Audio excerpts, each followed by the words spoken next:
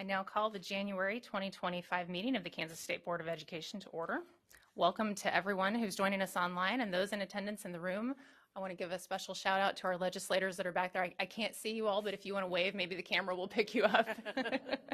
Thanks for traveling over here to join us this morning. We're going to do things a little bit differently today because we do have some new board members with us. So welcome to our new board members. I want to note that everyone's here, ready to go. Board members, you have a sheet in front of you with the mission statement on it. And so this time we're going to read it together. If you all want to turn on your microphones.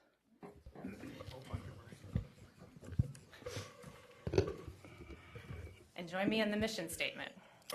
The mission statement for the Kansas State Board of Education is to prepare Kansas students for lifelong success through rigorous, quality academic instruction, career training, and character development according to each student's gifts and talents. Our vision is for Kansas to lead the world in the success of each student.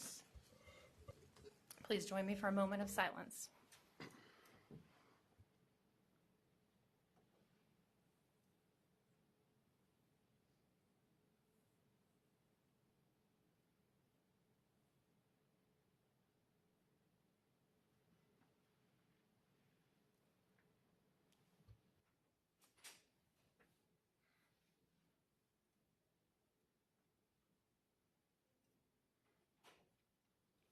And now we will stand and recite the Pledge of Allegiance. I pledge allegiance to the flag of the United States of America and to the republic for which it stands, one nation, under God, indivisible, with liberty and justice for all.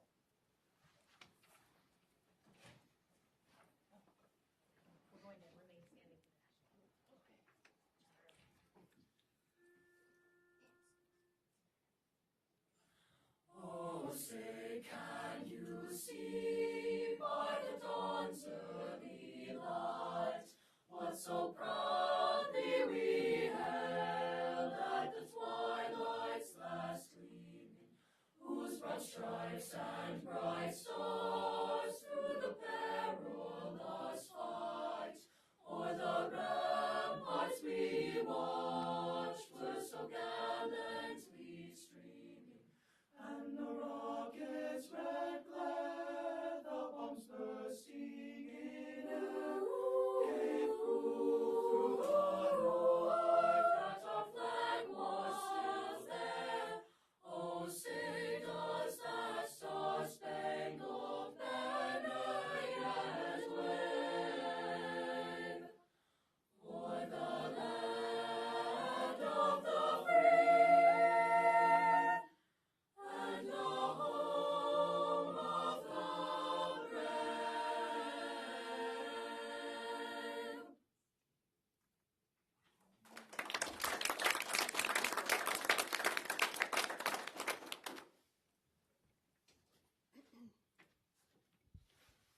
You may be seated. Thank you to Shawnee Heights High School. And I'd like to introduce our Chief Justice of the Kansas Supreme Court, Chief Justice Marla Luthgert. Thank you. And thank you to the musicians for that beautiful rendition. The Kansas State Board of Education is responsible for the policy that guides the path of 455,815 students, pre-kindergarten through high school. As a board, you represent approximately 2,112,590 constituents. Each of you represents approximately 211,000 persons of voting age in your district. This responsibility calls for dedication, patience, and the ability to use your gifts and talents collaboratively with your fellow board members. To that end, we ask that you take the oath of office today collectively. Would you please stand as your name is read? Danny Zeck, District 1, elected in 2022, has served 2 years and will be serving 2 more years in his term. Melanie Haas, sorry, District 2, first elected in 2020, has served 4 years and has been re-elected in 2024 to serve 4 more years. Melody Dombrowski, District 3, Michelle, so sorry. Michelle Dombrowski, District 3, first elected in 2018, re-elected in 2022, has served 6 years and will be serving 2 more years in her term. Connie O'Brien, District 4, newly elected in 2024 to serve 4 years in her term. Kathy Hopkins, District 5, elected in 2022, has served 2 years and will be serving 2 more years in her term. Dr. Burl New, District 6, newly elected in 2024 to serve 4 years in her term. Dennis Hirschberger, District 7, elected in 2022, has served 2 years and will be serving 2 more in his term. Betty Arnold, District 8, elected in 2020, has been re-elected in 2024, has served 4 years, and will serve 4 more years in her term. Jim Porter, District 9, elected in 2014, re-elected in 2018 and 2022, has served 10 years and will serve 2 more years in his term. Debbie Potter, District 10, newly elected in 2024 to serve 4 years in her term. Would you please all raise your right hand and repeat after me? I do solemnly swear I do solemnly swear that I will support the Constitution of the United States that I will support the Constitution of the United States and the Constitution of the State of Kansas, and the Constitution of the State of Kansas, and faithfully discharge the duties of my office and faithfully discharge the duties of my office as a member of the Kansas State Board of Education. as a member of the Kansas State Board of Education. So help me God. So help me God. Congratulations. You all.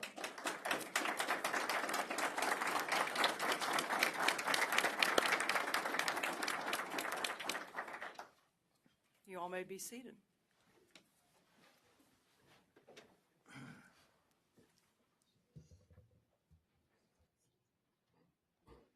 At this time, the Shawnee Heights Choir will lead us in Home on the Range. They invite us to sing on the refrain with them.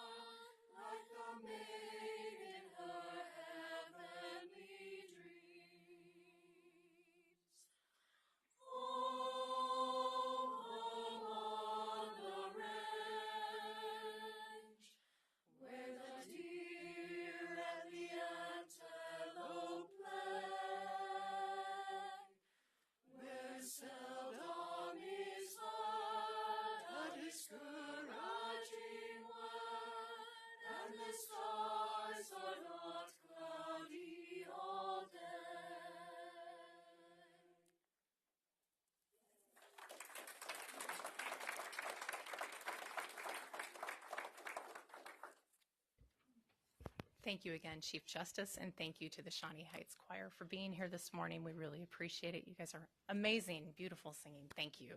Thank you for your time. Terribly sorry we got you out of class.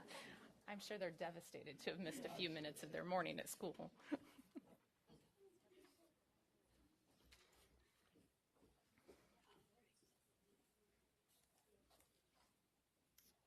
All right, as we move into today's agenda, I did note earlier that all board members are present, and obviously we were each just called off by name, so we can check off roll call. And before we move to the agenda, I want to point out that we need to shuffle a couple of things. Thank you to board member Zach, who pointed out that the Citizens Forum and the Commissioners Report, per board policy, on this particular day, this first meeting in January with a new board, they need to come after board reorganization. So you can just move item 2 and item 5 down below item 6, with apologies to anyone who has already signed up and planned to speak at the Citizens Forum.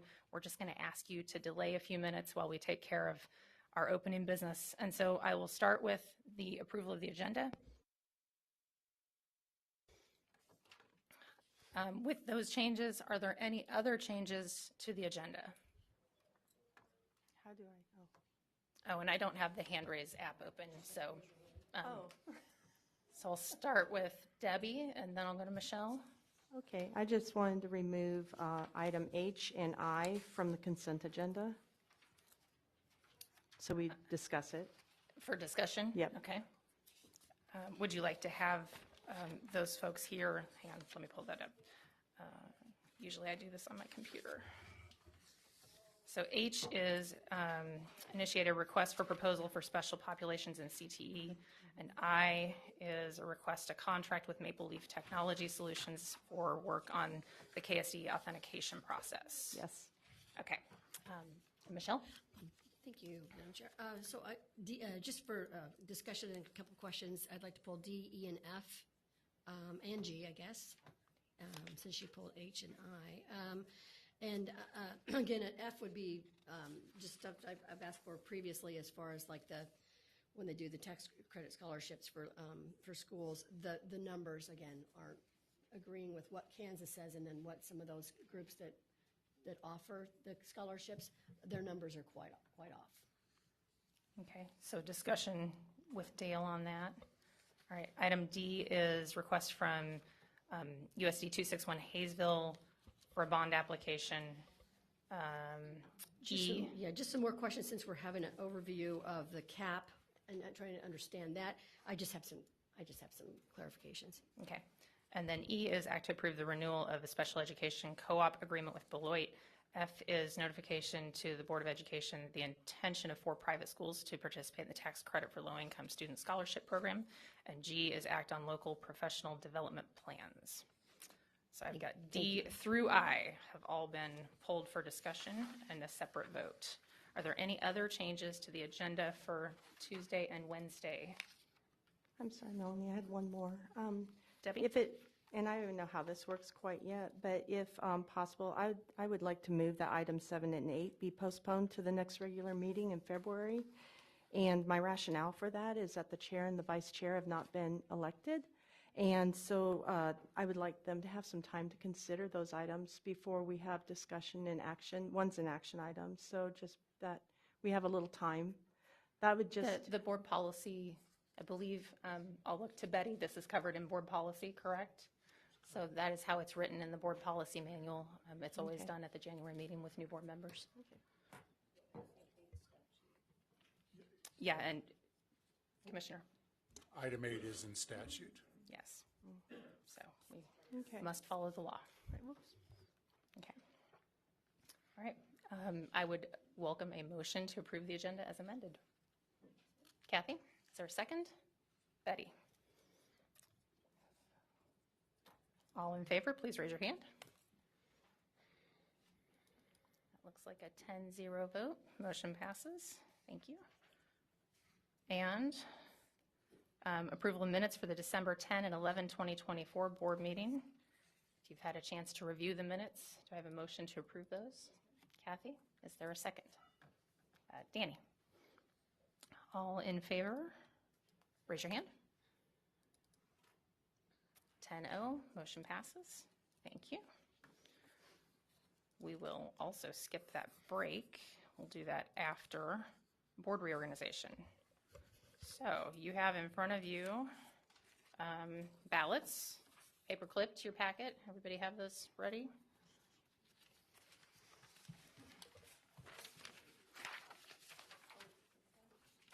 So I am going to, I'll wait a moment here.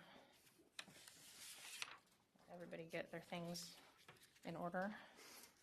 And so what I'll do is I will open the floor for all nominations. So any names you want to present for nominations for board chair.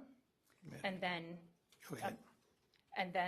you will vote on the slips of paper by writing down who your vote is for. So, Mr. Porter. I nominate Kathy Hopkins as chair. A nomination for Kathy. Is there a second? Dennis seconds.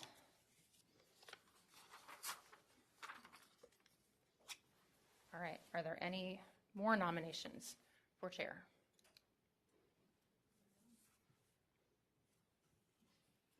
Okay. In that case, we are ready to vote. This is an up or down vote for Kathy for chair. That is the white ballot. And so typically we would have multiples and you would write in who you're voting for. Since we only have one nominee, I would say that you write yes, Kathy, or no, Kathy, and then sign it legibly, and we will pass those. Mark will collect those. Okay?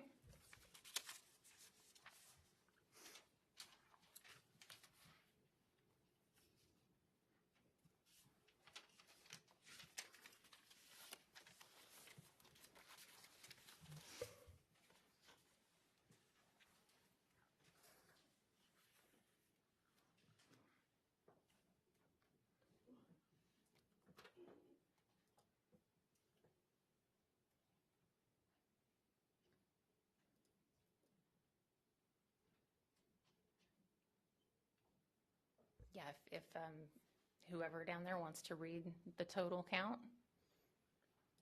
And then, Thank you, Madam Chair. The vote is unanimous, 10-0 for Kathy Hopkins. Do we need to read each one? Or? I don't think so. If Okay. it's unanimous, we're good. So Kathy, the chair is yours.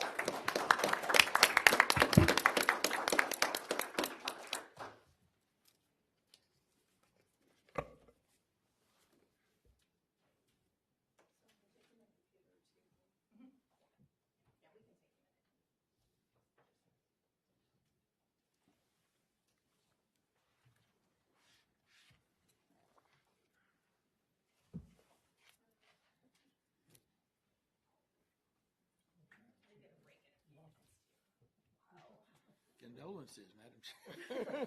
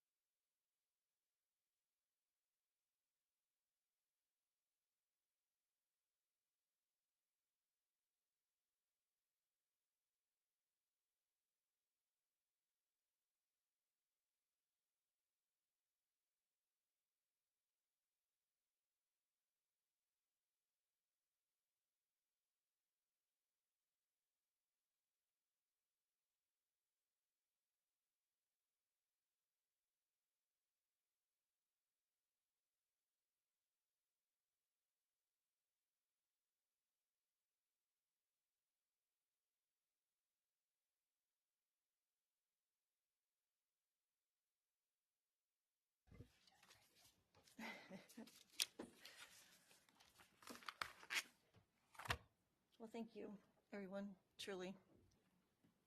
trying not to get emotional so I can walk through the rest of this. At this point, we need a nomination for vice chair. Michelle? I would like to nominate Danny Zach for vice chair. Okay. And a second? Second. Yes, okay. Anybody else?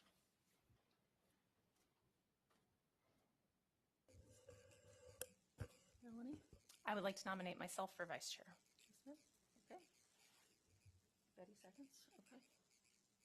Okay. If we're good, then I guess we're using the yellow ones for vice chair. So please do the same.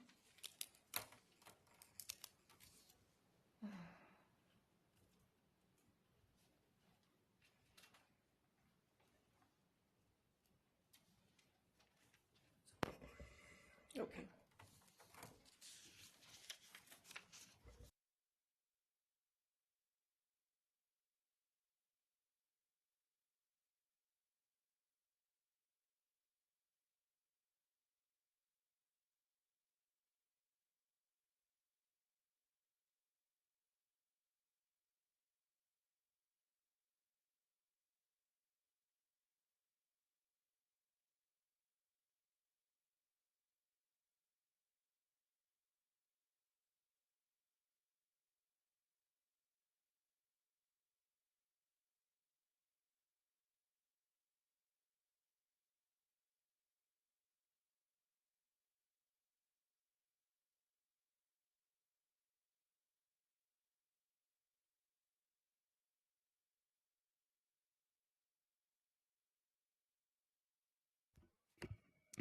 Madam Chair, I will read the votes for vice chair.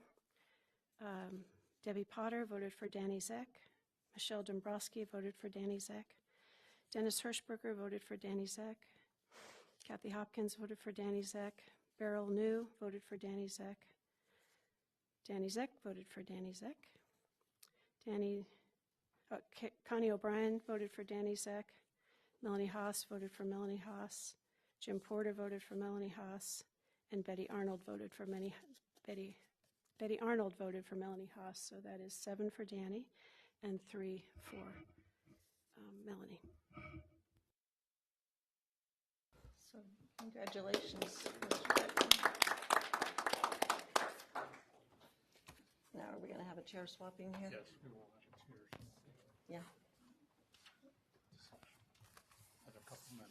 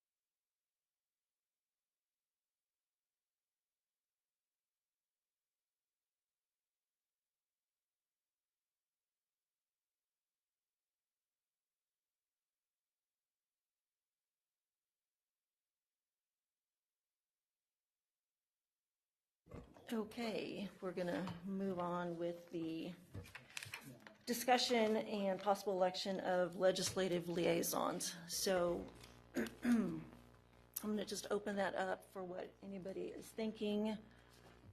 Michelle? Is it too soon for discussion, or? No, let's discuss. Okay, okay, yeah, I think we kind of talked about this in our little board Zoom duos about having a discussion on this with the new seated board. And we know Dr. Watson and Dr. Harwood have to go over there at least 8 times, if not more, before the legislation. And I think maybe to look at, it's up for discussion, but maybe the vice chair and chair, as requested, could go over, if need be, in front of the legislators, rather than having someone sit there all day or in lieu of their time. And and they're trying to represent the entire board, and some things as we go through, we vote through. Not everything is unanimous from this board, and they always try to make that the legislation aware of that it could be a majority, which is 6, or it could be unanimous, which is 10, but not everything that goes over there. So I think it would be nice if we just maybe scaled back on legislative liaisons and go over there on an as-needed basis, and maybe the chair and vice chair be the first to be the ones that go over there if needed. And Michelle, if to follow along those lines, if the board would want, we do have a staff member that used to be in legislative research, Gabrielle Hull, that could draft, and if you end up with the 2 liaisons being the chair and vice chair, could draft testimony that could be presented and just checked off as a help to you if you know it's not important that the 2 of you have to be there or 1 of you have to be there. So we would offer that as an assistance too if you decide that's the manner in which you want to go. So basically, depending on the situation and the conversation happening with the committees, make that decision at that time. So many things happen very quickly in the legislature, as you all know. And so, for example, today, Gabrielle is going over to give some testimony on our behalf because Dr. Harwood will be here with you. So if something came up and it was one of your positions and there wasn't a direct request from the legislature, we could contact, if the 2 of you become the liaisons or whoever does, and say, would you like Gabrielle to submit written testimony, and this is what we would submit, and you could alter that, or it's just an option that we would provide for you if you want to. Okay. Betty? Thank you. In terms of policies, first of all, let me make a statement. I do like the idea because there's a great deal of work on those that would represent us. So to scale back and then to just have one of the staff members keep us abreast is a great idea. The one thing that I'm questioning would be procedural. And Mark, you might be able to address that from a policy perspective. Would we make any changes in policy before we do that, or are you able to answer that, Randy? I am, Betty. So Okay. your policy requires you to have liaisons to the legislature. So that's in policy. You don't have time to change that policy right now. And that is one of the things you have to do. You could make the chair and vice chair as needed the liaison. So you're appointing them as the liaisons as necessary, but they wouldn't necessarily be there every day. So it still would meet the policy, Betty, Okay. because you are announcing someone, but it changes a little bit the way in which you've operated.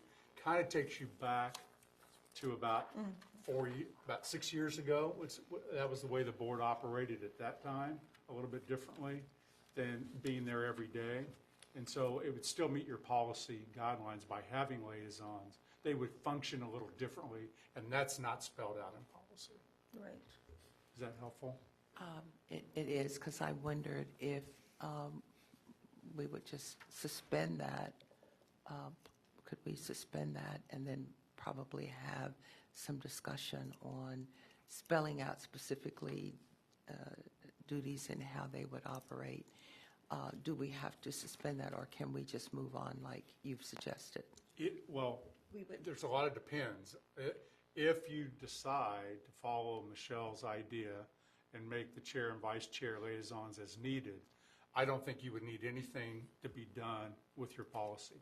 If you decide not to have liaisons at all, I think you would have to do something with your policy, and I'd lean on Mark as to whether that can be suspended or not, in terms of without the policy being changed. I think the easy answer is to, And when you finish, I am prepared to make a motion when you're ready for it. So, Dr. Watson, is that in statute? Do we have to have legislative liaisons? or You is it do just not. Okay, it's not in statute. Except I'm going to give you, yes, you do, but not in statute. It's in your board policy. Okay, that's what I So mean. unless you change your board policy, yes, you do. How they function is not spelled out in policy. So again, I think you could meet the policy as you described, and that would still be within the policy itself. Thank you, Madam Chair. But you could go back, even though today you might appoint us as liaisons, you can go back and change the policy. That would be correct, and then you would bring that to board, like we do policies. There'd be a policy committee that would look at that and maybe bring that back in the future. I'm just trying to see how you get from point A to point B today. Yeah. So we could put that as an agenda item to have discussion about whether we want to keep liaisons or not. Oh, as far as the policy. I mean, yeah, okay. Yes, Jim? Having many years ago served as liaison, it's a horrible job. And I think that it's certainly to our advantage to reevaluate the process and come up with something that's better for us. So I support the process of reevaluating how we do that completely. It is a thankless and horrible job. Yes, Dennis? Yeah, I personally like the idea of us having a board member just represent us, since that's who we are. And, just thinking of Connie having had representative experience, I think we have a wide group of people, really. We have a pretty good field of people to choose from, and I just encourage us to go in that direction. Not that the department shouldn't be over there, but I just like the idea of us being represented.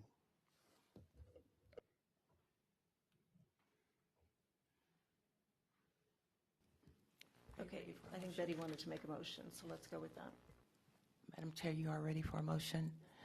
I move that we elect as our liaison the chair and vice chair to represent the board as needed for legislature. Second, Michelle?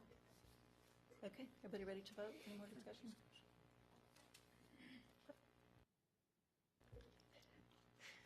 Everybody for it, please say, raise your hand. Okay, I think we have a 10-0 vote. Moving right along this morning. Okay. Citizens, nope. Board Policy Committee, one more. Okay, from what I understood about policy, at this point with reorganization, everything is vacated. So we do start over, and we do need 3 board members for the policy committee. So I'm not sure how we want to run this exactly. My first thought would be just to see who wants to basically volunteer for that position. I got Dennis, Melanie, and Betty. Anybody else? Debbie? Okay, so that does give us 4, and we need 3. Let me think. So this is, some of these things you don't do very often. So, and some are in policy. This is an election. When we get to this afternoon, you're going to find the chair can appoint several things. But in this one, you actually elect people. A little bit of history, do what you want. There have been times when you want some new members on there because it's I think Kathy, you were on there as a new member. It can be a learning. So there's oftentimes been at least one veteran and one new person on the policy committee, just because the veteran can say, we discussed this, and the new person can say, why do you have this? And I think so that's been done in the past. But you will have to take a vote on these 3 people. And in other cases, you can just let the chair know that, I have an interest in this committee.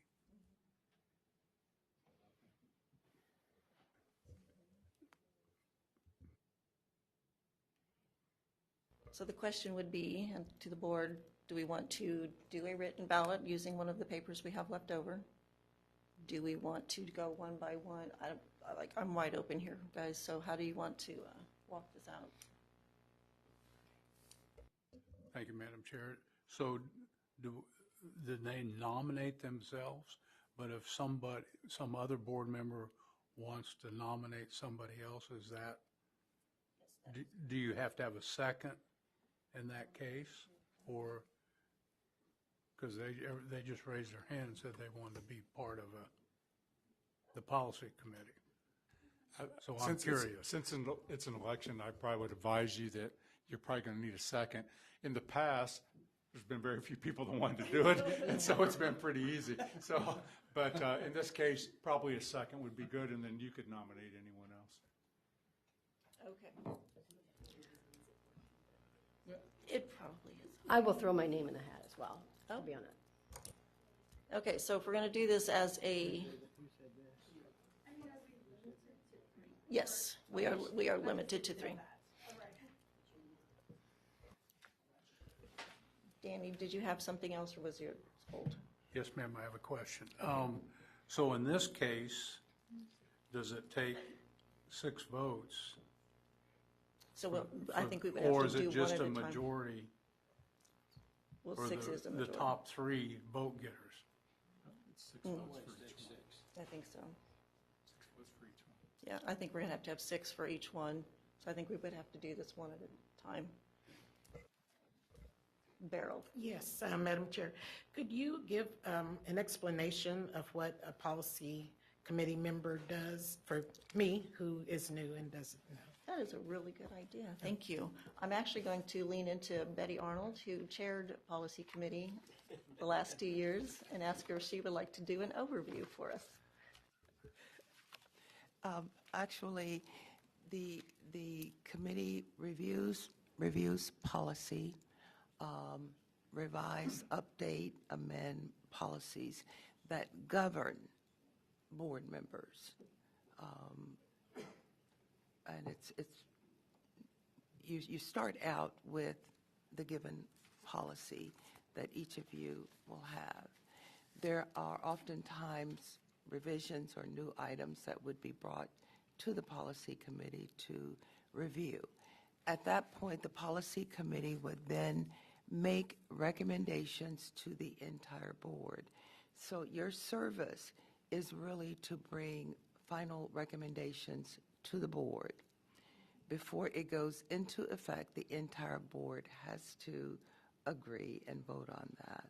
So it is just covering policy, revising, bringing it up to date, making recommendations, and then being able to present that information to the board for them to vote on. And I do want to add that in past, we have met over lunch on Tuesday, but we also ended up doing some Zoom time meetings, which were extremely helpful, in my opinion, as I was on that before too. So I think it would be a mixture of both, maybe when needed in person, and otherwise probably some Zoom time. But there is a board chair or over that committee. There is a chair over the committee. So I'm not sure how that actually plays out, but we'll start with the 3. And if I could add on to that, it would be the committee, once you've established whom would be on that committee, that would take that under advisement and determine what works best for the committee, and then again make that recommendation for the full approval of the board. Okay, I think with that, yes, Debbie?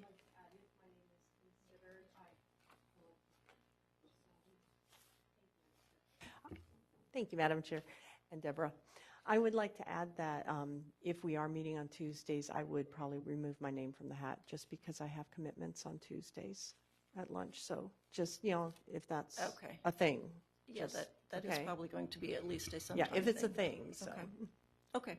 Well, I think what we're going to do is we're going to go ahead and do a nomination process. So if you're wanting to be on that, either nominate yourself, or if you want to nominate somebody, and do the second, and we will do, I'll nominate Betty. and do we have a second? Beryl, okay?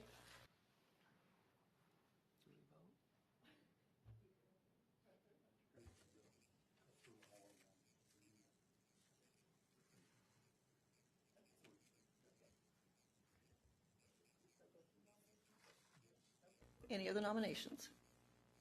Dennis? Nominate Melanie. Okay. And second for Melanie? Betty? Okay. So we have Betty and Melanie. Any more? Debbie? I Oh, I'm sorry. nominate Michelle. Okay. And who wants to, second for Michelle? And anybody else? Melanie I'd like to nominate Dennis. and Dennis. Anybody want a second for Dennis? Betty? Okay. Tracking, do we start, we're back to 4. Okay. So we're going to do it one at a time. It will take 6 votes to move anybody forward. Okay? So I think we're going to do it. In the order of nomination. Did you write them down? Good.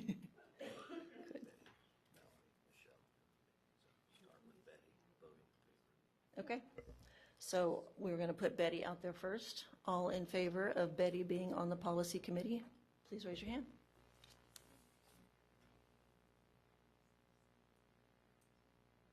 Okay. 10-0.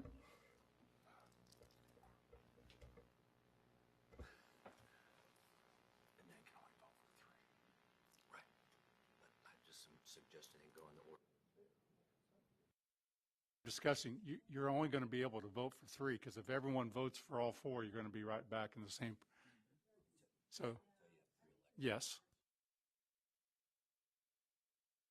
So what I'm hearing from the attorney as we go through until we get 3 in the order that they were nominated.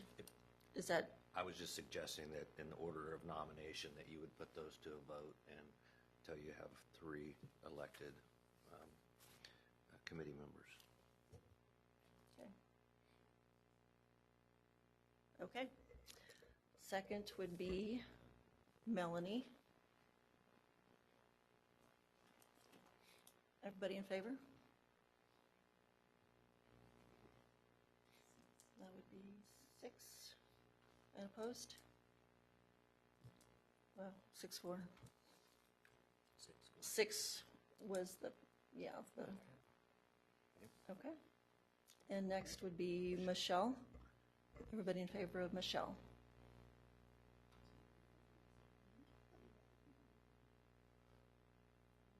What do we have? 5? Okay. So that's a fail. So that fails. Okay. So you go to the next one. So the next was Dennis. I thought it was Danny. Or did I? It was Dennis. Dennis, pardon me. I'm sorry. Hey, I apologize. I wrote it. Okay, then we will put Dennis to a vote. Everybody in favor of Dennis?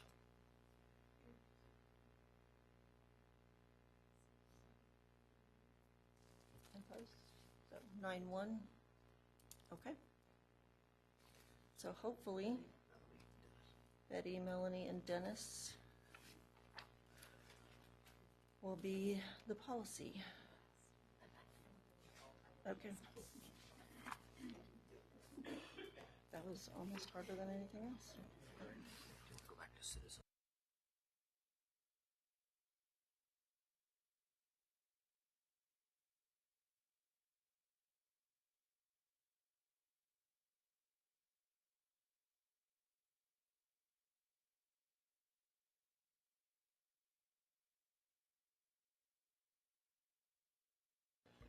Okay, thank you for everybody's patience. Policy committee is now, sorry, Betty, Melanie, and Dennis.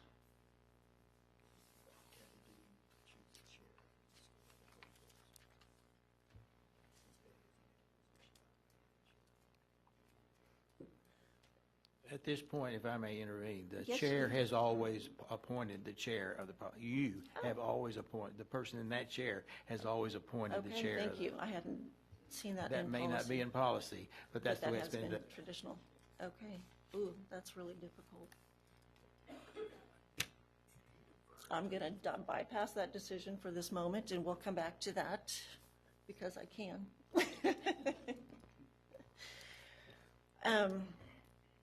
I believe we are going to move forward with the commissioner's report because, and we'll see if our open forum person comes back. Okay? So, Commissioner.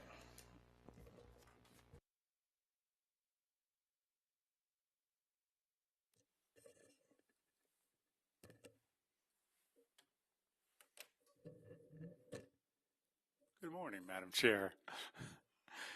Do you, it looked really easy over there, didn't it?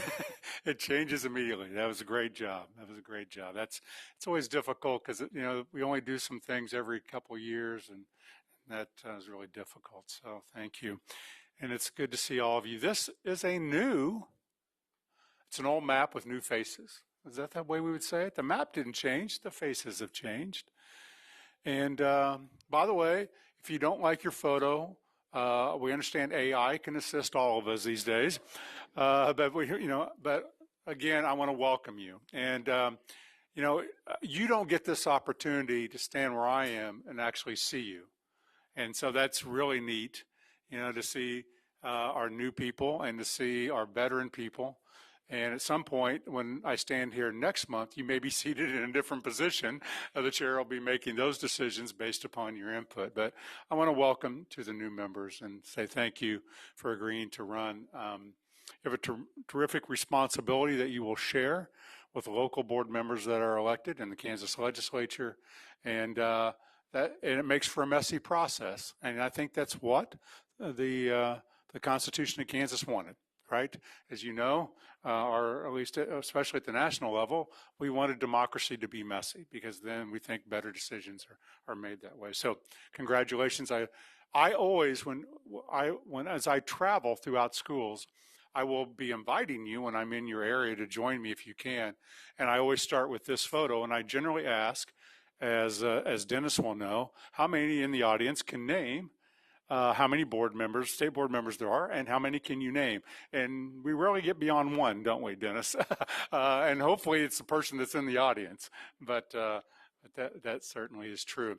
I'll also start with this to remind us of the opportunity to really focus on each of those children that we represent and the families that they represent, because that's really so important as we go forward. So I'm going to share with you a few things. One, I had the distinct pleasure, which was supposed to be a week ago, but I don't know if you noticed we had some weather in Kansas. I don't know if you had any weather, but we had a lot of weather in McPherson and quite a bit in Topeka. And I'll just digress a little bit. I had the opportunity to go with Jim Porter to Girard earlier last week and honor a Milken Award winner. And if you don't know, we don't have anything to do with Milken Award other than we help the Milken Family Foundation that awards to one or two teachers every year $25,000 and an opportunity to have staff development. I tell you this because we drove early in the morning, left Topeka to get to Girard. And south of Garnett, the snow, they didn't have as much snow, but they had a wonderful ice, as we all did, but they didn't get the snow.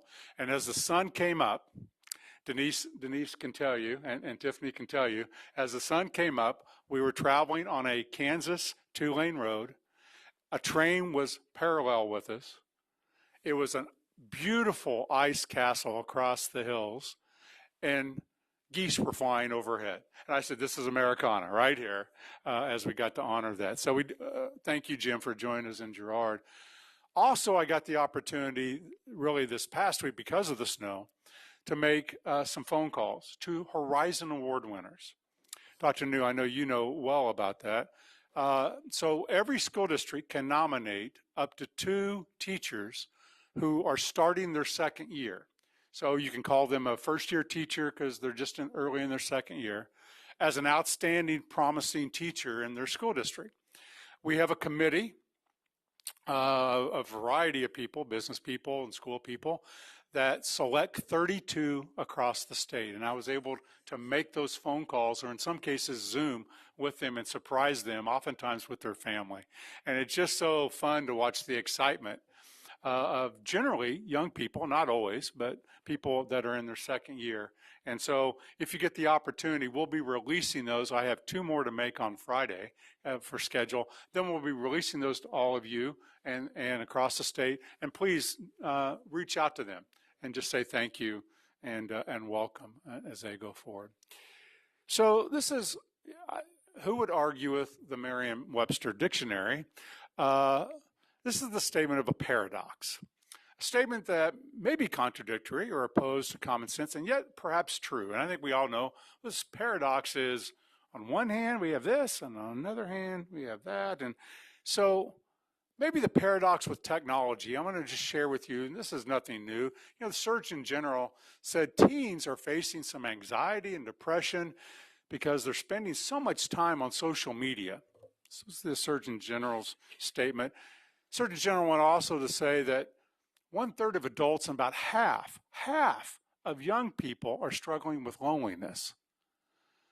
They're not engaged. They have little or no sense of purpose. And then a book that you may not have read said the average person checks their phone 150 times a day.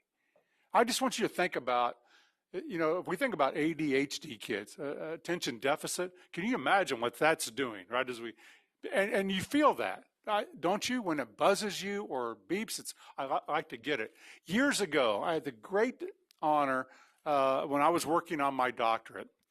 Bob Shoup, some of you may know Dr. Shoup from Kansas State, and I was at his home in the evening. We were working on my dissertation, and this is long ago, and the phone rang on the wall, and he'd never flinched. I said, "Don't you need to get that?" And he goes, "What makes you think that's more important than you?" Think about that if we're answering this 150 times a day relative to other things going on. Americans now spend 4 hours and 25 minutes a day on their phones. Teens get an average of 8 hours of screen time. 1 in 3 people say social media negatively affects their mental health. And you would say, I know that. How about this? Rates of nearsightedness or myopia are skyrocketing in kids. And scientists say it's because they're not getting outdoors and they're too focused on what? A tablet or a screen.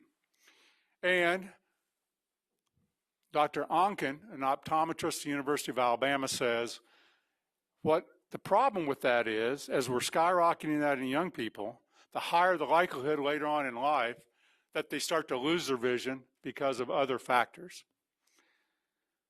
You're going to say, Danny, you're going to say, Randy, we studied this. We had a blue ribbon task force on screen time that looked at all this.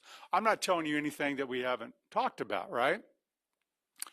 That's leads you to think technology is no good, especially in young people.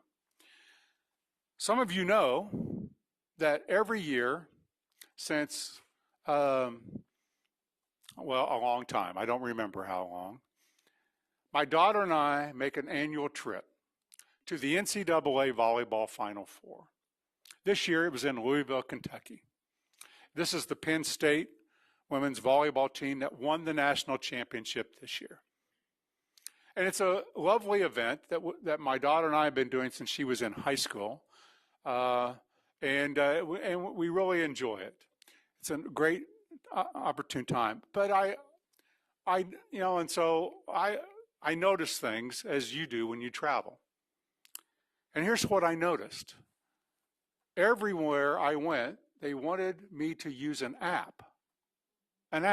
So you may say, well, let's start with concessions. So this is obviously not in Louisville, but look, this would be typical at a ball game. I'm buying a hot dog, here's $20.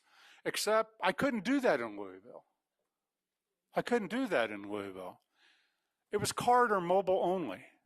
And they wanted me really to do it by app and scan it as I stood in line so that when I got up there, it was already taken care of, even though they would take a credit or debit card. They would not take cash. Michelle, you and I have had this conversation that says legal tender, they would not take cash. And some of you know I can be a little cantankerous.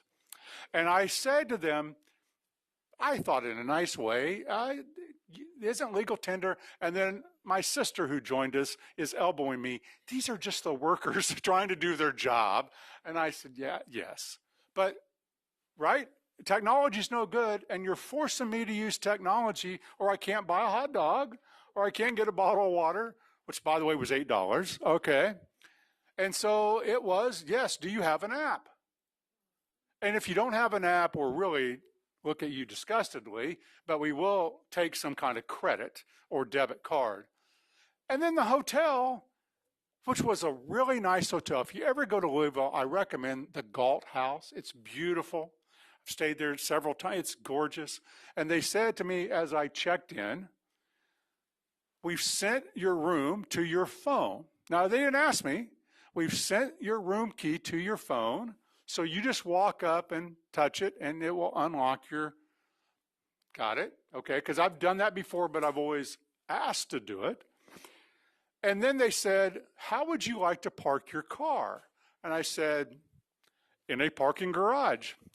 And they said, well, we have an app for that we can send to you that will have a code that if you just scan and when you go in and out, you can park for a charge of $24 a night.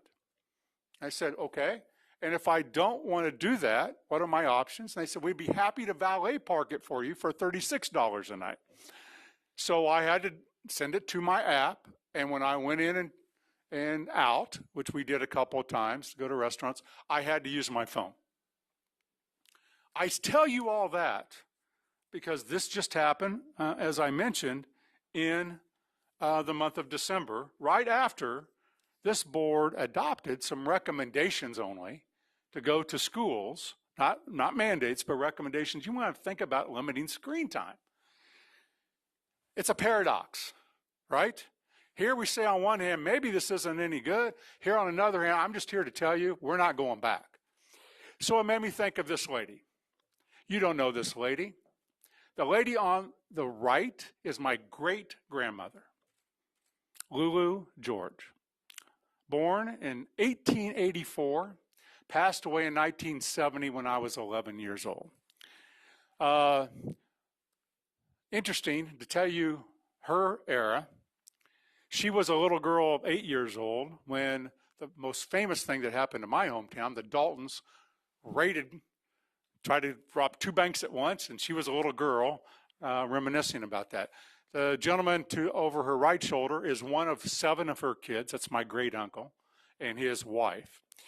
But my great grandmother, in the era that she lived, when my grandpa came to court, my grandmother came in a Model T, Danny, Model T.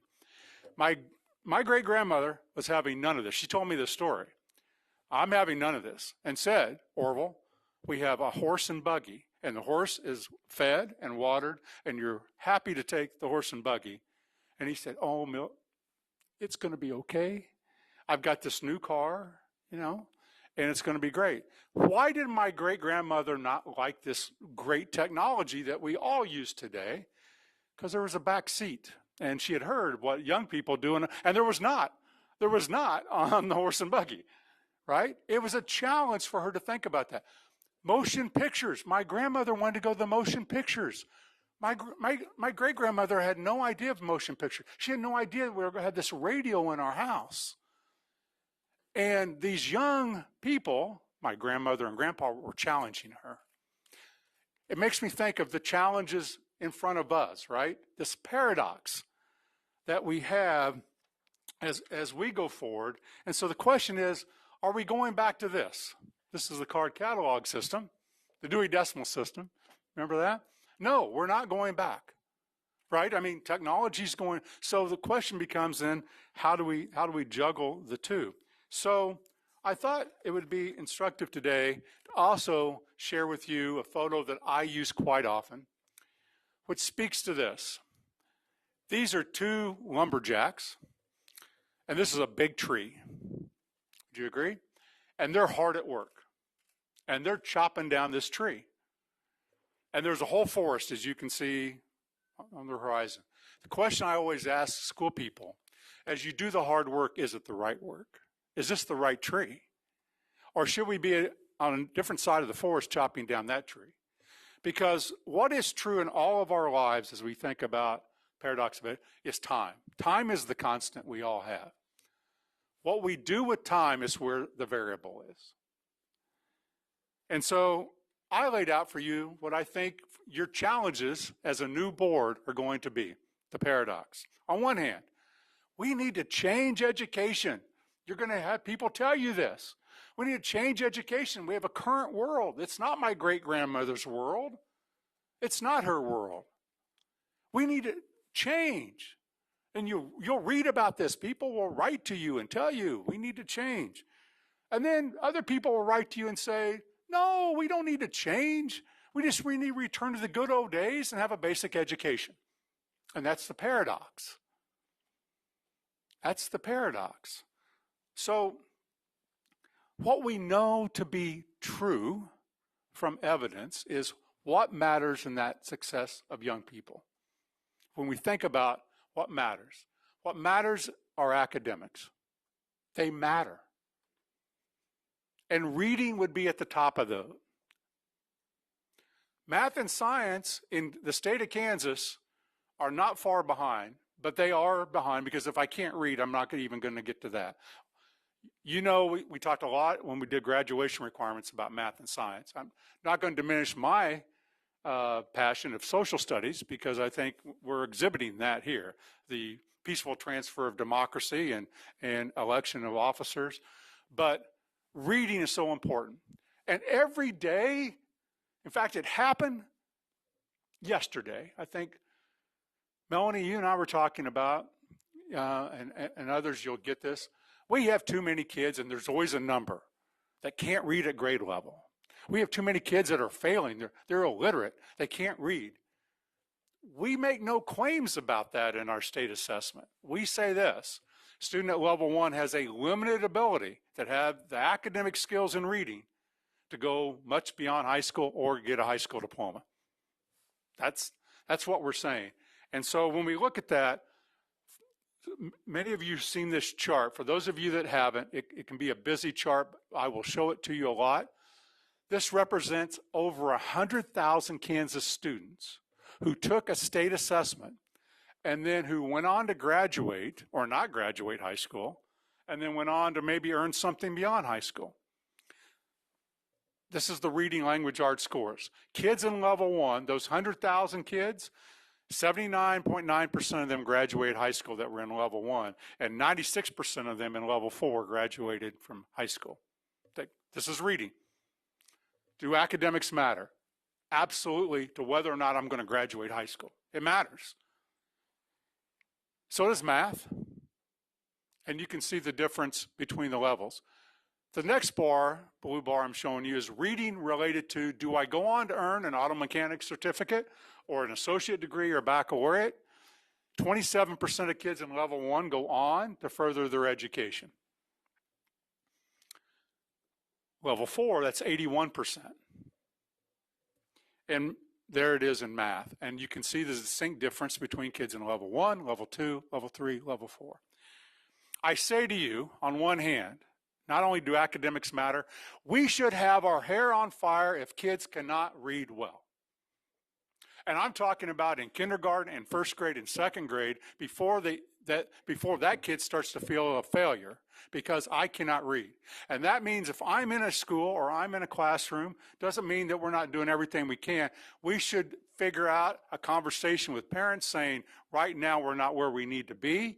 And if we don't alter the course, this is not Kentucky data, right? This is Kansas kids, and all we did was track them and say that there's a distinct difference between kids that struggle in reading. In fact, we know this, that one of the things that is, on one hand, in order to do well at school, guess what you have to do?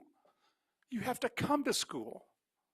That sounds like a no-brainer, right? Over half of the kids that score in level 1 are chronically absent. Over half, 50% of the kids that are in the lowest level miss more than 10% of the days of school. See the relationship? Those of you that worked in school, Mr. Port, you say, yeah, I know that, right? And now there's a lot of reasons for that. At 33%, or a third of the kids in level 2. Look what happens as we go up. 14% of kids in level 3, and only 3.4% of kids at the very top of the academic level miss a lot of school. And then we'd have to ask, must be boring for them, right? They're so bright that I point this out because academics matter. So the question is, what do we do about academics? Well, we have to make sure that we're intentional about the academics. And it may be that, yes, some of that's going to be learned on a tablet. Should it be the majority? No, right? That's the research telling us today. But it may be, a little bit done that way.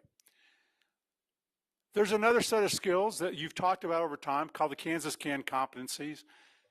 Kansas Chamber calls them employability skills. A lot of people call them soft skills. I've gone out and asked mostly school people, because I get in front of school people more than the Rotarians, Debbie, or I'm in front of higher ed a lot too. And I've asked them over the years, okay, Danny, if you had to pick one of these skills, unfair question, for your own grandkids or kid, just one, which one would you pick? And over 10,000 responses said perseverance is our number one skill. We wish our kids had. Now, there's other choices, but that's the number one over 10,000 responses. And here's what we know. To get to perseverance, you don't start in kindergarten and first grade, say, you need to persevere. You need to suck it up, right? You need to pull up your bootstraps, whatever the term is. You have to learn to self-regulate. You'll hear teachers talk about that. This kid can't self-regulate. They're spinning around in their chair. They're running out in the street. And I want to ask you, there's 6 things on this chart. Do you know which one our researchers say you don't teach? There's one that you don't teach. Do you know which one? Motivation. Motivation comes from the teaching of other skills. Self-efficacy, goal setting, initiative, and self-regulation. And all of those lead eventually to perseverance. So when you see a 5th or 6th grader, or, Madam Chair, you may say, I know some young men that didn't ever seem to self-regulate into high school or college. That's true. Our frontal cortex isn't as fully developed as young women. That teachers may be working on that skill because you can't get to perseverance, which is the skill that a lot of people want, which is I'm going to stick with something for the long term. Do any of you remember this? This is a Dick and Jane reader. Connie, you remember this? This is how I learned to read. I don't remember much about it. I just remember I had a basal, called a basal book, Dick and Jane in the early 60s in Garfield Elementary, and this is how I learned to read. This came about in 1930. A company by Scott Forsman developed this series that said we're going to have this suburban type of family, and we're going to learn. And I want to read from Dick and Jane, because from 1930 until it stopped being published in the late 1960s, and stopped being published, Betty, doesn't mean schools weren't still using it because of the adoption cycle, but stopped being published in the late 1960s. That's almost 40 years. Here's how many young people like myself learned to read. See it go. Look, said Dick. See it go. See it go. Now, Connie, what is Dick seen go? Can you see it? What is it? Airplane. How do you know that, Connie? It's not a trick question.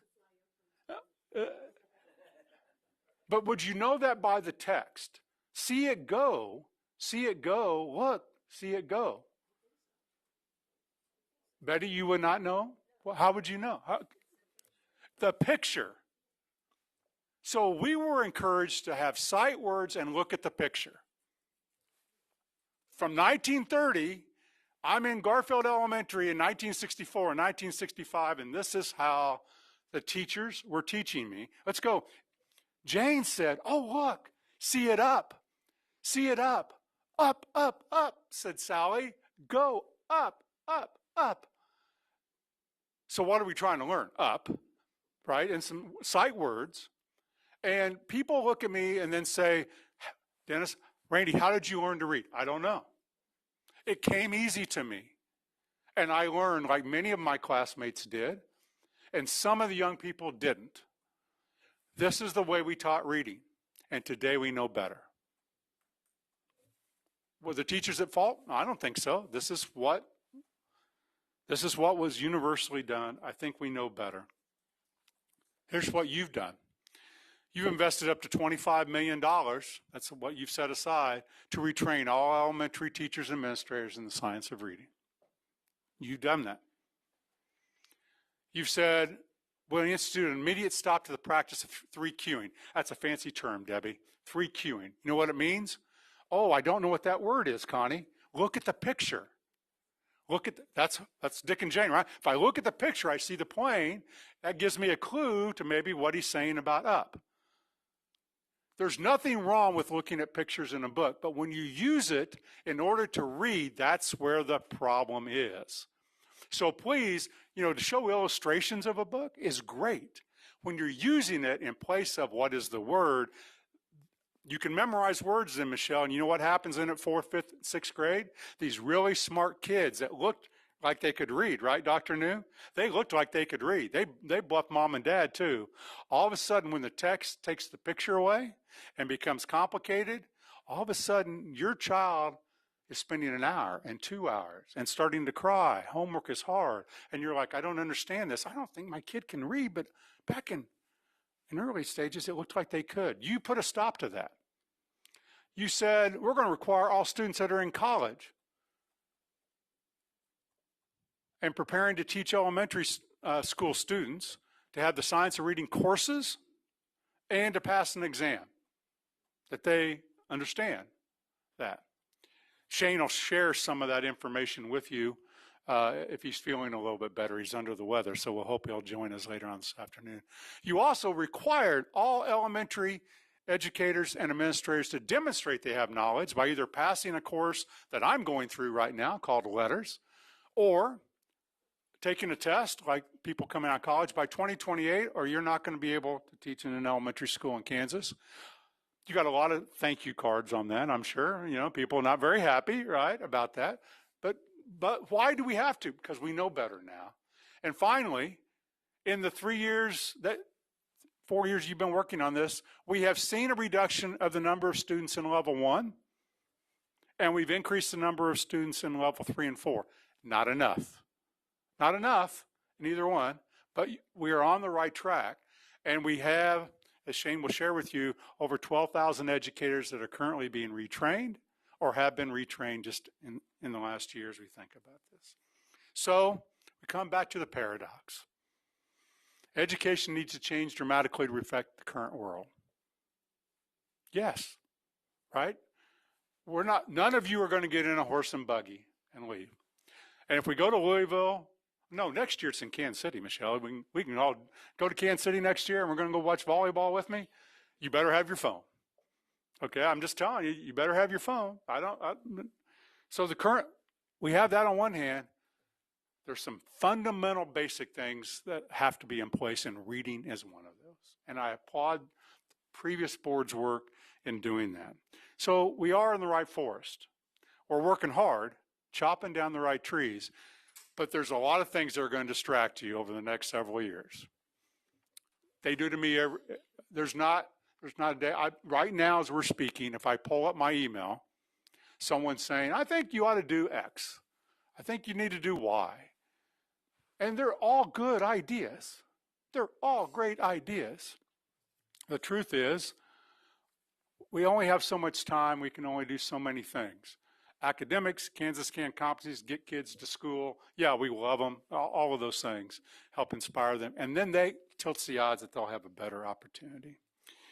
The final thing I want to share with you is, before I take any questions and answers, is, as all of you know, So we have a lady up on the wall over there. That's this lady. And Janet Wall passed away on Saturday morning.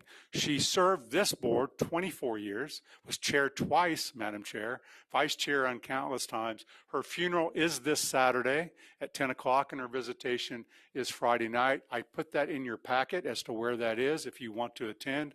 Let me know. I'm working with her daughter and her son, just trying to get a count for them a little bit. But I say thank you for her service. And a lot of the work that we just shared, she was a part of as she left this board just 2 years ago with that time.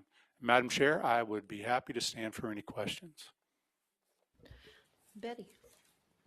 Actually, Madam Chair, if I could deviate just a little bit, I think all of us, especially those that worked with Janet and knew her, that the board stand and give Janet Waugh that final applause.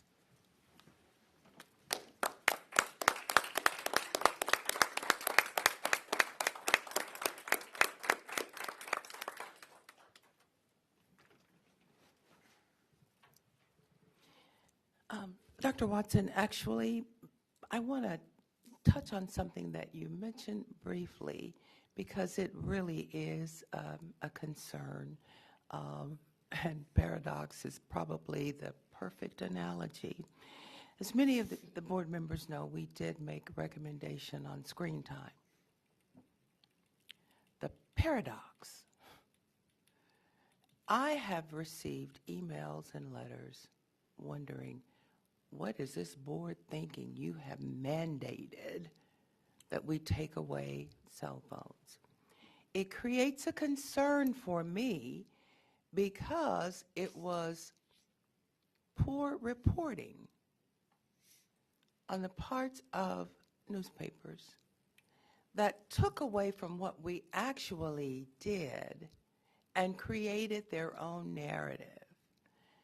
I am wondering if we can address this in any manner because I was heartbroken. Many people took the word because that's really what a newspaper is supposed to do, or our news, report what actually happened and not concoct their own version. That concoction created an image of this board as though we superseded the authority of local boards, administrators, and we made the ultimate decision, no more phones in Kansas schools. I don't know if there is a way that we can address that, but you did bring it up. I would like us to take a minute on that because I am still disturbed that an organization could blatantly lie. And there's a period after that. I think you just said it, Betty. This board took action to adopt the recommendations and send those to local schools to use as resources as they make their decisions. That's what this board did. And that, as you said, was not reported accurately in some places. And I know you've received a lot of comment about it. I know that it was said a lot during that time. Danny, you said it a lot, and I appreciate you saying it again. There's things that you can mandate to local graduation requirements, for example, and you've done that. In this case, this is something that is a local school board prerogative. And you did some research or you had a task force do some research and present to them best findings and said, now convene your own people and decide what you want to do. And so I appreciate your comments.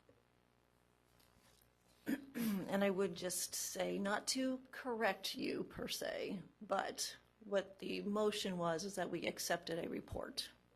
So we didn't actually recommend anything. We accepted the report of the task force and gave that information out to local districts, and we really want them to make that decision because every community is different and needs to do that. My quick question is, when you have that graph up there and you're talking about assessments and you're taking the 1, 2s, and 3s and 4s and adding the graduation overall, and you use the number, and this is a little detail that just sticks in my mind, use the number 100,000 students. So you are really just taking from the 10th grade assessment. That is correct. Okay. Because, and then we're looking at kids 2 years. So when they're in 10th grade, so this is what takes us so long. We had to go back to 18 and 19, 17, 18, and 19, and then we were ready to add 2020. I'm pausing because we didn't have an assessment in 2020. And so we'll add 2021 to this chart. And then we look at, did you graduate and did you go on? That is correct. I will say this, if you look though at assessment scores, and I'm talking about from a state level, I'm not necessarily talking about Shawnee Mission or Hutchinson or an individual. Where students are in elementary tend not to get better, they tend to get worse as they go through the system, especially in middle school. So now that's aggregate data, Madam Chair. You know, that varies for individual students. And Connie. I just want to say that when I read Dick and Jane back in school, my teacher, and I still remember her name, Mrs. Shore, taught us phonics along with it. So I think we got up because we had the phonics. And the airplane reference was she made us cut out paper airplanes, and we'd put a letter on there, and we'd have to get to fly around the room and sound out the letter. So that was the way she taught reading in first grade, and I still remember that to this day. And it was to me, it was very impressive, and I'm glad to see that we're making changes in the reading program, and I hope it includes phonics because I think that's very important because I still use it today when I'm trying to remember a word and how to spell it. And also, I would just like to say, on the news this morning, Shawnee Mission passed their thing on the cell phones. Oh, yes. So they've already passed it. It takes effect February 3rd, and it's kind of, they can have cell phones, but they can't. Elementary school, they have to leave them either at home or in the locker. They don't get them at all. And at middle school, they can have them at certain times, but they have to have them stored away. They can't have them in the hand. Now, in high school, it's a little bit different, so they did all the grades different. So I think that's what you're going to see when they start looking at what they want to do with cell phones. But Shawnee Mission passed theirs last night. Thanks, Connie. And that's a great story about Dick and Jane. And you're right, you had a teacher that not only taught phonics alongside, she did what we call multi-sensory, right? She had you cut it out, she had you kind of act it out so that you can embed those sounds along with you. Yeah, it was very good. And Debbie. Okay, I must be the tail end of Dick and Jane because I also learned on them. But getting to your truancy numbers, and you're saying that we need to address that, and I'm still learning, but I understand that that's at the principals at the local level that they handle truancy, correct? Yes, and now I want to correct a couple things just from terminology.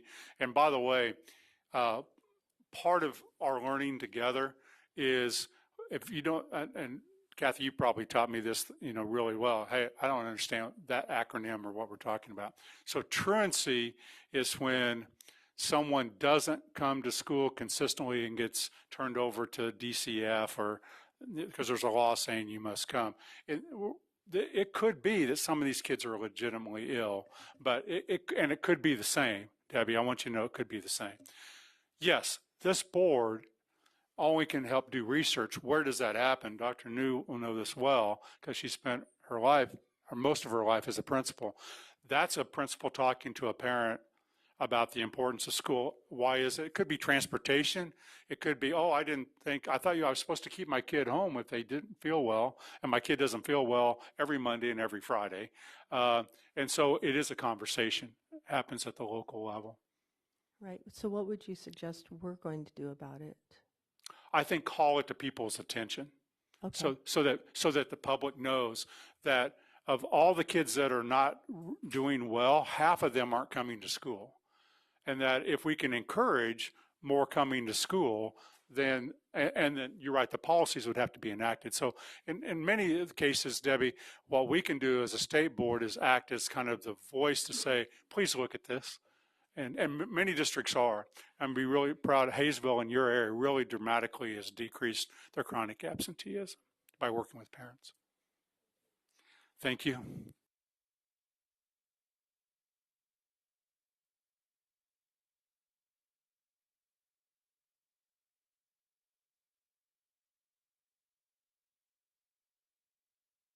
Okay, next on our agenda is going to be our Citizens Open Forum. During the Citizens Open Forum, the State Board of Education provides an opportunity for citizens to share views about topics of interest or issues currently being considered by the State Board. I now declare the Citizens Open Forum of the Kansas State Board of Education meeting open at 11:25 a.m. The State Board provides this opportunity for citizens to share views about topics of interest or issues currently being considered by the State Board. The State Board asks that speakers identify themselves by name and the name of the group they represent if applicable. The State Board also asks that each speaker focus their remarks on issues or topics and not personal attacks. Each speaker shall be limited to 3 minutes. Any board questions will be for clarification. Our first speaker is Steve Hubert, Representative. Thank you for being here.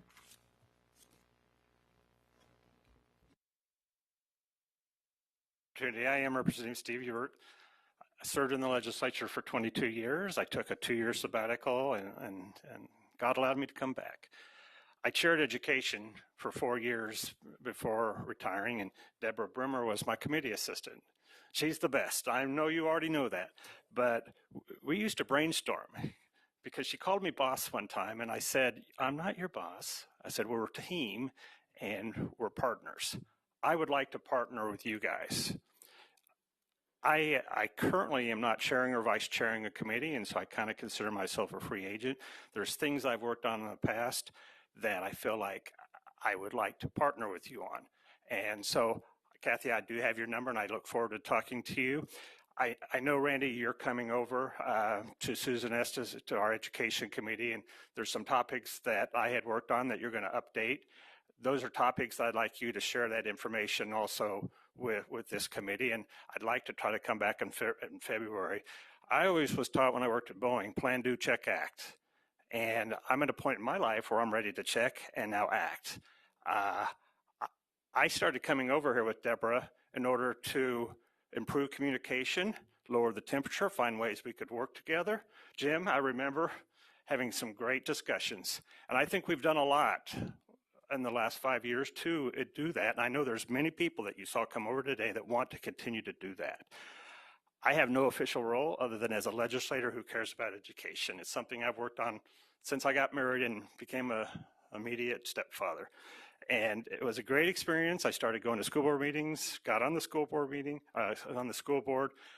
and I served on 22 years of different education committees.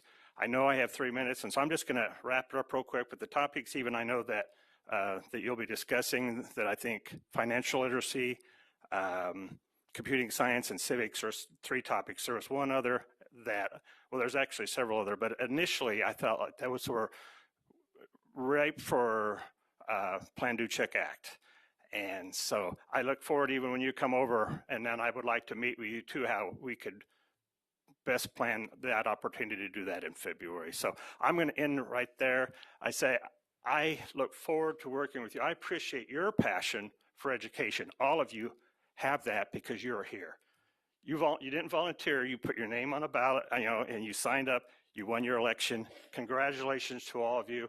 I look forward to working with you, as well as many other legislators. I've talked with Renee Erickson. I've talked with Susan Estes. I've talked with Jason Gatz. They have a lot of responsibilities. Right now, I don't. And so I will partner with them also and figure out how we best can work with you, even as you work with us. Thank you for your time. Thank you very much. We appreciate it. I do have cards that I left over, wrong office number, but if anyone would like one, feel free to grab it from Gritman. Yeah. Dennis, I really enjoyed our conversation here a couple weeks ago. Look forward to working with you. Thank you, sir. Second will be Phyllis Setchell. And then after that, Patty Lanter, if I'm saying that right. Phyllis with us?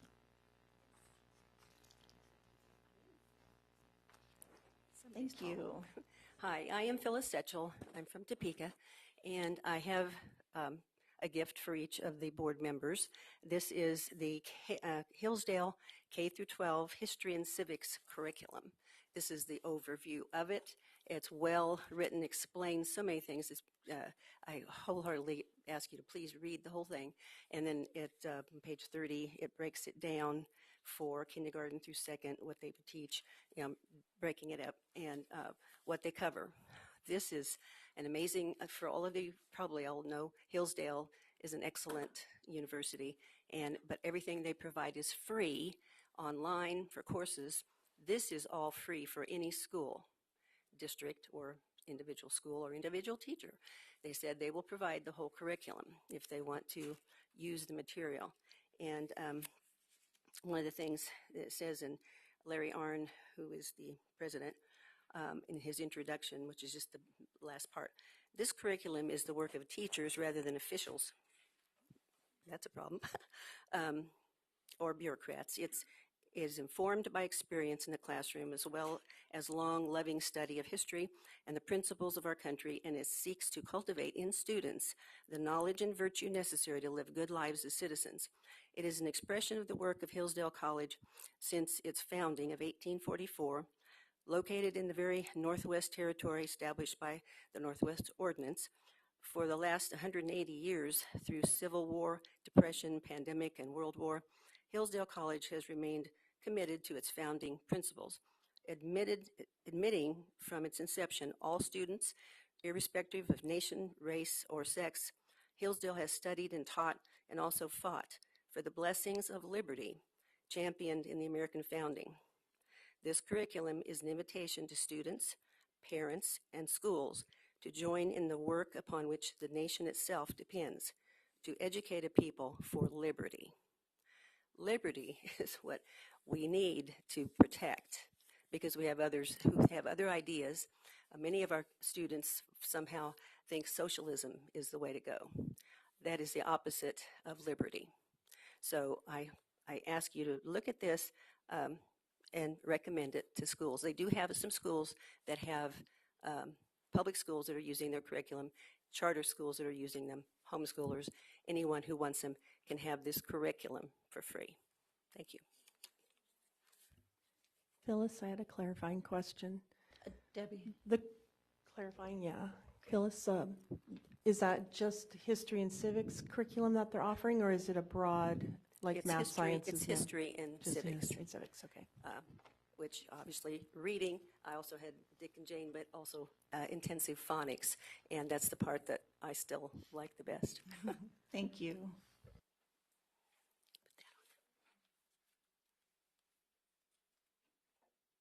Next is Patty Lanter.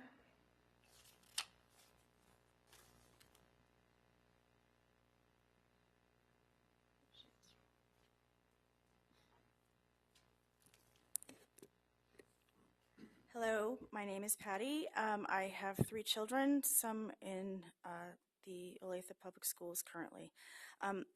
I am very happy to have new board members to welcome today. I'm hopeful and pray that the new members of the board will put children first before the interests of those that see children as commodities to be bought, sold, or manipulated for corporate interest. Student data breaches affect the safety, privacy, and future of our children. In Kansas, there are increasingly active threats to the privacy of students as additional data collection tools are added to the schools. Just in December, a significant breach involving PowerSchool, a platform used by thousands of school districts nationwide, including in Kansas, exposed the personal information, as of last count, I read, 60 million students. This breach included private data such as names, birth dates, academic record, even disciplinary action details. PowerSchool is a company that stores vast amount of data for teachers and students for school districts. This breach has highlighted just how vulnerable our children are when their information is in the hands of third-party corporations to be sold to the highest bidder. Imagine having your data stolen, including your social security number before you're even out of high school. That sets up these kids for failure before they even have a chance. Since the digital aspect of education has been added to schools, students are not learning better, they are doing worse and are less knowledgeable of academics and world history than with textbooks and a dedicated teacher. Defying common sense, on Thursday, Olathe School District reapproved its contract with PowerSchool, despite the data breach that I mentioned to them. Are our children really being prioritized? At the heart of the problem is centralization of data. 40 states, including Kansas, have state longitudinal databases which share information. Just this morning, I saw that Laura Kelly is the chair of a company called or Education Committee of the States for coordination between the states. This is not how things should be done. And perhaps the cell phone task force, instead of putting the burden onto parents, teachers could be using discipline in the classroom instead. But to me, that is just a diversion from the real problems of facing our kids, the data collection.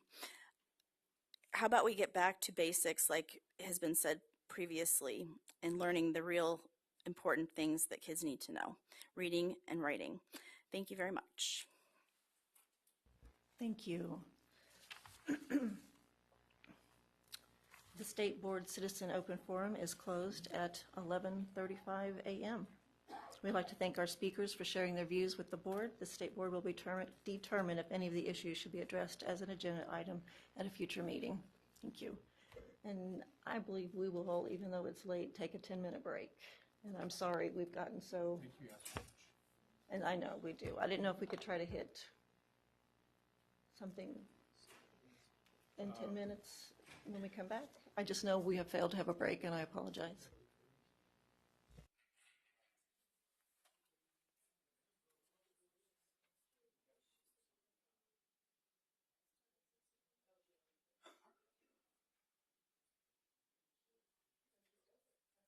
Let's just call it for lunch, and we'll be back at 1:30.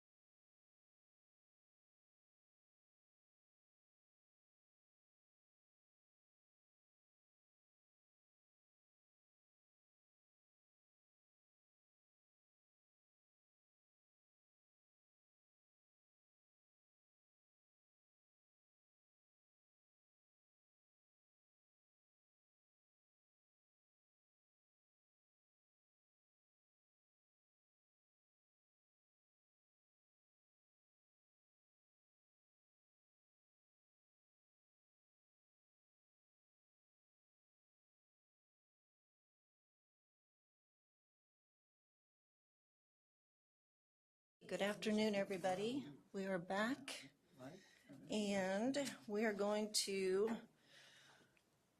have a brief discussion about appointments to the different committees. So per policy, all of the committees are vacated, and we start over. So if anybody has any questions, especially obviously our new board members about any of the committees that they have not had answered prior, then please feel free to let me know. What I believe we're going to do, and Debbie was on the jump on me here, if you would write down your top 3 to 4 committees that you would like to be on that we would take under advisement, that would be great, and then get that to I or Vice Chair Zek before we leave this evening. That would be wonderful. Does anybody have any questions that they would like to review on any of these? Are we good? Awesome. Well, that was easy. Yes, sir. Do we have a list of committees that maybe are inactive? I mean, there was... We worked really hard Okay. in October and worked hard to make sure we That hopefully those have aren't on the everything that is actually Okay, happening. thank you. So if somebody has different information, please let me know. Yes, Debbie? Yes. Do you make special committees? Like, how does that come about? Do we bring up to you, hey, maybe we could have a committee on X, Y, or Z? I mean, I don't have anything in mind right now. I'm just saying, how do you do special committees? Say we would probably do when we do future agenda requests, that we would want to kind of start it that way. Okay? Okay. Well, great. Next on the agenda is the appointment of the board attorney and board secretary. And it is my understanding that this is literally per statute, so we are simply doing what we have to legally do to show that the board has a secretary and an attorney. I am going to ask Commissioner to give us a little report on the board attorney part. So by statute, you have to name an attorney, board attorney, and a board secretary. So that happens in your reorganization every 2 years. It doesn't necessarily line up with your performance review of Deborah, which happens in the fall. And in the case of Mark and his firm, it doesn't line up with the contract that you will do.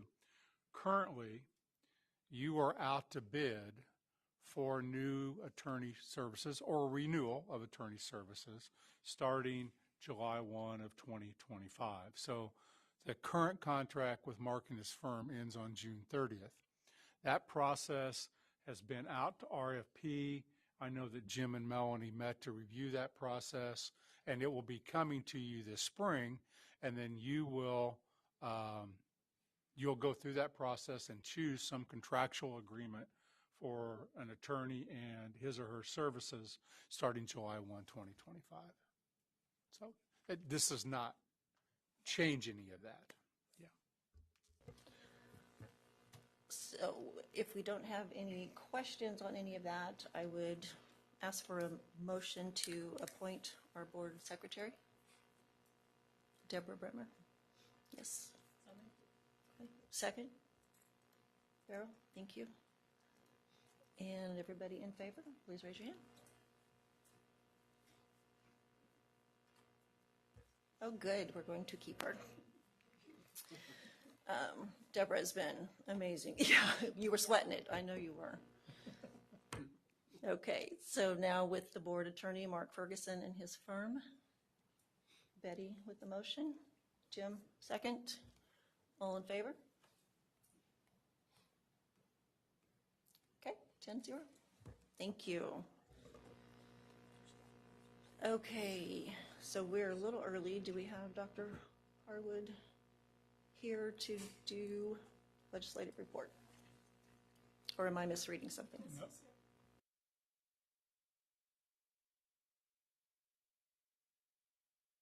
Waiting for the entrance.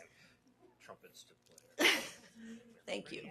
No, Actually, I watched the beginning of the second part of the meeting, and you got done with the first item so quickly. Like I said, hey, I better get down there, even though that's 25 minutes early. So you guys are running ahead. We can keep that up. Since I also have the last item on the agenda today, I'm all for that.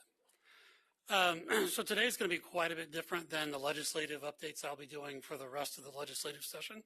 Typically, I kind of a PowerPoint of all the bills that have been introduced and things that have happened. There just haven't been that many of them yet. So one of the things, Eric, I was going to use if I can just use the internet. Yeah, there we go. I was just going to kind of give you an idea of how we do things, and then I'm going to talk a little bit about how that will be different with some of the decisions you made this morning about how the legislative liaisons will work with some of the work that we're doing. So I just need to get to the KSDE website.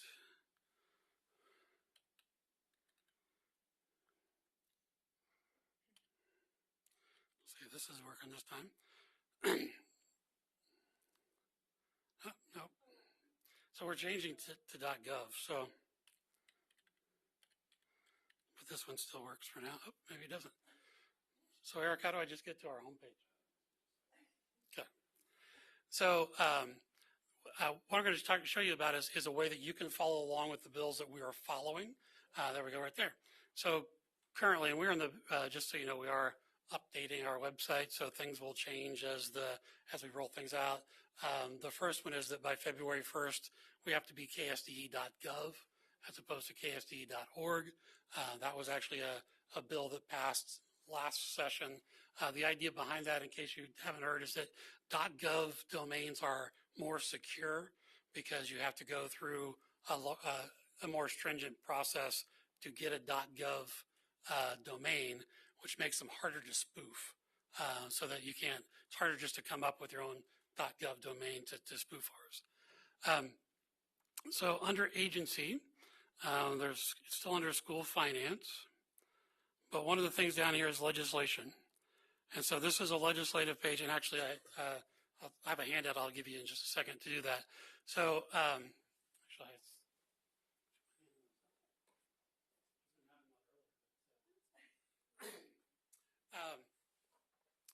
and so on this is the first thing that's on there is a legislative bill tracker. And so if you wanted to just be able to go on and look at what are the bills that KSDE is following, you can do that. And if I click on that, you'll get this list, which currently has 2 bills on it. I think it's when it gets updated later today, it might have as many as 4. The first one, just because it relates to bond issues that we'll talk about tomorrow, Greeley County passed a bond issue. The public passed the bond issue, but the Attorney General would not certify that they could incur the debt because state law says that before the election board or the election officer has to publish it on their website. Greeley County doesn't have a website. So they didn't publish it on their website, and so the Attorney General says, even though the ballot initiative passed, they can't do it. So this is a bill that would actually validate the election, even though they didn't follow the law. The next one is actually about a sales tax in Seward County. We'll have to get more information about that. There's another bill out there that is has the state continue to pay into, actually it's called the Taxpayer Notification Fund. This is a fund that county clerks use to pay for the revenue neutral rate mailings that they do.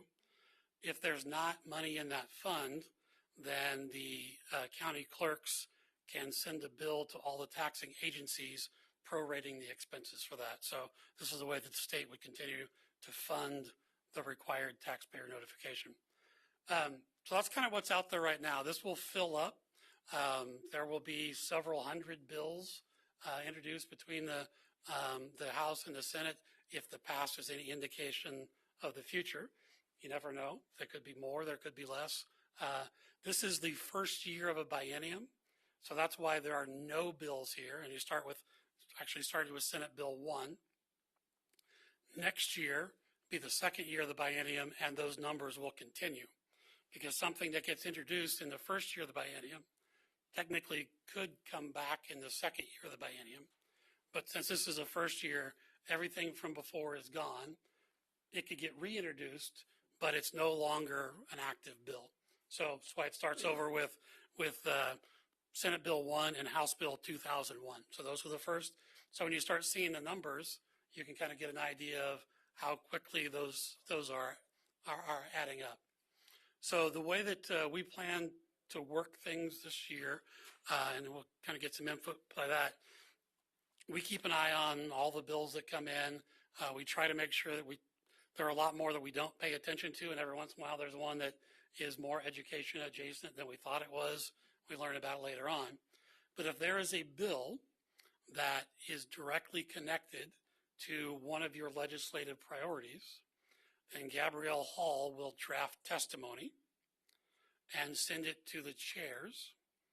And then the chairs can decide whether or not, they can edit it or decide whether or not we even need to send in any written testimony. At the same time, we can have a conversation about, is this an item that rises to the need that one of the legislative liaisons wants to come in and provide oral testimony. So that's how we kind of see the legislative liaison part working on that. We'll be keeping track of things.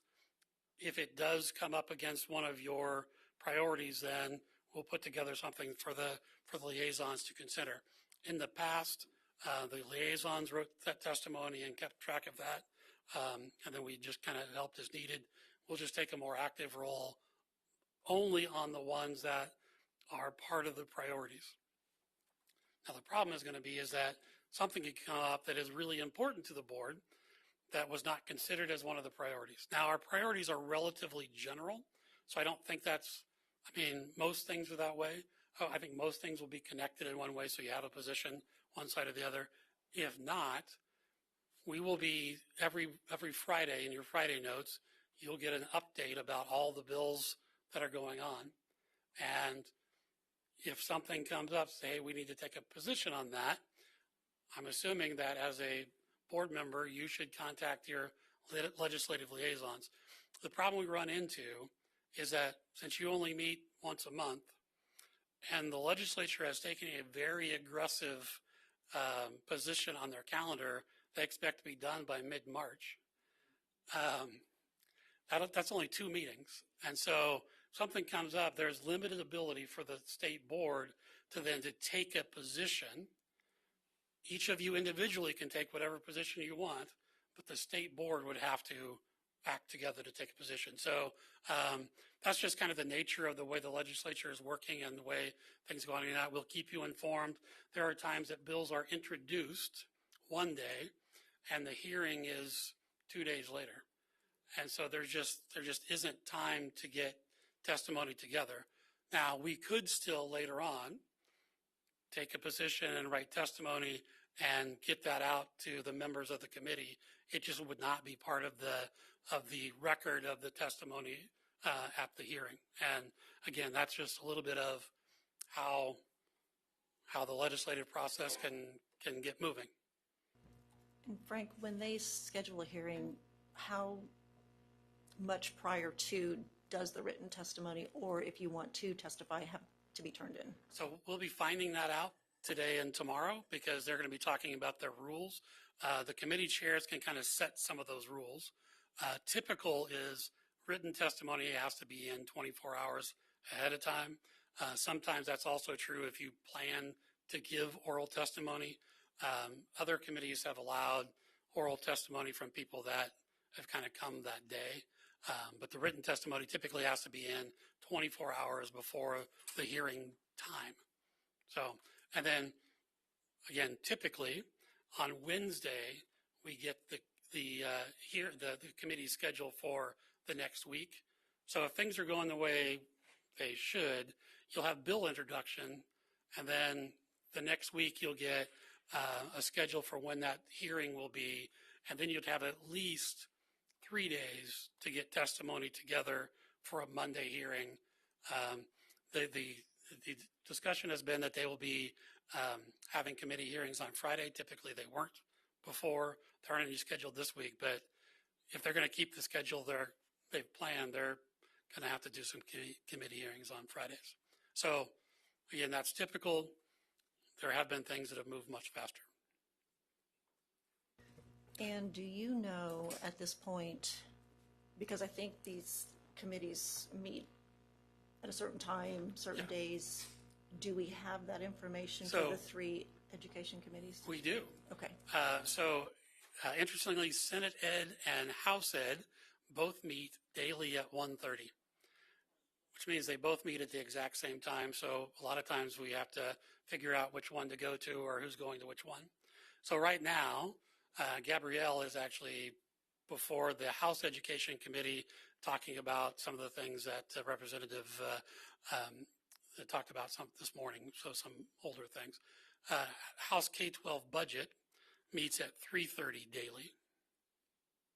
And so a lot of times if I'm the last on the agenda for an update, I'm coming from that hearing back to this. And then there are a number of others, like I think on Tuesday of next week, we have to go at 1:30 to House Health and Human Services. It's a report on the Mental Health Intervention Team program, which is actually moved to KDADS, but we've been asked to be there as part of their presentation in case they have questions about 23-24 where we were still administering it. And then there are other committees that sometimes ask. The other ones that we keep an eye on are appropriations and Senate Ways and Means, because that's where all of the budget bills are. Okay. And post-audit. And post-audit, legislative post-audit does not have a regular scheduled meeting, but we do expect that we will have an audit before them at their next meeting, probably in February. So, and we'll learn more about that in the coming weeks. Okay. All right, so the next thing I wanted to show is that also on this, but you can get to this from the Kansas Legislative website. So there is a wealth of information here. The handout I gave you gives you some of those directions. But some of the most important things, that if you ever just want to find a bill, you just put the number in here, so I can just put in 2, because it'll know that if it's less than 1,000, it's a Senate bill. If it's more than 2,000, it's a House bill. And so I can search for Senate Bill 2, and then I can just find the whole language of the bill. So you can always find those things whenever you want to. Let's see, we'll go this way. The other thing is to find your legislator. And so you can find any legislator you want, and then that will give you their contact information for their office. Some of them have either personal or campaign emails on there as well, but you will always get their either House or Senate email address. And then to answer the question about other things going on, if you come under committees, you go to standing committees, like House Education, you can see the bills, any bill that gets then referred to a committee. So a bill gets introduced. If it gets introduced to the House, and the Speaker of the House determines what committee it goes to, and then it will show up here. And then the other thing that's here are the agendas and minutes,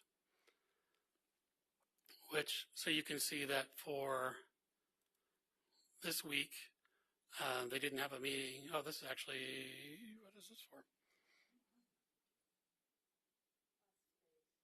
Oh, that's today's actual, today's actual minutes. I want,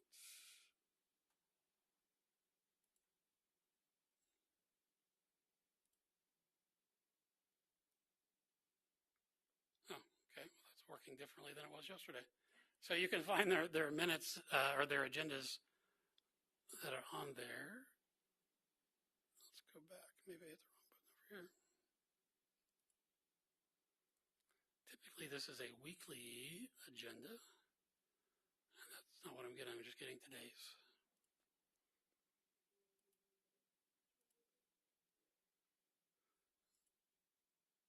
All right, here we go. So this is the agenda for the week. So you can see that Tuesday, this is the agenda item that Gabrielle is speaking to now. And then they're going to go and they're going to review House Sub for Senate Bill 387, which was the big bill that they did last year.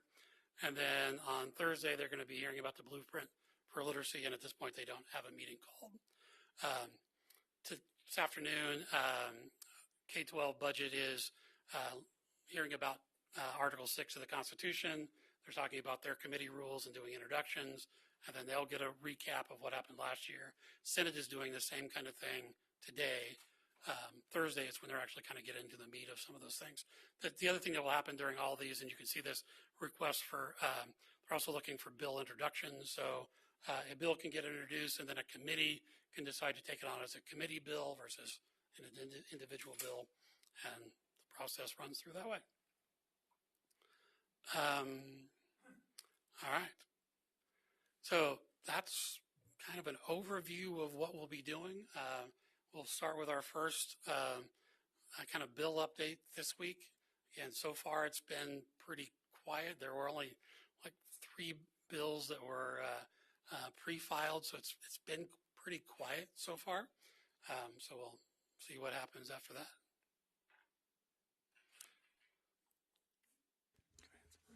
And so every Friday, once we get in the legislative session, Dr. Harwood in your Friday notes will give you a legislative update, kind of as we're tracking it and what's been going on and what we anticipate. From time to time, of course, we'll be going over that every week with superintendents. You're always invited if you have time at 12:30 to 1, because sometimes some people like to read it, some people like to listen to it, some people like to have both. And so we try to just do that cadence because things can change so quickly. So by the time you come back in February, think about all the things that will be happening in the Kansas legislature. And so that's why the Friday notes, and if you are able to join the Zoom, will be the best way to stay up to date if you have questions between now and the February and then the March board meeting. And I will point out that K-12 budget meets after the Thursday Zoom. So sometimes things are different by Friday than they were on Thursday. So the good news is by Friday afternoon, we could kind of know what happened for the week and kind of give you an idea what's going to come up the next week. And so one of the things that we talk about are what are the bills that are up for hearings the following week. All right. Okay, so again, I think we're good. So Looks you're like. staying even farther ahead of schedule. It's a little bit crazy. Okay. Yes. Yeah, that's what I would prefer. Trish, we're going to have a presentation on school mental health by Trish Backman. Welcome.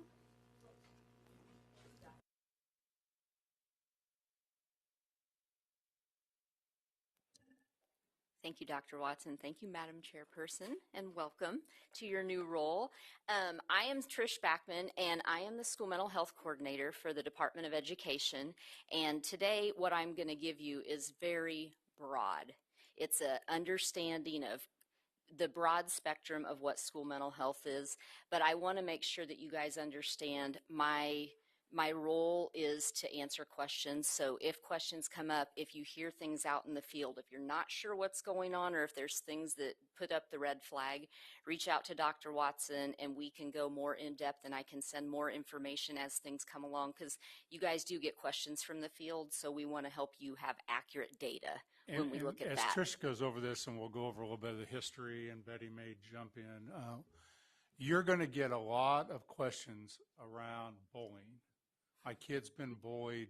No one at the school will listen. What do I do? So if you let me know, we're happy to follow up with the school, start that process. If it indeed is something severe or action, or maybe it's leading toward possible harm, Trish's and our other people are happy to reach out and help that community, and we've done that in the past. Kathy reached out last year, and we were able to help, I think, a community out that was in some crisis. So happy to do that. You will hear that a lot. My kids being bullied, and no one's taking care of it. And so just give me a call or drop me an email or text. We'll start the process, and then sometimes that will involve Trish and her team. Yeah. So we do have protocols that we have in place. So obviously we reach out to the superintendent and verify if the data that you guys have or the information is matching up. Sometimes they don't know about it. And so we oftentimes ask them to come to the table and work that out locally and bring them together. And then they have great conversations. So it's just, we're here for technical assistance for you, but also for parents in the field who are not sure where they're supposed to go or what's supposed to happen. And we've got guidance documents on the school mental health page. So our goal in school mental health is there's an umbrella of services. So when we're talking about school mental health, we're talking about our school psychs, our school social workers, and our school counselors. All of them are licensed professionals. So school psychologists and school counselors are licensed through KSDE. School social workers are licensed through the BSRB. We have all acronyms for everything, so everybody's alphabet soup, but it's the Board of Scientific Regulations Bureau. So they have national norm standards that they have to follow. There's professional development that they have to do every year, very similar to counselors or teachers or anybody that's in the school building, related to how you work with students. The umbrella of service, school psychologists do a lot of our testing. We look at, are we qualifying for any kind of special services? Our school counselors, they do skill building with kiddos, and they help with that career inventory. They help with the individualized plan of study. What is it that you and your family want you to do after you leave, and how can we support you? Are you getting the classes you need to move forward? And then how do we support you so behaviors, or you're juggling 5 things? Like, we have people who are very high achievers that struggle with their mental health because that perfectionism can be a very serious battle. And so how do we keep that balanced? So those are the conversations that they have with kids on how do we make plans. But when we have unmet needs, we have a school mental health advisory council, and that's what Betty has served on. I've been in meetings all morning, so I only saw the beginning of this, so I don't know if you guys have discussed that. So I apologize if you already know what it is. But we bring issues to Betty and let her know this is something you need to bring to the board because we're finding some unmet needs, and we want you guys to be aware of if there's gaps out there anywhere in services for kids. So another piece of what I do is interagency work. So we have partnerships, not like written documented partnerships like MOUs. We have agreements where we work with the Department of Corrections to make sure any kids who are incarcerated, their least restrictive environment needs are being met. I was with Danny at the graduation at Lawrence Gardner, and our friend Janet, I met her because of all the graduations she went to at that location. I taught there. My husband worked there for 32 years. He did his whole career. I say I bounced him out of prison after his life sentence. Now he's working upstairs on the 6th floor with us and helping us with behaviors and working with administrators, like how can we keep kids in school and teach them new behaviors so they're functional and they're able to be employed when they leave. Those are the pieces that we do with the other agencies, making sure that when they leave, they have a transition plan in place. They have structure. They have a day one plan. That is one of the reasons I came to the agency, because we were losing kids because everybody was not talking together. And now we also partner with DCF. In Southeast Kansas, there's a group called Agencies Working Together, and that's part of our Telehealth Rocks. It's a grant. Kansas is the only state out of all 50 that the Department of Ed doesn't own or house the AWARE grant, but Telehealth Rocks is through KU Med. And we took the approach that I get to oversee, kind of like monitor what they're doing. They put out professional development that are called echoes. They're free, so you can Google that and look. They're information and trainings given by child psychiatric doctors, people that are in KU Med, and they know the resources and they're easily accessible. But in Southeast Kansas, they developed what was called Agencies Working Together. And so instead of calling DCF for situations that are actually probably poverty related, we were calling 80% of the calls to DCF were from educators, and a lot of them were related to poverty. So when we can field that out and put an Agencies Working Together channel together and say, hey, I have a family that they're looking at separating these kids from their parents because they don't have 3 beds. Does anybody know? They want 3 twin beds. And within an hour or two, that Agencies Working Together, it's kind of like the community navigators we used to have. It's a collaboration channel.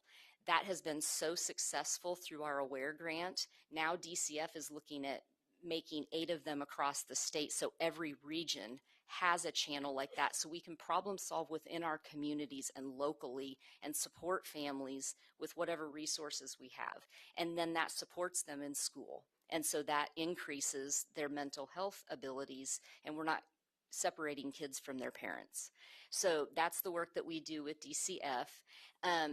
We also have an MRSS program with DCF. It's the 988 phone number if a kid is in crisis that they can call, or if a school's like, we've got a situation where we think this might be a threat. They can call the 988 number and ask for a mobile response, and we will have crisis counselors come who are licensed, certified, clinically trained. We are not asking our school professionals to do clinical work. That is not the role of the school.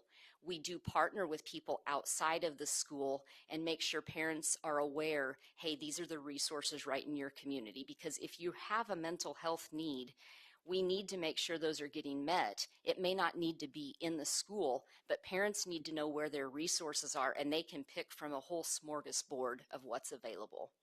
And then we work with KDADs, like I think Frank mentioned a minute ago, our MHIT program, which were mental health intervention liaisons.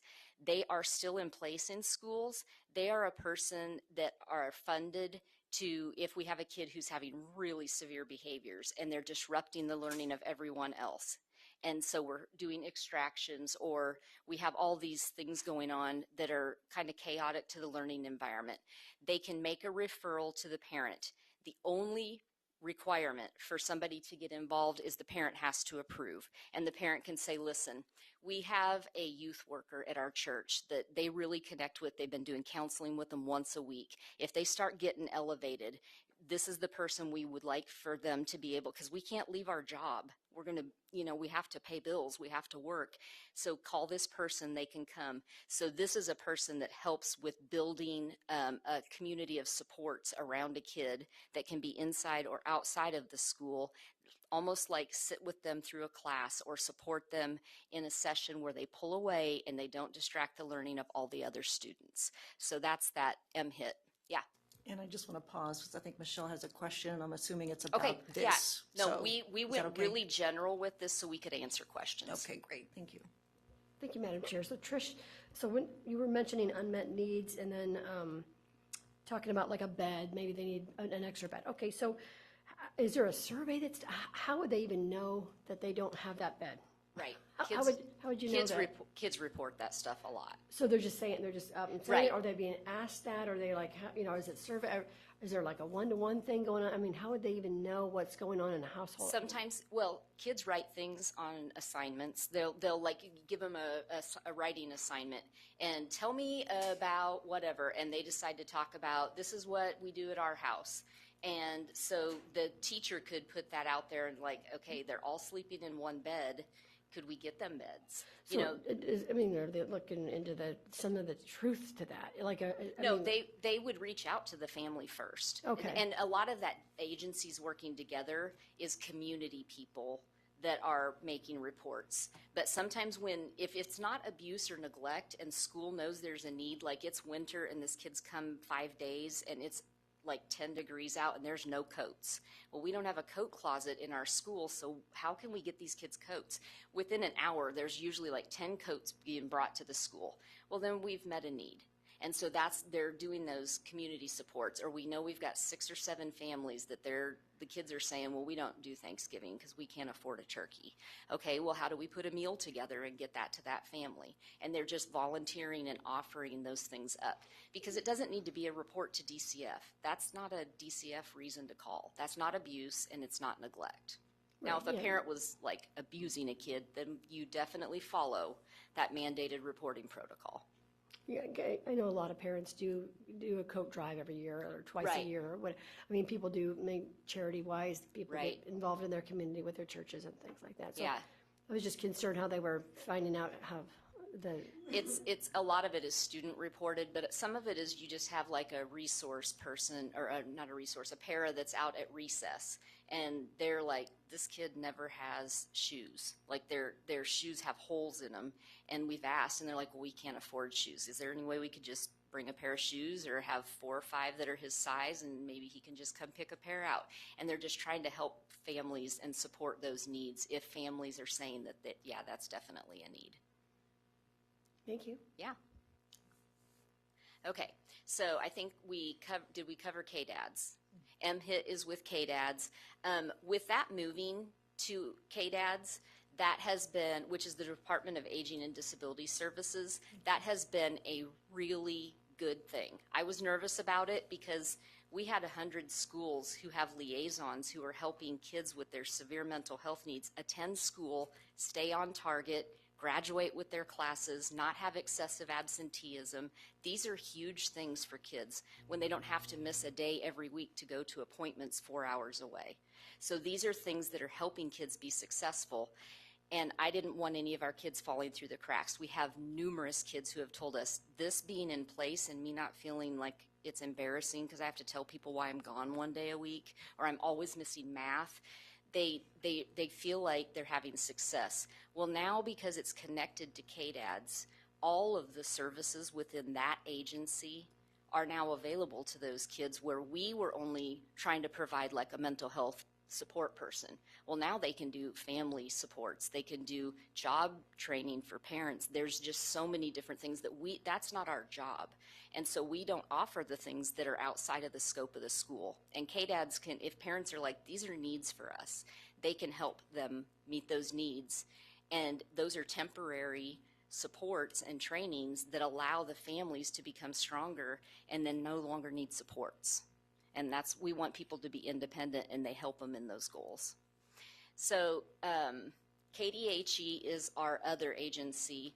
They do a lot of our work with our preschoolers and the kids before they get into school. So making sure that that information and that data is collected. They do a lot of health and environment. What are the things in the environment? They identified our rural and frontier areas. Suicide is really high in farming communities because it is such a stressful job, and things are relied on drought or if we have rain. And so what does that affect kids when they're in school if they've lost a parent due to a death from suicide because of that? So they've been able to bring supports and resources to those areas, which strengthens the family and then in turn allows kids to come and learn and be strong and be in the schools and feel supported and make adequate yearly progress. I know AYP isn't a word or a phrase we throw around anymore, but I still remember it. So it is still what we want kids to do. We want them to advance with their same age peers and know what they need to know so they can move on. So then the next piece in what we do in our agency is we have a group called TASN, and it's our technical assistance, and it's for schools. It's a networking of partnerships that we have with several different groups, and I always write my acronyms down because I know I'll forget somebody, and they're all very important. This is funded through a grant. It's called SPDIG, which is Special Professional Development Grant. And so Autism and Tertiary Behavior Supports is ATBS, and they provide very targeted and specialized program supports to kids who are on the spectrum, or when we talk about our MTSS, if we have 3 tiers in the triangle, and I didn't do graphics because we didn't want to be overwhelming, but if we have the 3 tiers in a triangle, that bottom tier, our tier 1 people, those are what every kid would get in a classroom. That's what most kids need. But some of our kids need like more identified or targeted help. And then there's some just one-off kids, and that's about 5% of our population that need really intense structure. They need behavior plans. They need to have those specialized supports where they pull out, they regulate, then they return back to and they don't disrupt everybody else's learning. So when we do that, we have to have people in place to train the staff. What does the setting look like? Do we do calming corners? What are the supports that we're able to put in place so that kids can learn and continue to move on with their curriculum? So that's what that team does. And then we have a school mental health implementation team, and then they do the district and community leadership teams and build that. So it's not just the school doing things and the parents and the people in the community not being able to help and support. They bring all that together as a district community leadership team. And go ahead. Trish, from a high level, we just had an incident, we just had a call from a school district around the holiday time. Said we have a handful of kids that are really disrupting our entire school. Yeah. And our teachers are just exhausted and we don't Right. know what to do, right? Yeah. Can you just kind of walk the board from that call? Yeah. Kind of how you put together all of this to try to assist, and again, very high level, but just kind Right. of walk them through how it actually works. And we get those calls, and sometimes it's we got this one situation with this kid, and it's like consuming a lot of energy in our building. And so this was a group of kids who were all about the same age, and there were 4 of them, and they're like, we are not having any success. We're trying all the things. And so what we did was there were 3 of us from here that we went and met with the district. We met with the para, we met with the teachers, we met with the administrators, and we said, okay, tell us the story. What is the data? How often is this happening?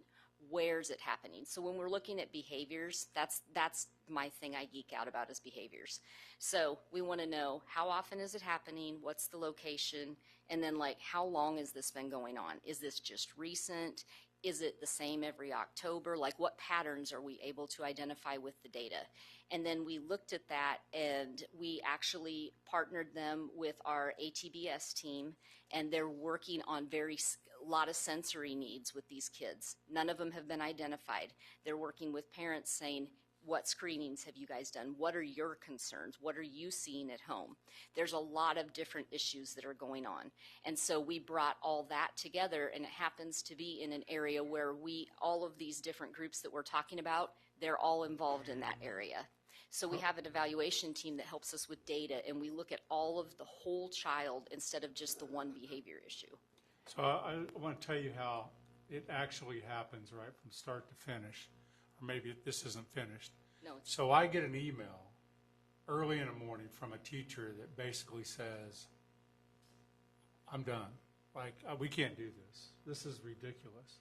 I happen to be in southeast Kansas where this is, and I thought, I think on the way back, I can be there to that school about the time they end. And so I stopped. I called the superintendent, and they said, the parents don't know what to do. We don't know what to do, but this is bad. Right.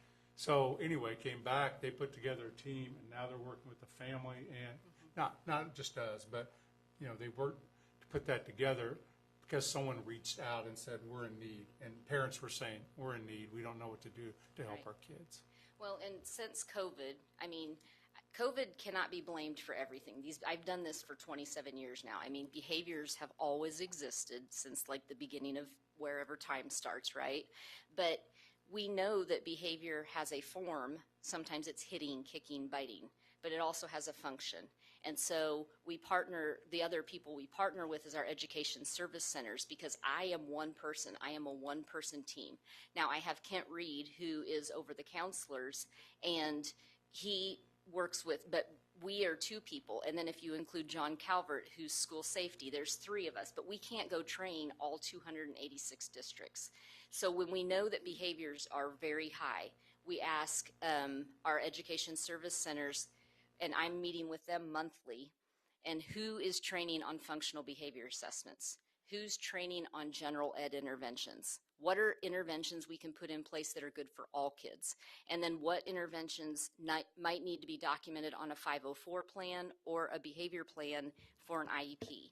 We can put plans in place, but they have to be a team approach. What we don't want is one person, like the school site does all these screenings, and the liability is on them. We're working on a crisis threat plan right now.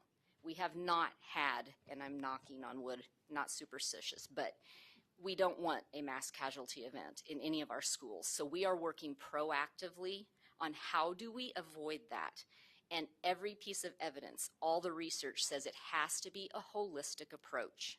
So what does DOC say about that? They study, they've got the kids who have caused some of these things in their community. What do we know? We take all that research and data, and we're working on making a Kansas plan that we hope to bring to you guys after School Mental Health Advisory Council gets to look at it, because Kentucky and Florida have a plan that has been very effective, but it is a whole team approach. We don't want just one person's opinion kind of dictating or pigeonholing a kid or a family. This is where they are. It needs to be the whole approach. Did you have a question? I actually want to interject in here, particularly because of new members. When we think of mental health, there's a distinction between mental health and mental illness. Mental health are obstacles that can prevent a child from learning. If you look on here, and I just want to add on to this, Trish, students who are at risk, and it identifies certain areas. So the goal or the purpose of this is really to eliminate those barriers to learning. And it could be a wide variety of things. A kid being bullying is a barrier to learning. A kid that I'm just kind of looking at, perhaps because they don't dress as well as other students. And that could be a barrier to learning. So when we look at this mental health, if you would use the visors of the goal being to eliminate those barriers that prevent students from learning, because that's what our real focus is. And so where I come in would be basically a lot of these organizations that Trish has pointed out to you, they serve those very basic needs that kids may not get met elsewhere. And that is meeting the goal of eliminating those barriers that would prevent students from learning. So if we approach it from that umbrella, and I wanted to jump in because of the new members, the people that have been on board do understand what the goal and what the focus is.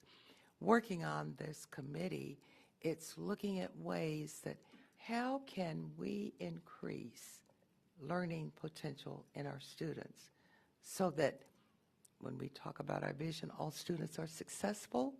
If that's what our goal is, then we want to eliminate those barriers that's preventing them from learning. I just wanted to interject that in the event that many of you are questioning mental health, mental illness. You're saying this helps mental illness. No, we're talking about mental health, which is in the name of that. So I hope I kind of cleared that up a little bit, and the role that your board member served in that capacity to report back on unmet needs that schools have identified.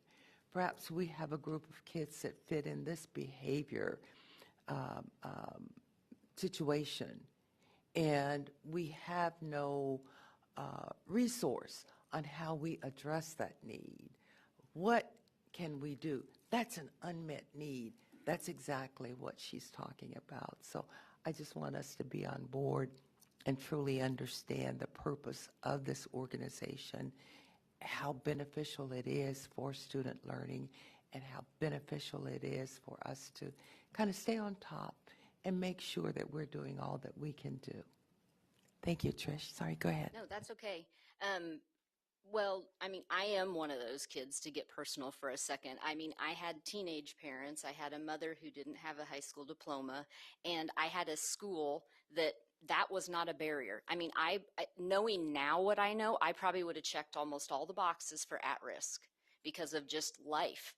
But when you have a school who eliminates all those barriers, I read in kindergarten. I was doing things advanced in my grade because that was where I was accepted. I knew I could thrive. I was welcomed and I was challenged. And it wasn't the challenges of, are we going to eat? You know, those were not the challenges because I knew I was getting a meal at school. And when those barriers are knocked down, learning was not an obstacle for me. But some of our kids, when they come in hungry and they haven't eaten since Friday lunch at school, it is a huge barrier. Monday and Tuesday are really hard because they're trying to catch up. And there's a lot of families that are out there working 2 jobs. It's not because parents aren't doing what they need to do, but they just are trying to keep people out of homelessness. And it's just that cycle. And generational things can get passed on. But if we keep educating our kids, we can pass it up. We keep moving people up because now they have options that maybe their parents didn't have before. So with our partnerships, we do have 2 groups that are very, very important. I probably refer more people to them than anybody else. And one of them is KPERC, which is Kansas Parent Information Resource Center. And that's on the TASN website as well.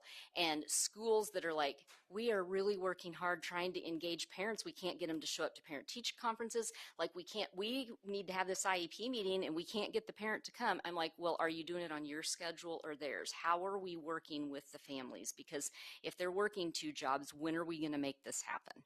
Are you willing to offer extra duty if, you know, there's all these different things that come up. And Jane Groff works with schools on how do you engage your community? How do you make this meaningful so that parents feel welcomed and they know that they are wanted and they do show up and they volunteer? The more we engage families, the more that they support and engage with the school. And let me jump in on that one too, because a perfect example when we talked about chronic absenteeism, you would be amazed at how many parents don't realize that that's a problem. I mean, okay, my kid wasn't feeling well, so let him stay at home. Not a big deal. That happened once. It was, my kid said, can I just stay home and just relax? Okay, not a problem. I attended a session that they did on this, and it actually started calculating the number of hours that your kid is missing.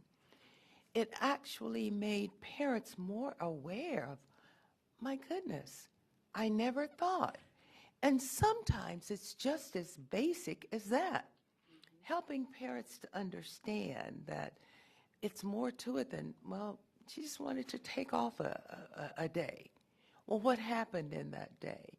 And they actually took parents through the step, and I was amazed at the light bulb that came on for so many parents. Like, I never thought about it that way. And a lot of times, many of these problems are resolved through KPERT, being able to reach parents, help them to understand the meaning of this. And so once again, we've overcome an obstacle. So I agree with you that they are a great partner. They reach parents. They talk to parents in terms that make sense to them. Jane does an outstanding job. And of course, my daughter works with her as well. But so I know a little more about it. And I've attended those meetings. And it's just amazing how many we have that can reach parents in a meaningful way to help eliminate some of the problems that are barriers to education. So you're doing an amazing job, but I just have to jump in every now and again. Okay, thank you. The other one that we have that's parent related and parent engagement is our Families Together team, and they have really branched out. And this is when I was going to mention the difference between mental illness and mental health, because we often do a lot of educating of the mind, but we don't really do the checkup from the neck up about what's going on and like how are they thinking and feeling about these things. We just, a lot of content, a lot of information, a lot of math, science, reading, social studies, and then they are not really engaging with it meaningfully because they have all these feelings about it, but that's not being, What did you think when we talked about Hitler? I mean, that makes people feel like a very specific kind of way because an emotional topic. Okay, well then, if you've been through trauma in your past, that can also bring up other things that when we're teaching history that we need to teach, that is something that we probably didn't consider about how are we going to address this in a way that's where every kid's going to be able to hear it and learn it and get the meaning of that's not something we want to repeat in history. So the Kansas or Families Together, what they do is when we have kids who are coming to meetings with their parents at like an IEP, a 504, or they're having a lot of behaviors and they're excessively getting dismissed from school because of in-school suspension or out-of-school suspension. They're missing academic instruction time. Or if we have a family who is now in the fostering situation and they've never done this before. Families Together is the organization that assigns all of the educational advocates for the whole state, but they also can come to IEP meetings and they know the law. They've been through a million of these. When you're in that meeting, sometimes, and I've done a lot of IEP meetings, and I would sit there until the parents were done asking all the questions. I did not have the 1 hour rule, which my administrators would be like, okay, at this point, we're going to leave. We've talked about the content. Now you can deal with, but we sometimes get them the fire hose experience and they're just getting bombarded. And sometimes it feels like it's deficit based. And if it's not strengths based, they're hearing nothing but negative about all these things annually. It's a meeting for an hour of what my kid can't do. And so Families Together works with teams. That should not be the approach of an IEP meeting. You should be talking about this is what this kid can do, and here's his goals, and here's how we're going to help him and your family realize what they want to do for their education and for their future. And so Families Together works with teams. If there's this team is really not taking a positive approach to this. Families Together comes to the meetings. They work with the teams. They work with the parents to know how to emotionally advocate for their kids, and then also how to find the resources that are out in their community. So they do a lot of parent work. Melanie? Thank you, Madam Chair. I just have a follow-up question on Families Together. I've been wanting to ask this for a while. I think it's good to ask it in front of the board. Can you give us the short version of who qualifies to work with Families Together and who does not? Like if we've got a parent sitting here who says, well, my kid's on an IEP, I'd like to have their help during an IEP meeting. What criteria do they have to meet? To work with Families Together, you call them. That's the criteria. So they'll work with anyone? Yeah, as long as they're in the state of Kansas. Okay. They are our federally funded parent technical assistance agency. Okay. Yeah, they have an office here in Topeka, and they have another one in Wichita. And then we have, if I can get Brad Gerard here in front of you guys to present what they're doing in Kansas City. They've been partnering with a group that he was like, how do we make this happen? So we met with a group called Art as Mentorship, and it's musicians, like professional musicians in Kansas City who are partnering with schools, and they've built sound labs. And so the only requirement for kids to be able to participate in that is they have to have attendance, which has increased that absenteeism. So we've identified kids who, okay, now this is the carrot that we dangle. They get them to school, and when they get these things done, then they can have art lab time. And so some of them are doing graphic design, some of them are doing music, and some of them are doing, they're doing food preparation, or they're organizing the community event where they do the whole arts and crafts, and they're bringing communities together. So there's so many different things that Families Together does, but all you have to do is make a phone call. Okay, so I'm gonna ask it again. Mm-hmm. They don't have, that student does not have to be at risk in any way. Most of the time that when people call, the parent is feeling like I am at risk. And that is what we see a lot right now. We had a conversation, Kent and I did, with the Kansas Board of Regents it's been about a month ago. And they're like, what do we need to know? Feel all these kids are coming out and like there's a mental health crisis. And I'm like, well, tell me what that's looking like. Well, I've got this teacher, this professor that says the kid came and said, I've been in mania for like 3 weeks straight, and I don't know where I'm supposed to go. I don't know what I'm supposed to do. Well, when you're 18 and your parent can't call and make your appointment for you, And the example I give, because I'm a ESU Hornet, you know, and you've got the signs that are going to Corky's Corner, but nobody knows what Corky's Corner is, and that's what the mental health center is. In schools, we're telling people, don't sugarcoat it, don't use codes, use plain language. And kids are used to coming to their adults and saying, hey, this girl was just asking, how do I schedule an appointment? I don't even know where to find this. So those are those pieces that families together can also work with our 18-year-olds when they become their own advocates as they go out and they're navigating college. So it's parents, but it's also if we have kids that are emancipated or kids that are aging out of foster care, families together works with all of those, and they just call, but usually it's because somebody's in crisis. So when we were talking with KBOR, I said, I don't know that the kids are in crisis, but I think the adults that when we don't feel like we have answers, we feel like we're in crisis. And that is what Families Together does. They're like, no, there's no need for a crisis here. Let us support you. Let us come alongside you. Thank you. Thank you, Madam Chair. Debbie? Thank you, Madam Chair. I really love your approach that you try to involve parents, it seems, in everything.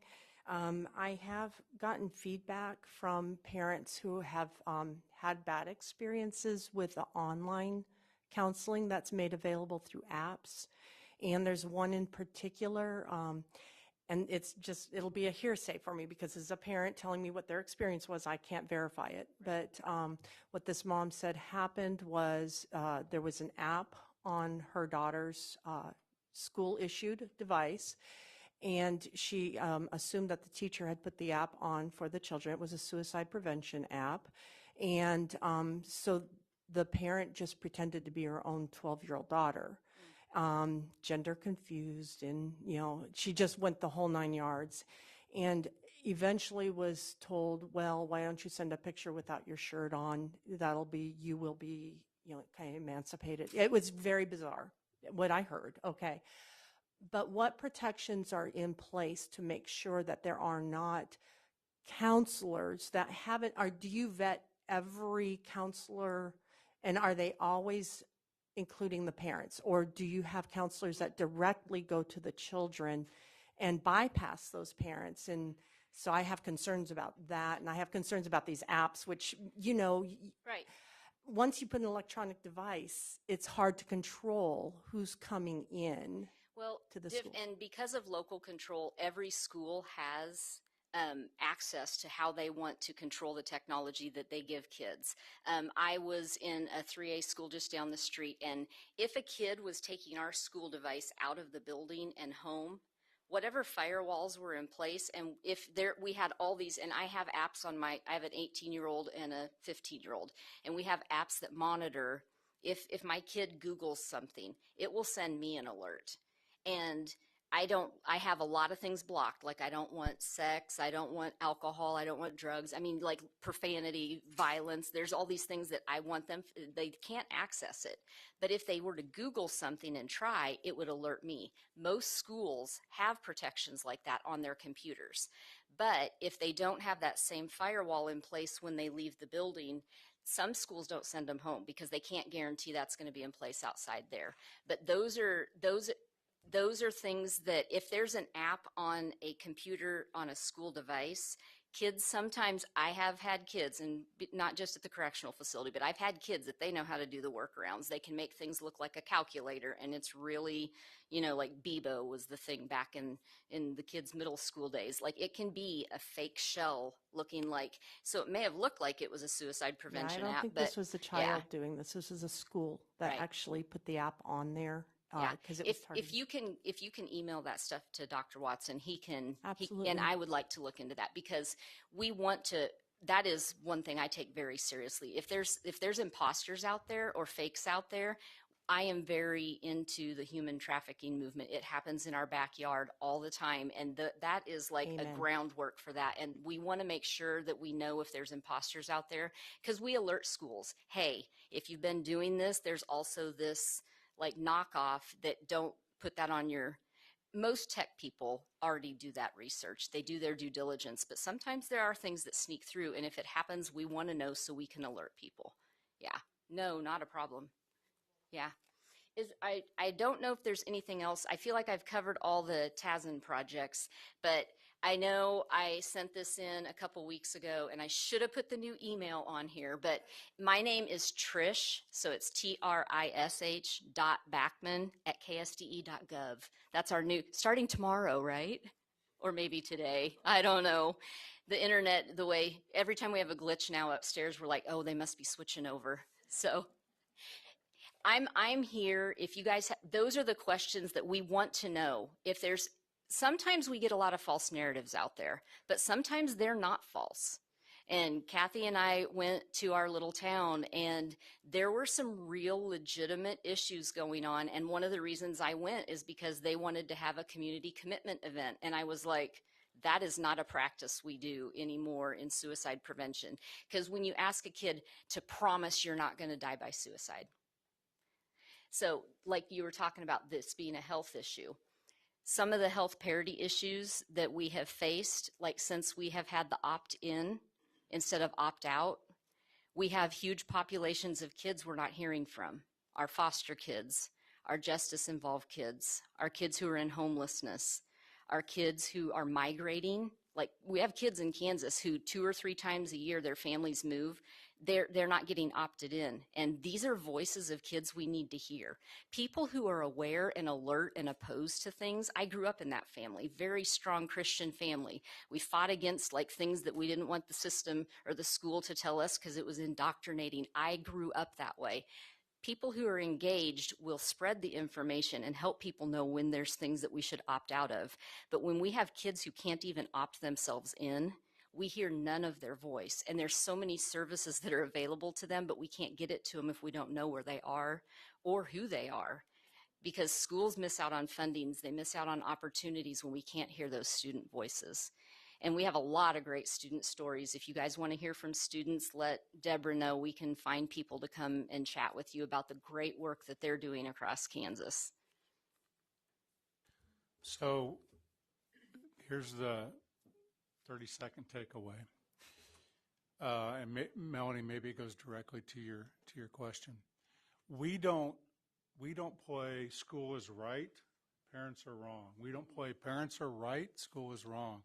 We try to put them together and help them solve it. That's all we try to do. So when you call me, the veterans know this, that's what we're trying to do, put people together and let them solve it. So when we make these calls, there's not a judgment. Oh, no. There's not a judgment. You know, I think sometimes parents think, I get this a lot. No one listens to me at the school. Mm-hmm. We try to put that together so people will sit down and solve the problem and bring the resources that people that can solve it. And so when you get that, just reach out to me. I'm happy then to try to help put that together for you. So thanks, Trish. You're welcome. Thank you very much. And we are going to go to, I'm sorry. May I just make a statement? Yes.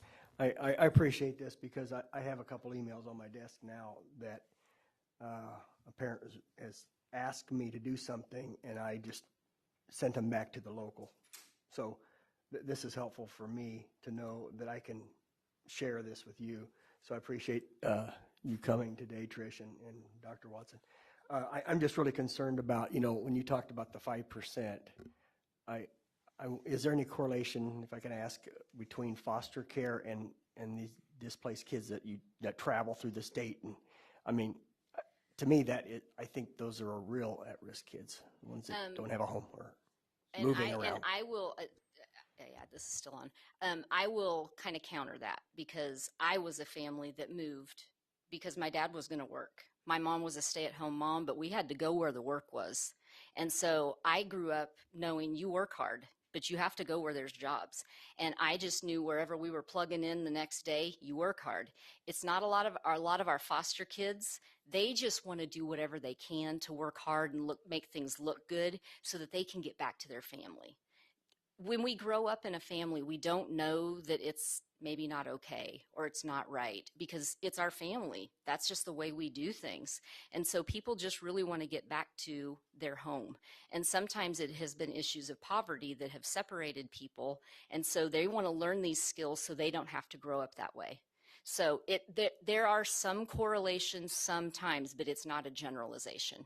So a lot of it is kids who have mental health issues, and taking A to B to C and not connecting the dots, and people not showing them this is the process, there are connections. And if we don't connect with kids, we're not going to connect with parents, and then our community is not going to be connected to each other. We just put up barriers and walls, and we don't make progress because we're not working together. I mean, we are in a place where capacity is an issue everywhere we go. That's why it's important for me that we're not having 5 different people in this agency doing the same thing 5 other people in the other agency are doing, because we've got things to do and we don't have the numbers to do that. So we have to work together. So foster kids, they're working with all of their people.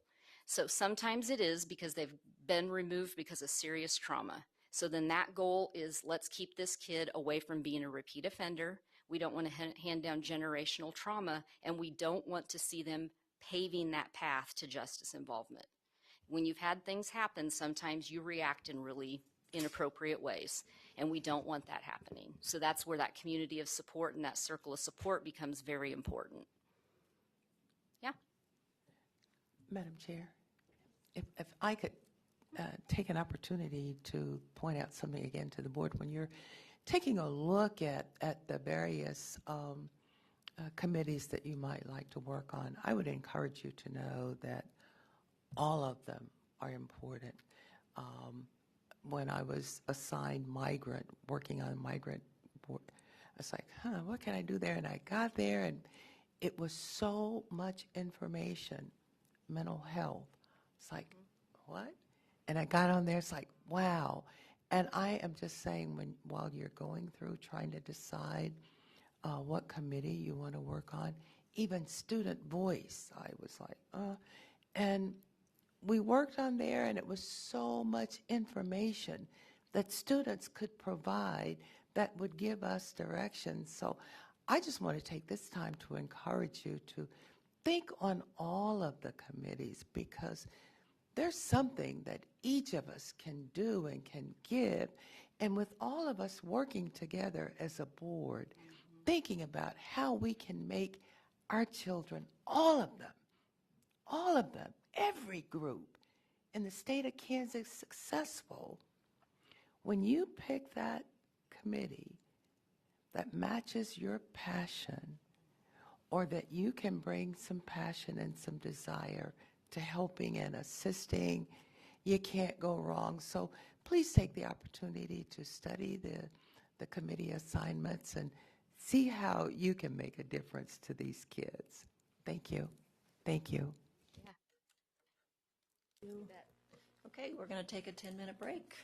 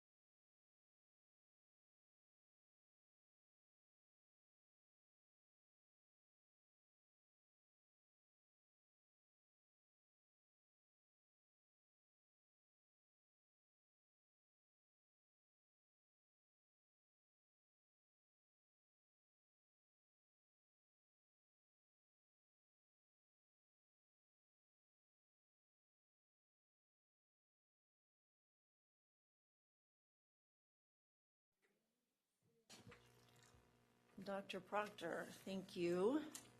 And you're going to give us a review and update on what is right now the at-risk evidence-based practices. Thank you, Madam Chair. Thank you, members of the board, and welcome to our new board members.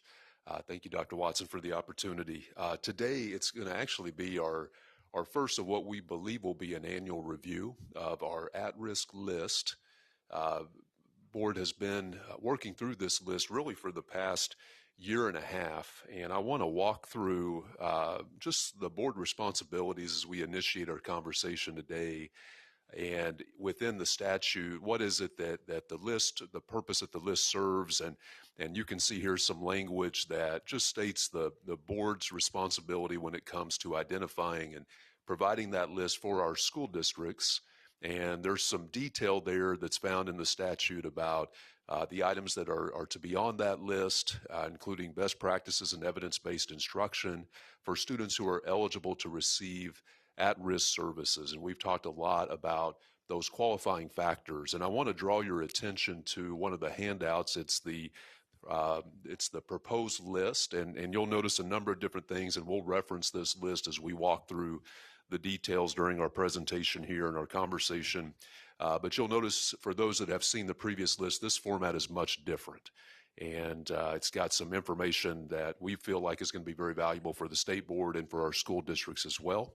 It also says part of the responsibility is to review the list as necessary. We believe that should happen at least once a year, and it could occur more frequently as we want to provide updates to the board of programs and practices that we believe are good for our at-risk students. And then the big thing for the districts to know is that those expenditures from their at-risk funds must come from something on the list, whether it's a program or a practice that has been maintained in the law for quite some time. So just some background information for you. We did our initial review, or at least our most recent initial review, in the fall of 2023, and we knew at that time there were some concerns with the items that were on that list.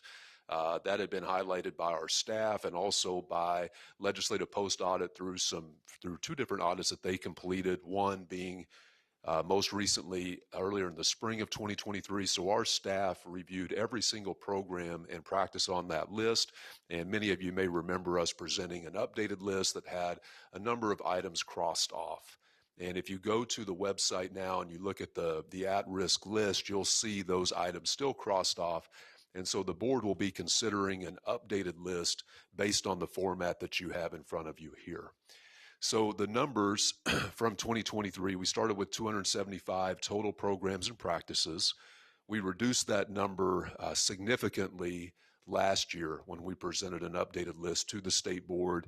We felt like there were many things on the list that we couldn't find evidence for, or that didn't meet the qualifying components that were found in the statute. So we narrowed that down to 124 items. In addition, we have an application process for any program or service provider who believes that they do meet the requirements found in the law. They can submit that application to us, and our team will do that review.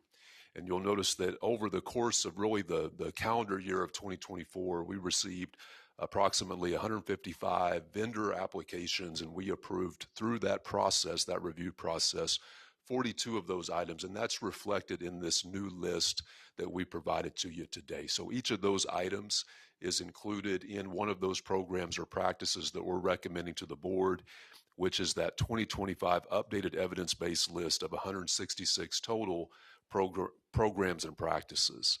And the prior list was just a running list alphabetically.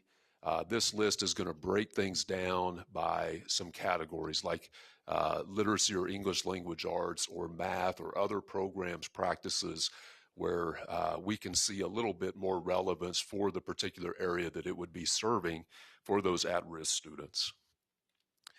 So our recommendation based on that review, based on the team's review of those programs and practices, and this is a receive item today, so this would be for February consideration, would be to approve the new evidence-based programs and practices list. that includes those 166 programs and practices that meet the requirements, and those requirements are spelled out.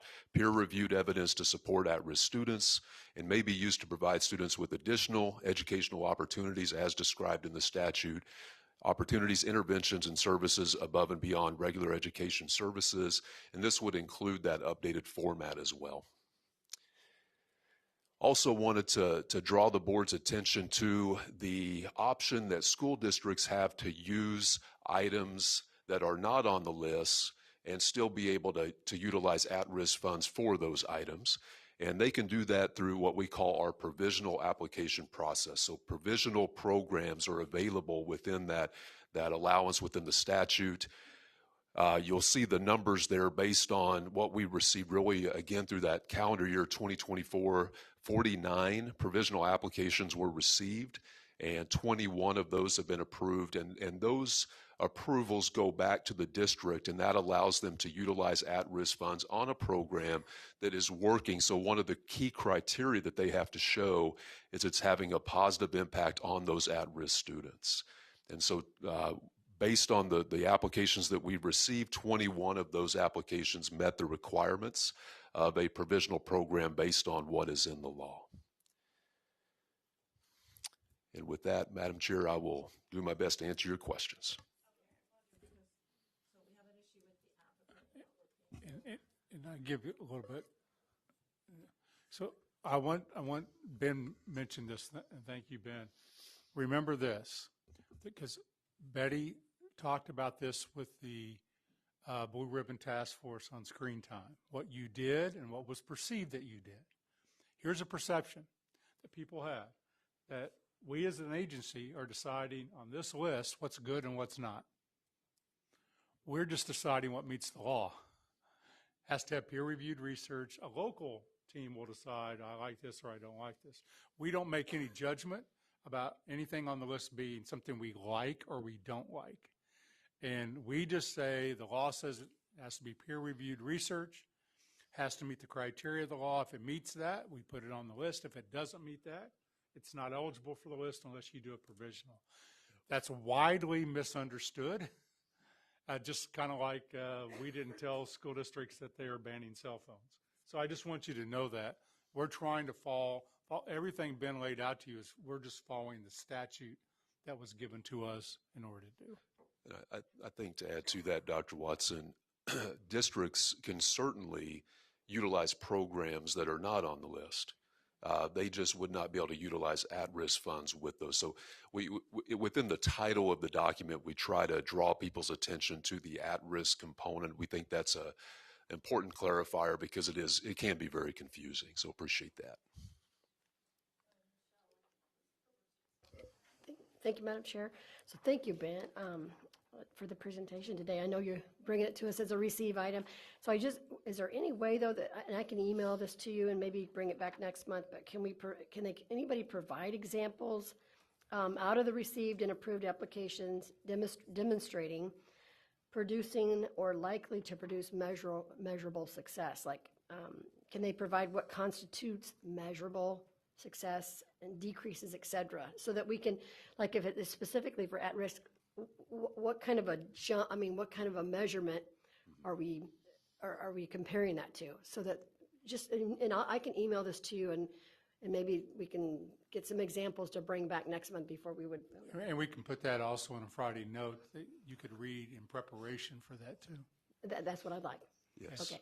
Yes, and we, just for the board's information, our team would have documentation of all the review materials that they went through that would show the particular student populations that were studied, the measures that were used. And so, yes, we can certainly get that information to the board, and that would all be part of our documentation process. Yes. And so then, to follow up on that, like as the parent, are they aware when the child is moving out of if they're no longer at risk? Like, who's deciding if they're still at risk or no longer at risk, or are the parents saying, well, we're not seeing a problem anymore, why are we still in this program and continuing with these services when we've seen huge gains? So who determines that to take them out of the So a couple of different things on that. There are qualifying factors that the student has nothing to do with, that are just, maybe they're ELL students or English language learner students, migrant students, some of those maybe in foster care, those types of things. But there's also at-risk factors that are maybe based on academic performance and those types of things. So a student who typically is not struggling academically will likely not receive programs or practices that are designed to support at-risk students that you would find on that list. So it's going to vary based on whether it's a kind of a demographic reason or a performance reason that they would be qualifying for at-risk. Debbie, did you have a? Okay. Thank you, Madam Chair. Okay. So if I understand Dr. Watson correctly, obviously, like personal convictions don't matter to this, but peer-reviewed, that's the criteria, is the peer-reviewed research. Okay, so then that's actually perfect, because I had sent out to you the article from Development Psychology dated in 2022 that Tennessee has peer-reviewed research, and they've published that they happened to do research with a large number of pre-K children. And there was such a large number they couldn't accommodate them all. So they had a built-in lottery system where some of the kids got to go, some of the kids didn't, so they had a built-in control group.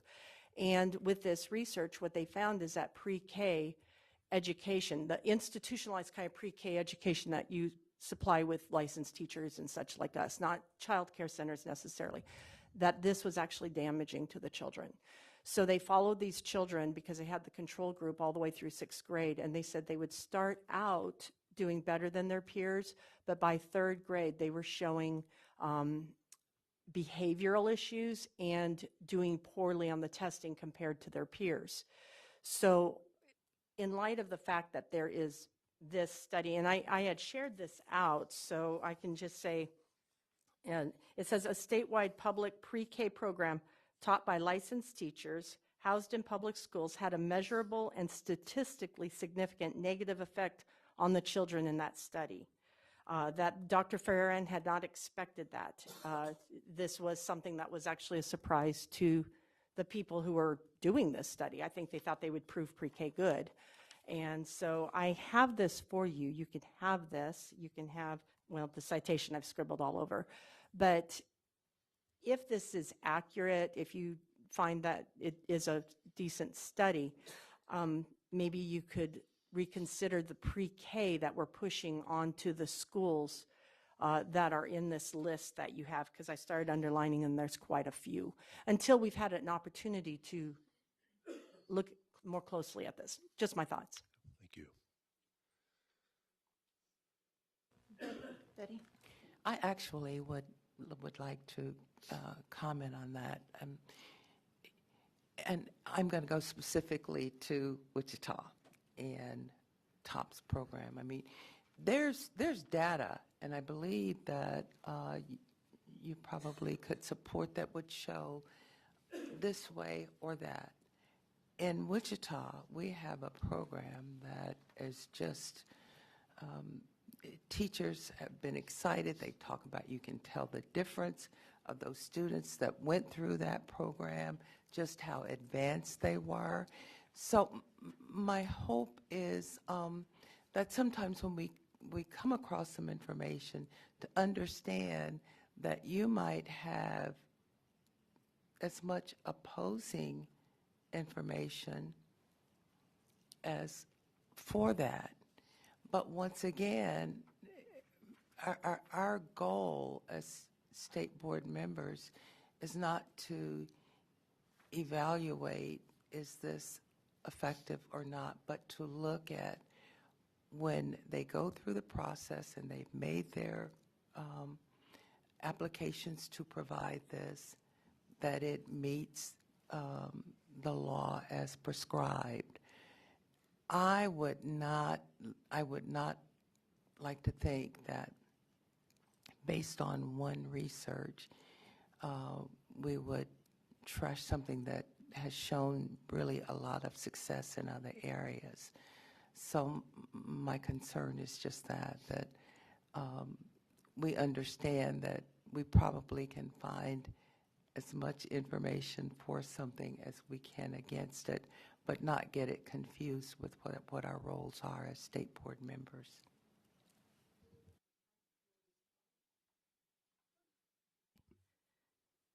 And I appreciate, Betty and I, we have wonderful discussions on this, so I do appreciate your input. But I would point out, though, that in the law, it does specifically talk about peer-reviewed research. And so we do have to legally give that deference over teacher excitement, because a teacher isn't necessarily, they might be excited that year, but they're not necessarily following those children all the way through to the 6th grade. And this study has followed these same children, both the control and the ones who went, all the way through the 6th grade. It was an over 10-year study, and so they said it is in the nation the longest and most controlled study. That matches what our state does, where we have the low-income, high-risk pre-K care through the schools. And just, if I can interject, then, since it's not this, I was going with Dr. Watson and not doing the personal, but just from a personal point of view, I was just laughing with some friends. I said, you know, our licensed teachers can't say, oh, you're having a bad day, come sit on my lap, let me give you some cuddles, and you'll be okay. That's not appropriate for necessarily licensed teachers, but 3- and 4-year-olds need that. 3- and 4-year-olds, their world is confusing, and sometimes they just need that child care. And that's where, you know, maybe organized educational care isn't fitting their needs. Maybe they could look into the study more into maybe 1 day a week or 2 days a week, wouldn't be so damaging. But when you're having pre-K as their primary weekly experience, that I could see personally how that would be damaging. So but staying away from the personal, I'm just saying I have a study. Yeah, and I wasn't trying to minimize that. I'm just saying that there's as much information available to show a positive. And that's just from my perspective. I've seen that. But it isn't, once again, going back to saying how many studies are out there, or will it support this or that. I mean, I was speaking more from our role as state board members, the kind of information that we're supposed to be reviewing. And we do have people that is their job to look into, to see, to keep us abreast. That's one of the things that the commissioner does a great job of. It's not minimizing that. I'm just suggesting that we probably could find as much to show for as we could against. And that was the only comment I wanted to make. Thank you. Okay, if everybody else is good, I got a lot for you. Okay. So, lots of questions. How many staff members do we have that kind of do all of this that you talk about when you say your team? How many people are engaging in this under you? There's one full-time and one who donates time, who has other responsibilities. Okay. Yeah, and So that kind was of- new. That was actually a new position as of 2023. So when we did that initial review of that really large list that we knew was problematic, we did move a staff member into that role full-time in order to do that. Yeah. So it's a very small team, limited capacity. As part of this work, sorry, long answer, we have requested to the legislature additional staffing because there are still a lot of challenges and issues with this list. We know it's not perfect, but there is a capacity challenge with that. So we feel like it's going to continue to develop and get better as we move forward. But right now, one full-time staff member committed to the work. Okay, which is a lot to do. It is. Okay, so one of my questions is, because we see SEL curriculums on here. So if our districts are doing that for every kid in general education, how does it meet the at-risk criteria? Say that, I'm sorry, say that one more time.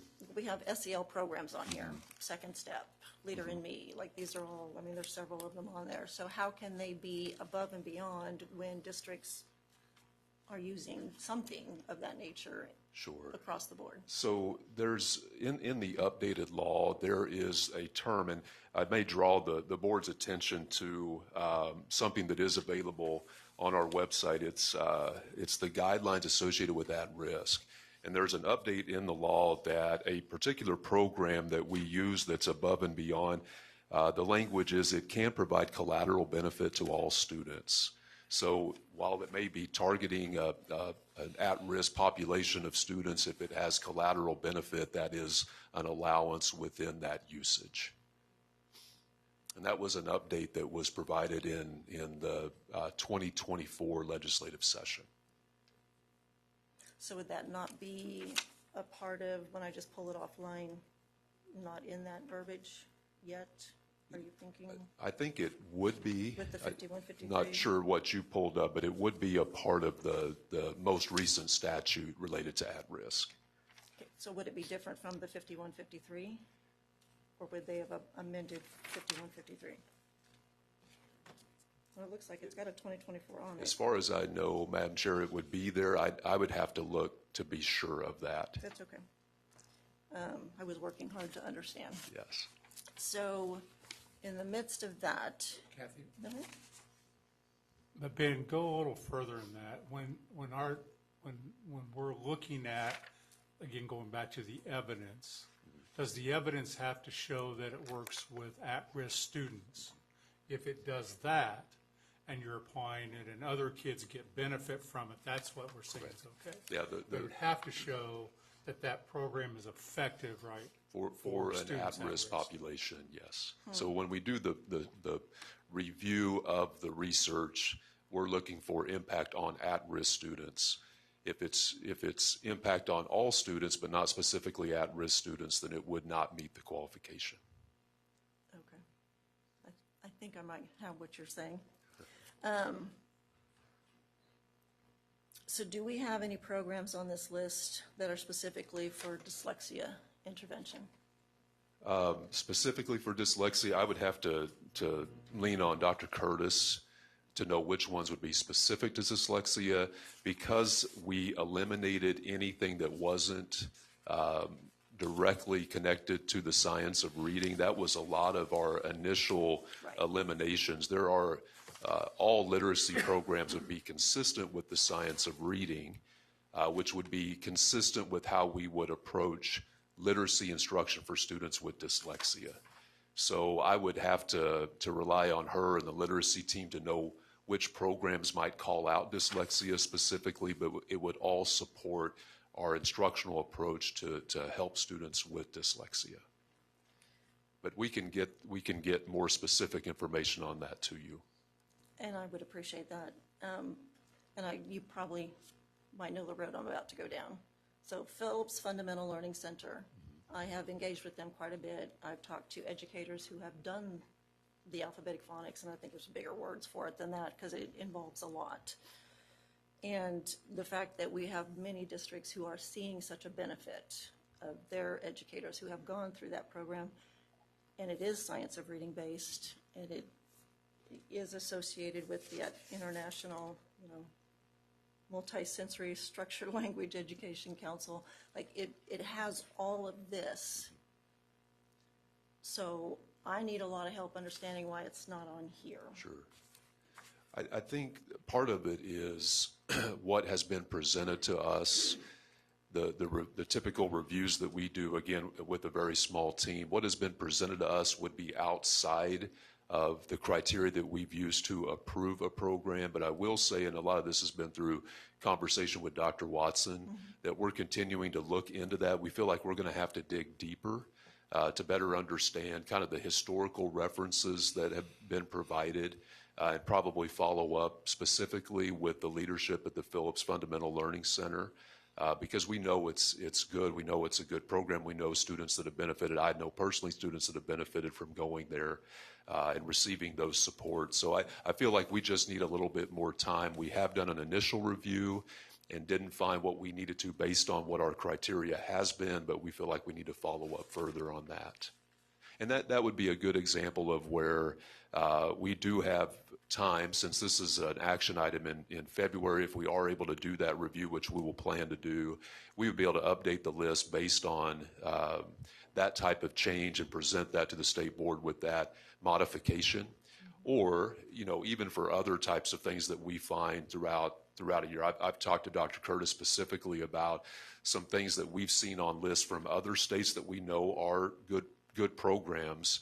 They weren't on the original list. So things that maybe have been developed or weren't on our list that we had back in 2023, we've only added items that have been presented to us. We haven't gone to seek out other programs that might be very good that we feel like should be eligible for at-risk funds. So that's where we'll have an annual review process, but we feel like along the way there may be times when we want to bring things to you because we want to make sure that school systems have the best information so they can use at-risk funds to help their kids.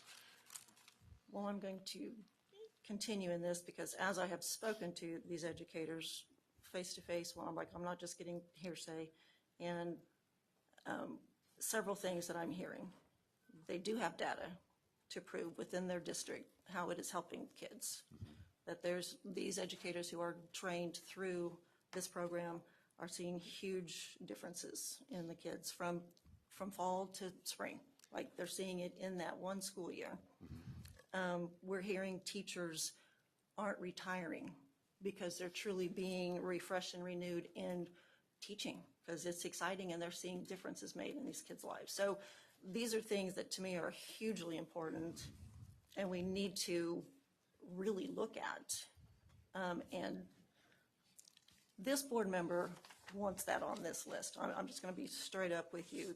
I have seen and heard too much to tell me this doesn't work. This works. Sure. And I've talked to several of them who have done this and then took letters because of the seal of literacy thing.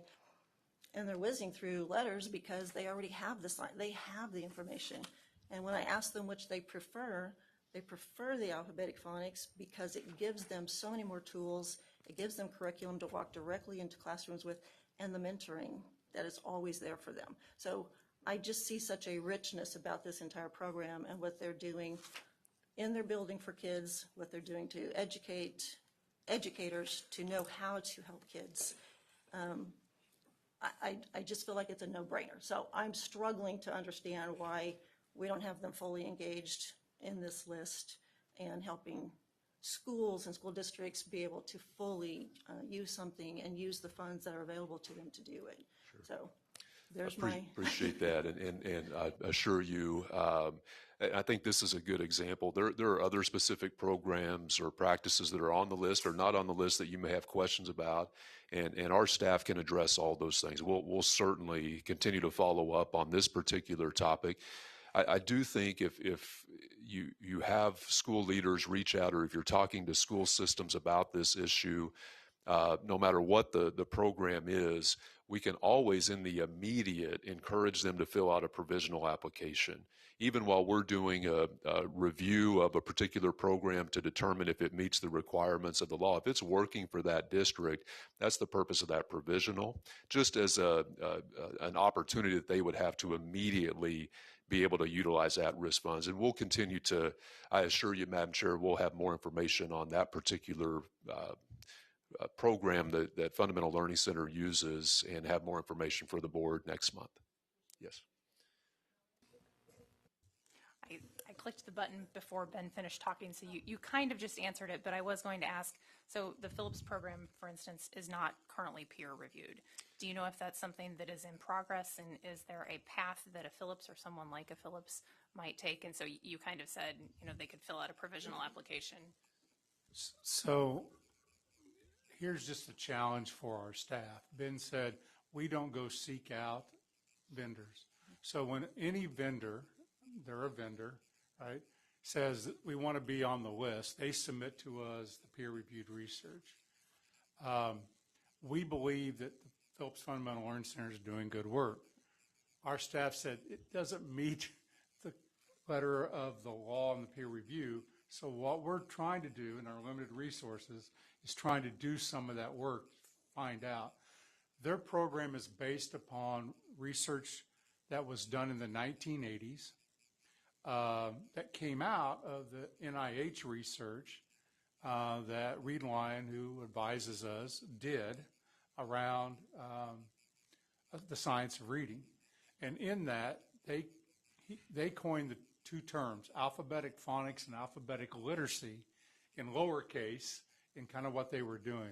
So we just kind of have to unravel a little mystery here of how we get to it, because I don't know that we've been provided the materials that would just show us, to our staff, here's the clear peer-reviewed research that matches it, even though we think it may be there. So we're going to have to do some work. Thank you, Madam Chair.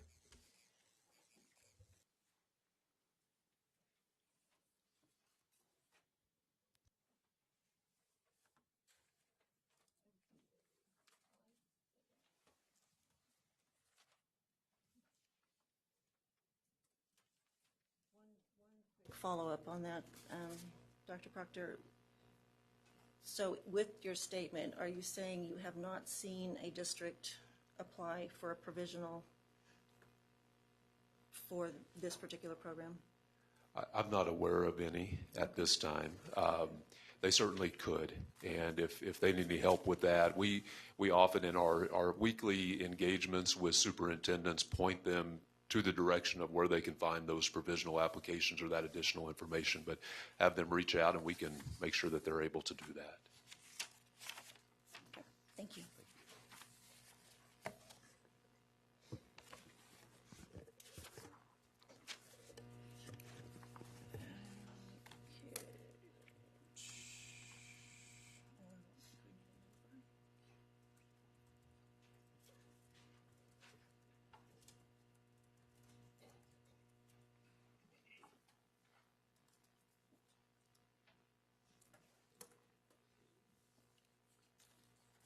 Okay, we have Beth Foltz, Director of Career Standards and Assessment Services. Going to fill our heads with some more stuff. Thank you. Well, good afternoon, Madam Chair, Commissioner, members of the board. I want to thank you for the opportunity to come and present to you again on behalf of CSAS a series of presentations on state assessments. As you indicated, my name is Beth Foltz, and I'm the Director of Career Standards and Assessment Services, commonly known as CSAS. It also includes research and evaluation, the Volunteer Commission, individual plans of study, and post-secondary success. So there are a lot of things we'll be coming to you with over the next few months. CSAS currently has 4 assistant director positions. The first one would be Career and Technical Education. That's led by Natalie Clark. It includes, among other things, Pathways, Perkins Federal Legislation, and IPS. I know they'll be presenting to you tomorrow the student organizations, commonly known as CTSOs. We'll have a presentation first thing in the morning, and then I know you're invited to lunch following your meeting. Standards. The standards assistant directors responsible for overseeing the program managers and other content areas that have assessed and non-assessed standards, and that position's currently vacant. It's advertised, and we're starting interviews, I believe, next week, and so hopefully I'll have an announcement for you at the next meeting. Assessments is led by Julie Ewing. She is responsible for all assessments that we have pertaining to students. So that would be the state assessments in English, language arts, math, and science. It would include the English learner assessment, alternate assessments that we also have in the same content areas. Other assessments that come up, we do an assessment for agriculture and the agriculture pathway, and so that would fall under her too. She's also responsible for graduation, virtual schools, research and evaluation, and post-secondary success. So we wear many hats in that role. And the last assistant director position on our team is the Volunteer Commission, and that's led by Jessica Noble. She'll be here several times. I know you see a lot of her items for grants on the consent agenda, and she would love the opportunity to share more about what the Volunteer Commission does. In particular, she's responsible for the Visiting International Teacher Program. We place a lot of teachers from Spain in that, and it's a very great program.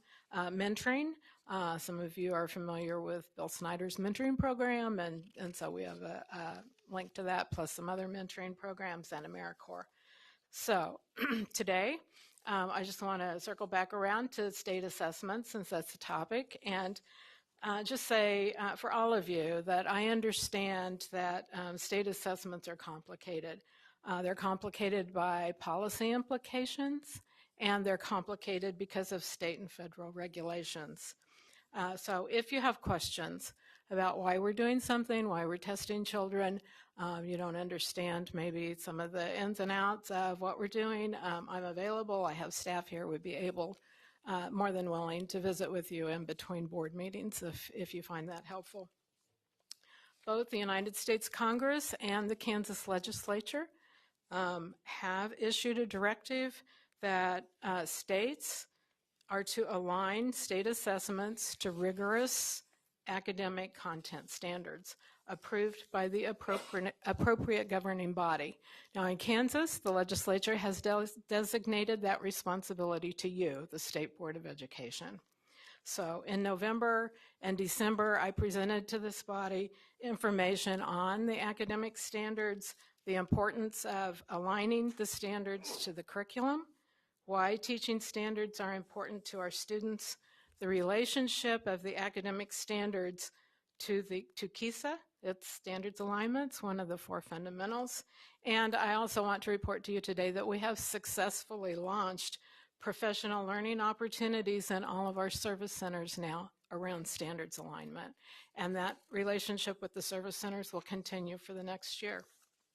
As I know, I was asked last time at the meeting about how frequently we review our standards and what that process might be.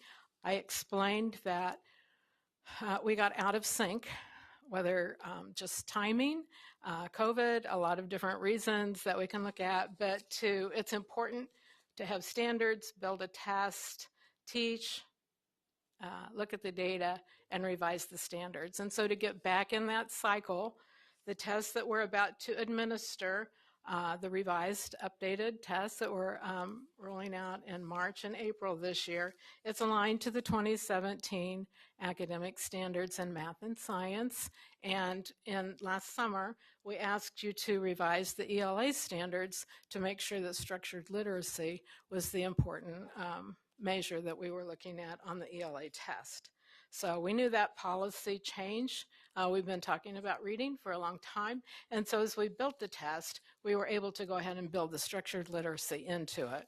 So today, in the presentation, when you see the blueprint, when Matt explains to you how the blueprint is developed, structured literacy is included in the ELA blueprint.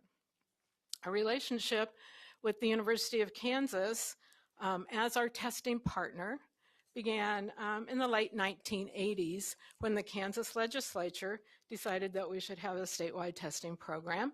And at the time, they were available and a willing partner, and we've just had that partnership with them ever since. It's been very productive. One of the most notable things that's been accomplished over these years with the University of Kansas and our partnership is the development of our online testing platform to deliver all of our state assessments. And this is one thing that I do like to brag about because Kansas led the world. Well, I'm going to say the United States anyway, okay? In online testing for state assessments. We were the first state to launch online testing. We did that with NCLB. And then as we moved into the test we just retired, I can say that as of 2015, all of our state assessments, with the exception of Braille, are delivered on the online platform referred to as KITE. Now that acronym has changed its language, the words associated with KITE over time, but it's still KITE, and it's still, those of us who've been here for a long time think of it as the Kansas testing engine.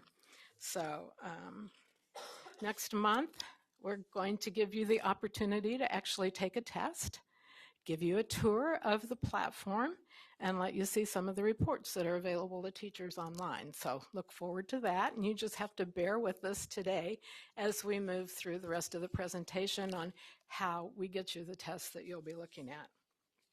As I shared previously with you, our partnership with the University of Kansas to administer state assessments dates back into the late 1980s.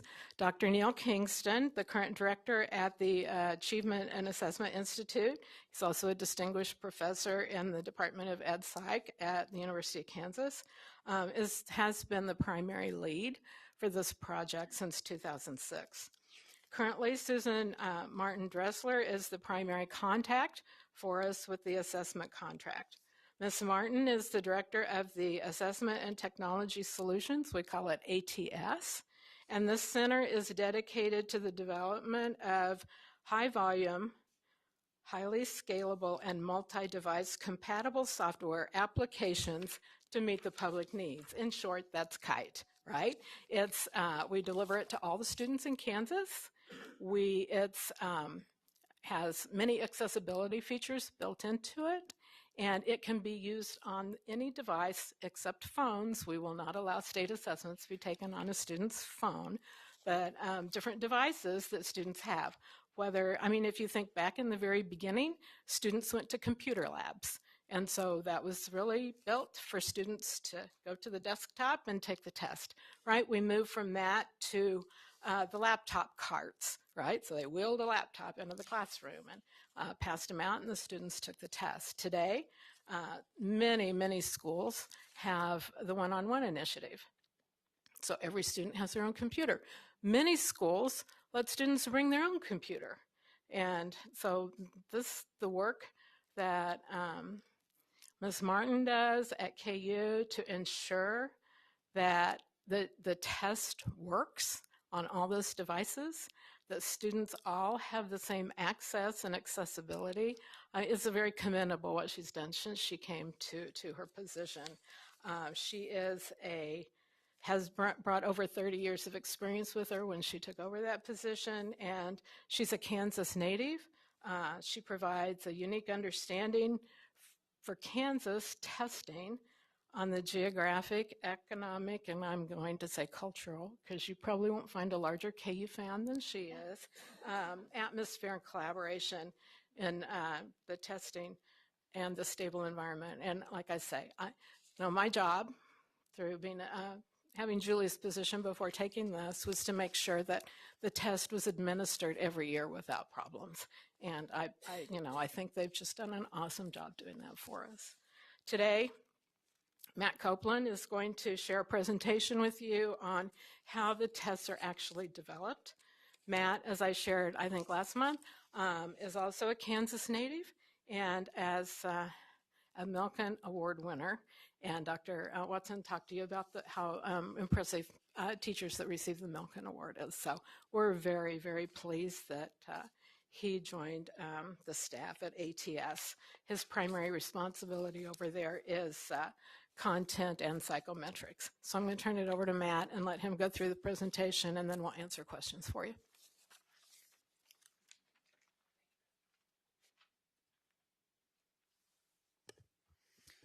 Madam Chair, members of the board, Commissioner Watson, good afternoon. On behalf of Susan, myself, and everyone at the Achievement and Assessment Institute at KU, we're thrilled to be here and share this information with you all here today. As Beth said, we're gearing up for that test you all are going to take next month. So my job is to come in and be your hype man and get you all excited, right? I wish the presentation were a little bit more exciting for that purpose. But as you can see here, we're really talking about the Kansas academic standards and how they are the bedrock of the process that's used to develop all of the items, all of the passages, all of the scenarios that our students encounter when they sit down to take an assessment. So my job is to kind of outline that process for you all. I will warn you, it's a very thorough and a very integrated process as we kind of get into this. I want to begin by referencing what I call the triangle. And you see many versions of this triangle. For some, it's called the curriculum, instruction, and assessment triangle. Others refer to it as the written, taught, tested triangle. But common across all of those ideas are these very simple things. That when we think about our goals for student learning, there are these 3 points of the triangle. As Beth said, the standards are the learning goals that we set for students, approved and adopted by you all and your roles and responsibilities here. Then we have the other point for curriculum and instruction. At the local level, these are the materials and the methods that are used to actually help students reach those goals for student learning. And then finally, we have the point represented by assessments, whether we're talking state assessments or whether we're talking local assessments. The purpose here is to measure whether or not those students have been successful reaching those goals. So the important component that we all need to understand here is that all 3 points of that triangle are incredibly important. Without one, the other 2 will fail. But those standards, again, are the starting point. It's what guides the curriculum and instruction process. It's also what guides the assessment development process that I'm going to walk you through here today. And that's very true of the CAP balanced assessment system. A few months ago, I presented this graphic to you kind of representing the school year in a green arrow, and the different kinds, the different types, the different purposes of assessments that are included in that CAP balanced assessment system. We have summative tests, those end of the year tests that really measure all of the standards in a particular content area at a certain grade level. And then we have the 2 interim tests, one in the fall, one in the winter, that represent and that measure kind of a subset of standards for that content and for that grade level. And then we also have our instructional mini tests, which are kind of the smallest grain size. They cover just 1 or 2 standards at a time, but give that classroom teacher actionable data to see how students are doing in their learning, so that teacher can make adjustments and reevaluate what needs to happen next with a particular child to help them reach those goals. But today I really want to focus in on how those academic standards are really the essential components in 2 distinct processes within assessment development. The first are what we call test blueprints. And just like a construction company might use a blueprint to identify the specifications for building a house, a test blueprint provides the specifications for how experts build an assessment. What is it looking to accomplish? What content is covered? How are we measuring skills? And how are we reporting that data back to those students and to those educators? And the other area we'll spend a little bit of time on is item and stimulus materials. In other words, the questions we ask of our students and the materials that we ask them to read and engage in order to answer those questions. Let's talk first about test blueprints. Again, as I said, they identify general information about what content is covered in a test and then in the test questions. And they also provide information about how many points are available on a particular test.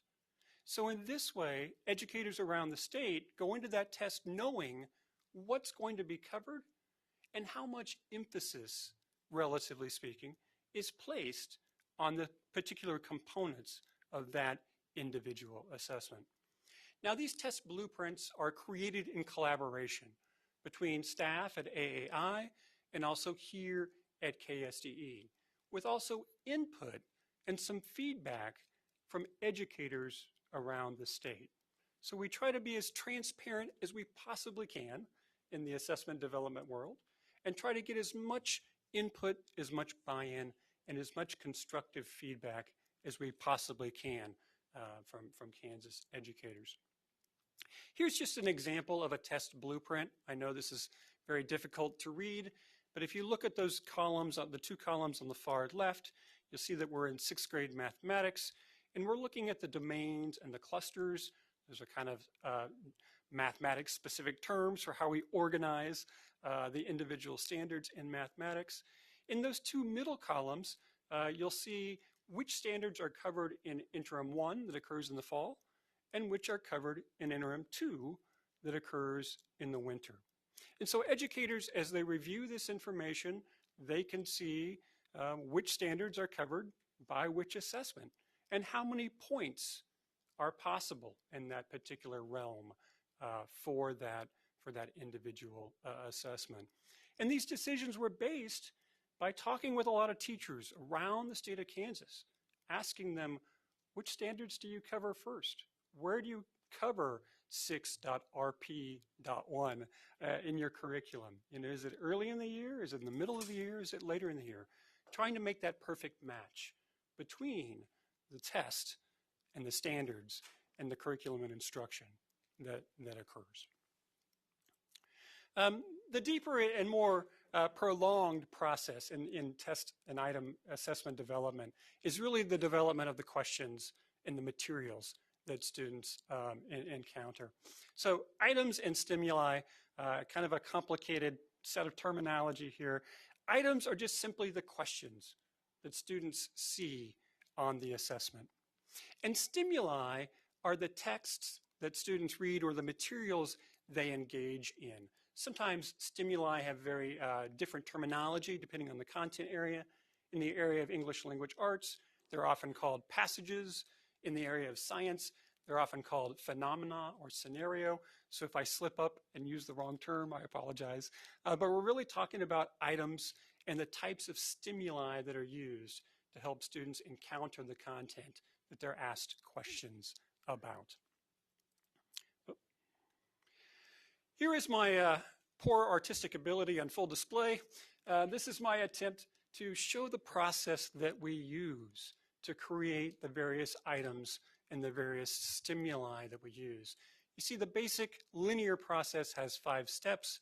We write material, we review material, we do some field testing, we review the data from that field testing, and finally get to the final questions and materials. However, by all those crazy arrows that you see going on there, it's not always a very linear process. We engage with a lot of other folks to get feedback, to make changes, to make corrections, and to make improvements on everything that we create. It's a very iterative or very recursive process. It's not a straight line. It just kind of goes back and forth around in circles until we get everything where we want it to be. And of course, our end goal is to create the questions and the materials that students and educators in Kansas really need. So what I want to do is take these kind of 5 steps and break them down just a little bit more. In terms of writing the items and writing the stimuli that our students encounter, that process begins with an awful lot of training, both for those who write those materials and for those who review the materials. We spend a lot of time looking at our Kansas learning standards and talking about alignment and what alignment means. So often alignment is not a black or white issue. It's more of a shades of gray issue. To what degree is a particular test question aligned to a standard? Some are more aligned than others. We want them fully aligned as much as they possibly can be. We spend a lot of time in training on bias and sensitivity. We want to make sure that the topics and that the content that are presented on our assessments are fair and that they aren't going to elicit some sort of an emotional response from a student that might put him or her at an advantage or a disadvantage because of that content.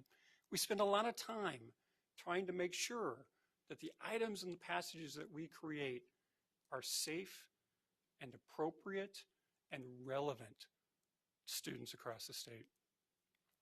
We also spend a lot of time in that psychometric realm, talking about things like validity and reliability and evidence-centered design.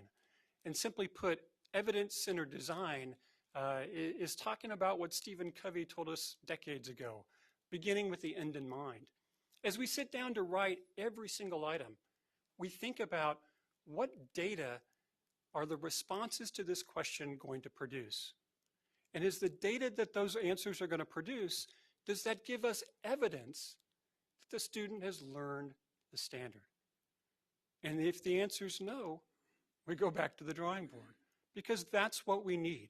We need questions on our assessment that give us the data that tells us whether or not our students have reached our goals for their learning. We spend a lot of time talking about item types and item writing best practices.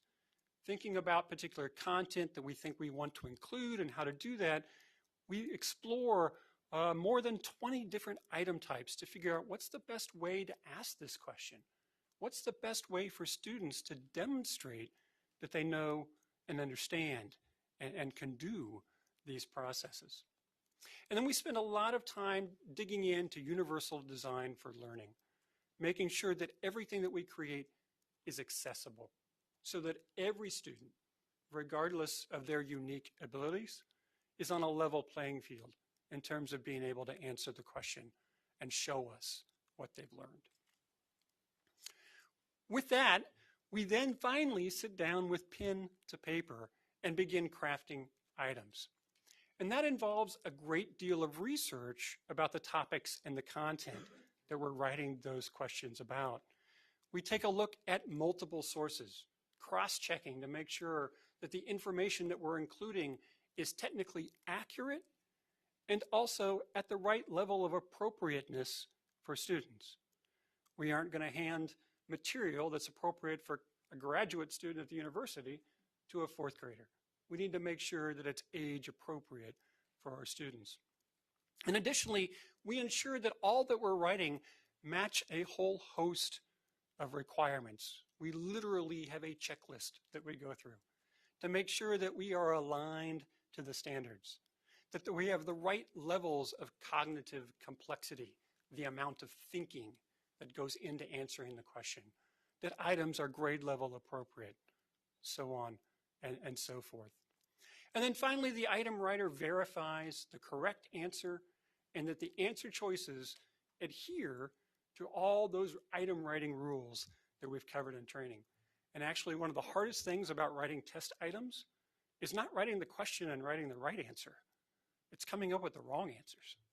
Because you want them to be plausible, you want them not to be ridiculous, but yet you need them to be clearly long. I've lost more hours writing bad answer choices than I care to admit. So once that process has gone through, then we start reviewing. And that begins internally at AAI. Once a set of questions and a piece of material has been drafted, it's shared with another writer. And then the two writers get together and they talk through what they're seeing, double checking all of those things that we just talked about in terms of bias, in terms of sensitivity, technical correctness, so on and so forth. They really double check and scrutinize each other's work. Again, ensuring that we're creating the best possible items.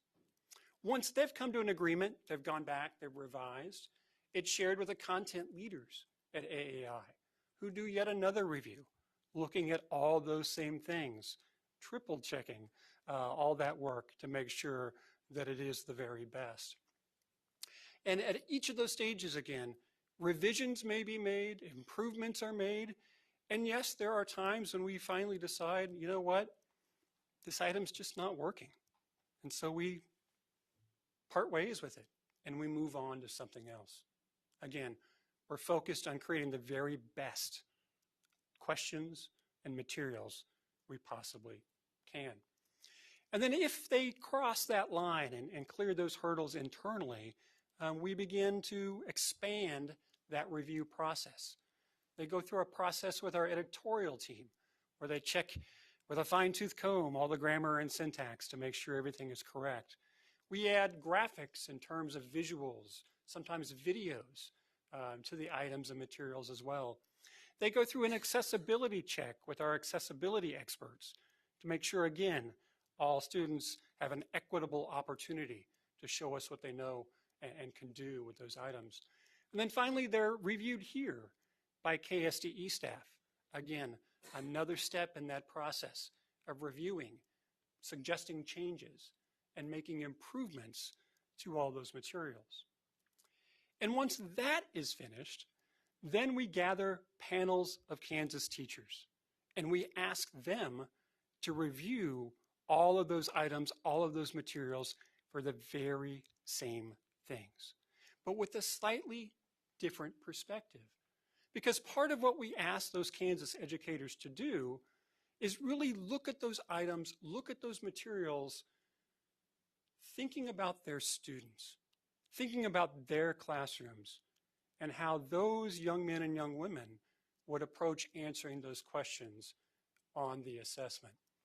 We gather all their feedback, we curate all of their suggestions, we present those to KSDE, and again, in another step of collaboration, AAI and KSDE determine which changes to make and which changes to improve and how to make those items the very best that they can be. And if they clear that, then they go into what we call field testing. And field testing is where we take those brand new assessment items and we sprinkle them across the existing assessment. So these brand new items are presented to students, and the students don't know if it's an existing item or a new item.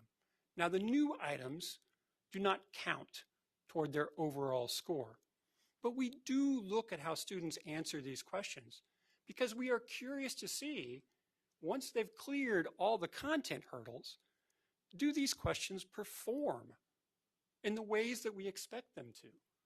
And do they perform the way the existing items perform on the assessment? We want to make sure that they not only pass our tests, we want to make sure that those items pass the test with our students and with their learning. So at the end of that field testing, we do another data review. We gather together another panel of educators, and we review the data for any items that kind of look a little bit wonky. Maybe a tremendous number of students got the item correct. Or maybe a tremendous number of students got the item incorrect. We flag those items because we want to take another look. The statistics on these items show that this item doesn't perform the way we expected. It doesn't perform the way existing items did. And the question becomes, why? And what might we change to try to fix that item? Sometimes that's fairly clear. Oh, well, answer B, while it's wrong, is way too tempting for students. We need to replace that with something else. Sometimes it's very difficult to tell why an item doesn't perform the way we expect it to. So again, we gather all that feedback, we gather all the suggestions from those Kansas educators, and we make another round of changes. And sometimes the changes are substantial enough that we decide, you know what, that item's not ready for prime time. It needs to be field tested again. We want to make sure that we take another look at it and make sure we get it right. And it's only when staff at AAI and staff here at KSDE are fully comfortable with an item that we finally kind of give it our blessing and say, yes, this can be placed on the future assessments and count toward a student's overall performance. And with that, we finally have those final materials. And this process goes on each and every year. It takes sometimes many years for an item to first be created, to make it through all of those reviews, and finally appear on the assessment. Many of the brand new items on this year's assessment were created 3 and even 4 years ago. They've been undergoing this recursive, iterative process of improvement that entire time. So I want to come back to my horrible art here and kind of reiterate this process. Again, it's not strictly linear. There are lots of loops, a lot of feedback curves, a lot of information that really helps drive that forward. But it's the collaboration among AAI and KSDE and educators across the state that have created the success and the strength of the Kansas assessment program. The quality of our items, the quality of our assessment stands as a testament to this process. And I think, if nothing else, I want you all to walk away thinking about the numbers of human hands and eyes and minds that have worked through each and every question and each and every stimuli that our students encounter, trying to do the very best that we can to create the items that work for kids, the items that work for educators, and the items that give us the data to help us know if our students are reaching their learning goals. So with that, Madam Chair, I'm happy to entertain any questions folks may have. Thank you. Betty? Thank you. Now, this is really elaborate, and it does indicate a lot of heart and a lot of real work went into it. But if we were to step away and go into the twilight zone, it's kind of like a detective novel. And you put all of the things there, and everything looks right, but we're still not coming up with what it is we want, which is who did it. If we were to take our assessments and we were to look at the levels, not really seeing the kind of movement that we would love to see in those levels, it sends us back to, even though all of these great things were done, and I love the thought process. I mean, it was just amazing listening to how many people were involved in coming up with this final product. But what concerns me is if in my mind, in that twilight zone, I am thinking our students are much smarter than what's being reflected on these assessments. And if that is what I'm believing, then it makes me wonder, what are we missing here? What? You go through all of the appropriate steps. You've done everything that the mind can think of, but it's not being reflected when we look at progress of Kansas students or our students on the assessment. So it makes me wonder, and I just want to explore just for a little bit, when you talk about the best way to ask the question. And if that's put to all of the educated minds of what's the best way to ask that question, it seems like it limits the answer that you might come up with. We've all are here, and so our answers are going to be very similar. I look at that, then I look at field testing, and I don't know if when you're looking at the results, those students that are on track, that occupy this level, did well. Those students that are not on track, that occupy this level, did not do as well.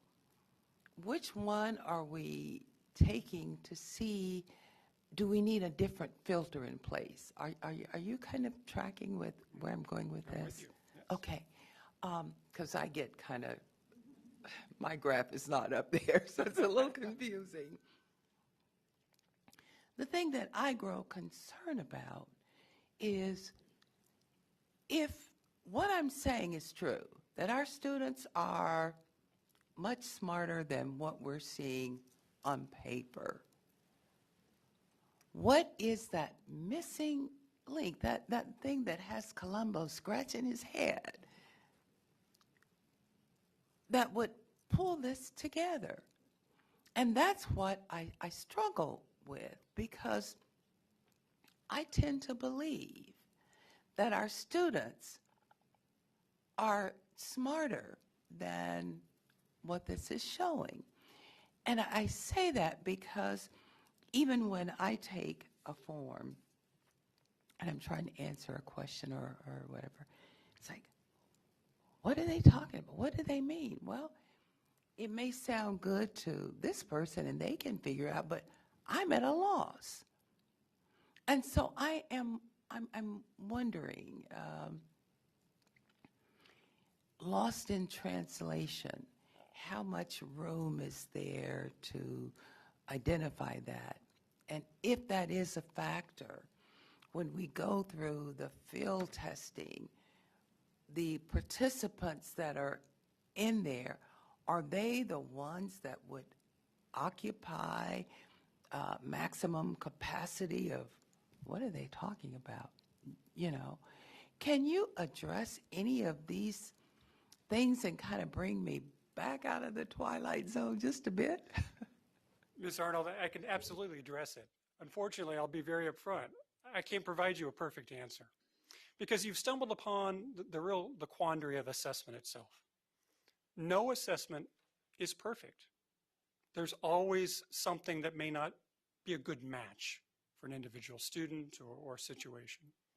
And likewise, no single assessment is ever going to tell us everything about what a child may know and be able to do.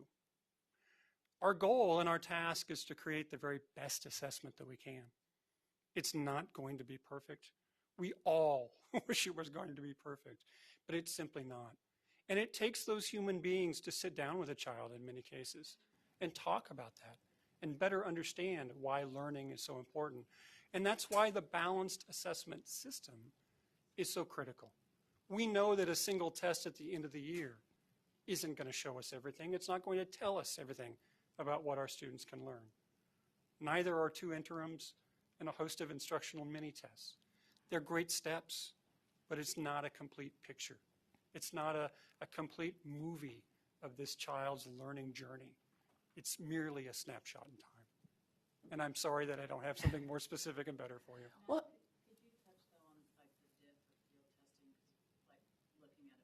yeah. So you're absolutely right. When we do data review and we look at the statistics, we look at, did this item do well among high-achieving students? Did it do well among low-achieving students? We look at gender. We look at racial components. We look at a variety of different ways to really try to unpack and understand what is it about this item that's working or not working before we make decisions about whether or not it's included. And if I could, just one final thing, because assessments are being used not how they were intended to be used. So that's a huge concern. This started out with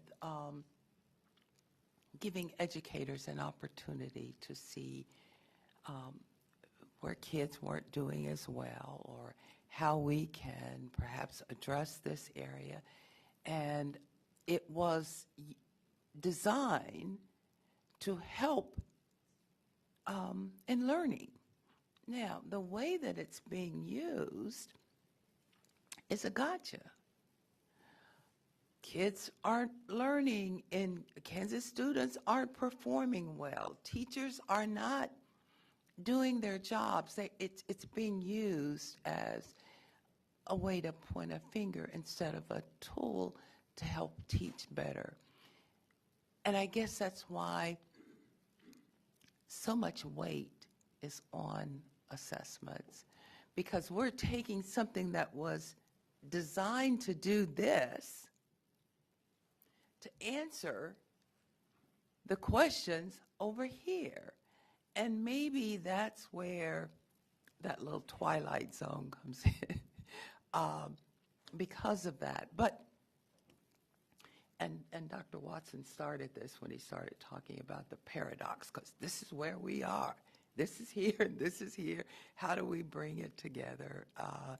And maybe there's not a perfect answer, but I do struggle because I can go in a classroom and I can see kids engaged, and it's not based on these are high achievers and these are low achievers.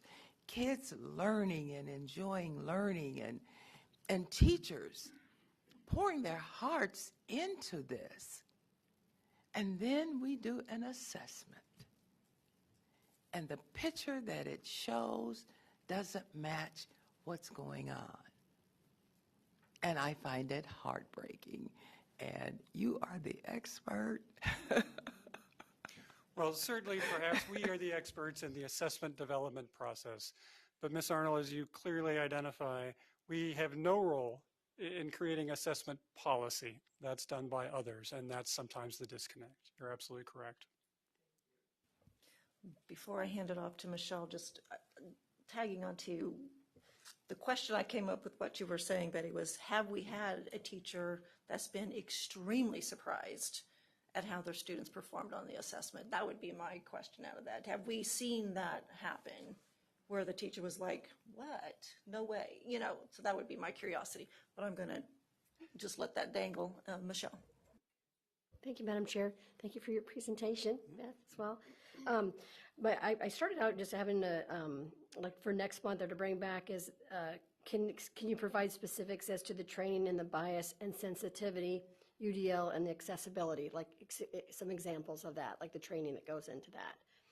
Not for right now, doesn't have to be done right now. But then I got to thinking about what Betty was saying is it's all kind of, so if I'm a teacher and we've gone over one chapter of an entire, we have a unit and we've gone over one chapter and they're like, you know, I think I'm just going to kind of see how my kids are. So she passes out the exact same quiz to every single kid to take, to see a snapshot of if she's, you know, how she's instructing and what they're getting and the information. Everybody's on the same playing field. Everybody gets the same thing. 2 kids might be gone that day when she instructed or was going over that particular chapter or unit. Then that's where you have like a follow-up. You might have another quiz, a pop quiz, or you might have a unit test, and then you have your final exam. So the kid maybe isn't even interested in what's going on. All of a sudden we're into chapter 2. Wow, this is really interesting. I'm engaged. I'm thinking about it. So a lot of psychometrics, I'm hearing that, is going into an assessment where actual objective things from what's being taught in the classroom of that chapter. So at the end of the chapter, the end of the unit, you can just say, yep, we've imparted information. They've taken what they've taken off their experiences and taken that with them, and they'll gain some knowledge. Maybe they'll be interested in pursuing that more. The teacher's imparted knowledge in that child. An assessment, I feel like, as long as Debbie's sitting down and we're getting ready to take that state assessment, as long as Debbie has the exact same information that I have, everybody's on the same playing field. Everybody's getting the same questions. It's not Debbie answers a question and I answer a question. Ooh, we better go back. I want to make sure that everybody's getting the same questions, that we're comparing knowledge, that whatever you're wanting to gain from that or knowledge in that one snapshot, everybody is getting like they would if I were to hand out the test or I would hand out paper on the quizzes. There isn't a lot of subjectivity to that. You either understood where the Civil War dates are. It's very, very objective. I just want to make sure that I know a lot of people have opt out of the assessments because they're not seeing the results. They don't see what their kids are being asked and how their kids are responding to those. So they would see that if they're coming home with quizzes, if they're coming home with tests, if they're coming home with paper, or in real time, they're seeing what's being asked of their child. And did you write that paper? Do you understand the grammar, where the sentence structure is, the capital letters, where the periods and punctuation go? Or did we just like your title and we just liked your theme? I mean, that's a part of learning. That's a part of a child gaining knowledge and progressing. And I think there's so much psychometrics that go into these assessments. I just want to know the training on that, how that person's trained to assess that child. Yeah, absolutely. We can gather some of those materials we use for those trainings and share them so you can see examples and see very clearly the kinds of things that we're trying to help our item writers be able to grapple with and be able to deal with professionally and expertly. Debbie.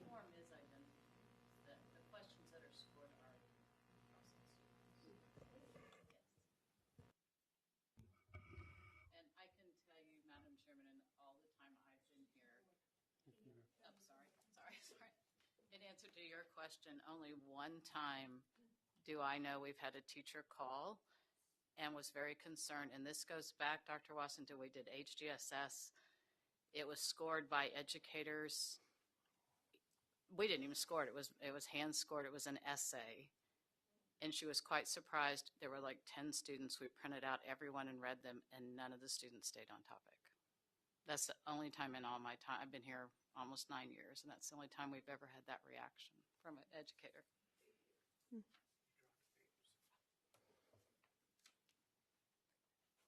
You ready for me? Okay, thank you, Madam Chair.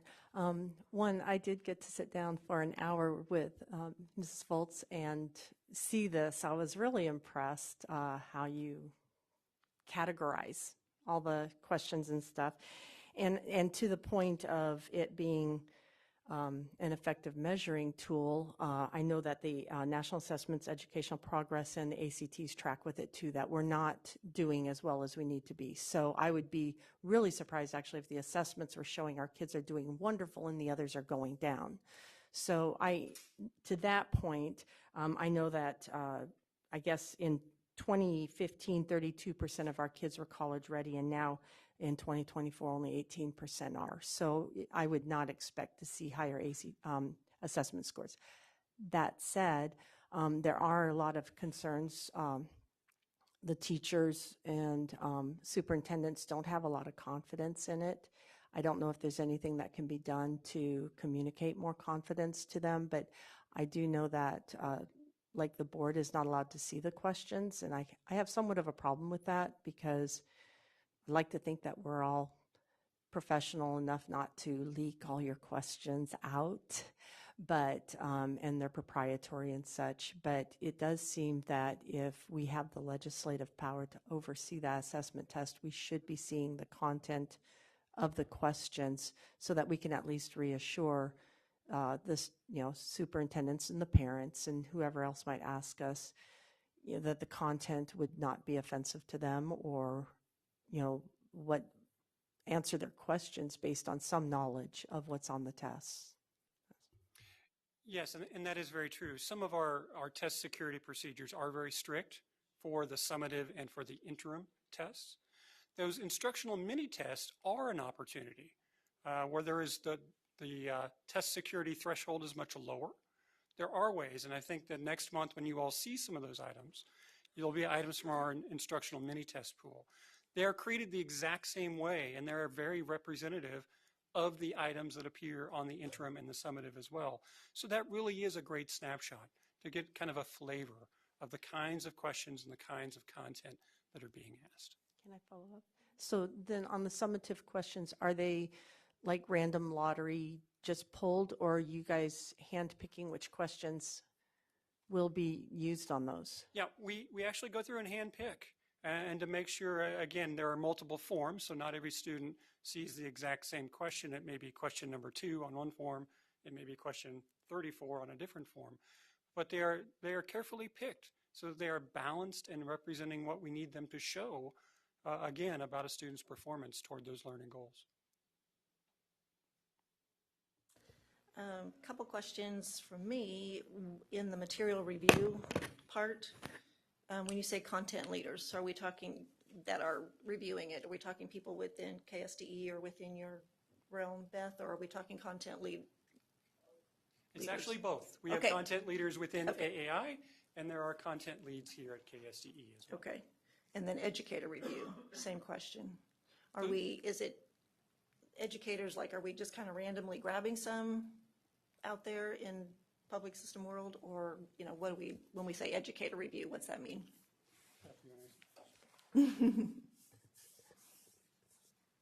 So we have expectations for educator reviews. The very first one is that they're licensed in their content area. So they need to have been trained in English language arts if they're going to review English language arts items and passages. The second one is then we try to get, we have some other measures that we try to accomplish. One is we don't want all veteran teachers and we don't want all new teachers. So we try to spread the wealth across our whole teaching pool. The second one is we try to get as much diversity as we can, although, our teaching population is not as diverse as we might like, but we look for diversity. And then the last one is we try to make sure that each one of your board districts is represented by someone that's doing a review. And when we come to you in a couple months, as we get closer to June, right, when we're actually having all of our teachers come to Topeka to review the test, to look at the new performance levels, we will be sharing with you the makeup of that committee, those groups that will be at the table reviewing test items and making decisions about the cut scores for the new assessment. So we try very hard. It's like Matt shared, we have a checklist. We try to do that. We do that as an agency very well. We're well seasoned with that across all of our teams. That's the same thing we would do when we're writing standards and reviewing standards. Again, we look for the content people.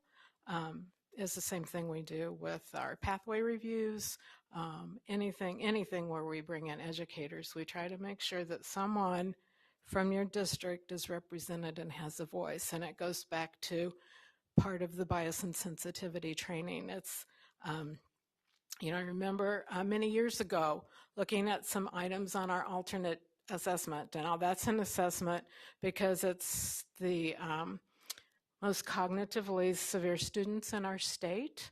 And the federal government, of course, requires that they have an opportunity to demonstrate what they know, but it's limited to about 1% of our population, tested population, right? So I was reviewing an item for that, and one of the items was about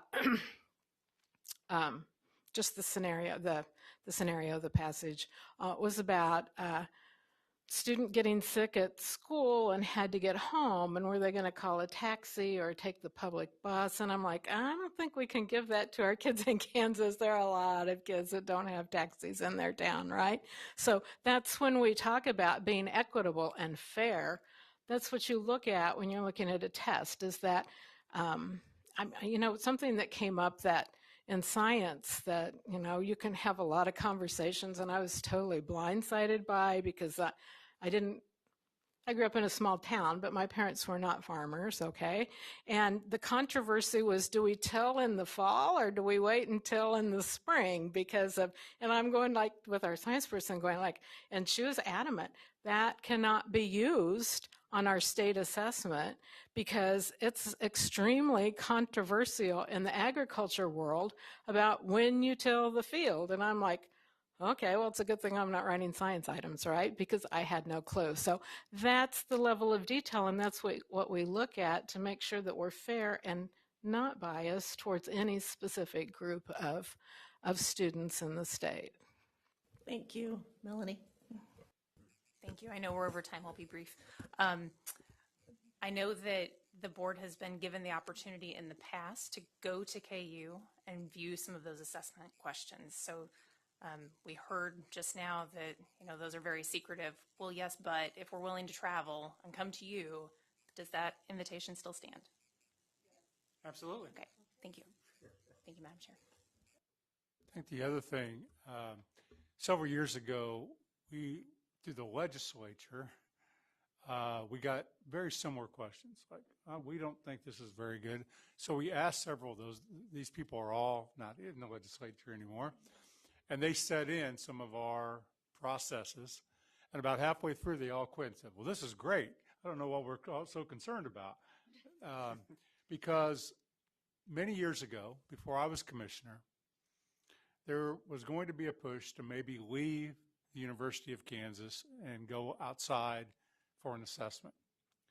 And I remember that the then commissioner came in front of some superintendents and said, well, after a long meeting, after several meetings like this, the chair and the vice chair came to visit me, and the chair was Janet Wall, and said, we're not going to do that.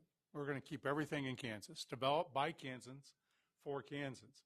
So the one thing you can rest assured of is that you have a lot of input into this versus if we were to contract with ACT or any other, you would have almost zero input because it's being done outside. So I'm proud of that fact, and we have been associated with the University of Kansas, as Beth mentioned, since the 1980s, in the minimum competency days, which was a different assessment. But you're going to get an opportunity, when we bring teachers in, if you want to go set in some of those sessions and, when we start cutting scores and, doing all that, you're welcome. You're welcome. Just let me know and I'll get that information to you. Thank you very much. Appreciate it. Thank you.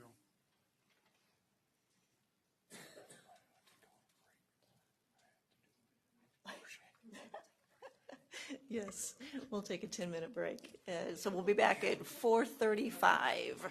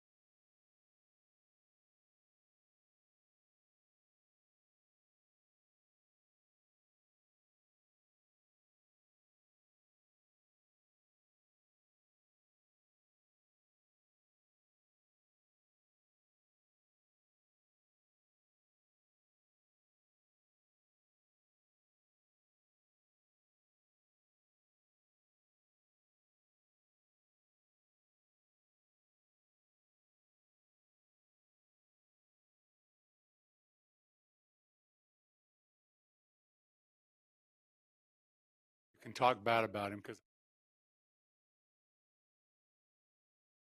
We are back up and ready to go. Update on the science of reading licensure requirements. We do not have Shane Carter, we I do guess. not have Shane Carter. I sent him home. I don't know if you saw him. He was leaning up against the wall, and it wasn't for him to hold the wall up. He is not feeling well, and he sends his apologies, but he is at a better place. I did meet with him just by chance because I was really happy with some of the data that he was going to share with you, and so we were discussing it. But here to correct me, if anything, or add is Joe. And so if you have questions go beyond my expertise, Joe will bail me out. So we're going to take a look, just a review of the literacy requirements for veteran educators. These are people in the classroom currently, not students. Review of the literacy training providers. Review of test options. What we're doing now with the seal of literacy, which I think you'll be pleasantly surprised with, how we're tracking then and reporting all this, and then of course, try to answer any questions you may have. So for those of you that have been on the board, what Shane has given you is just kind of an update around things. This may, for new people, it's going to be maybe somewhat new.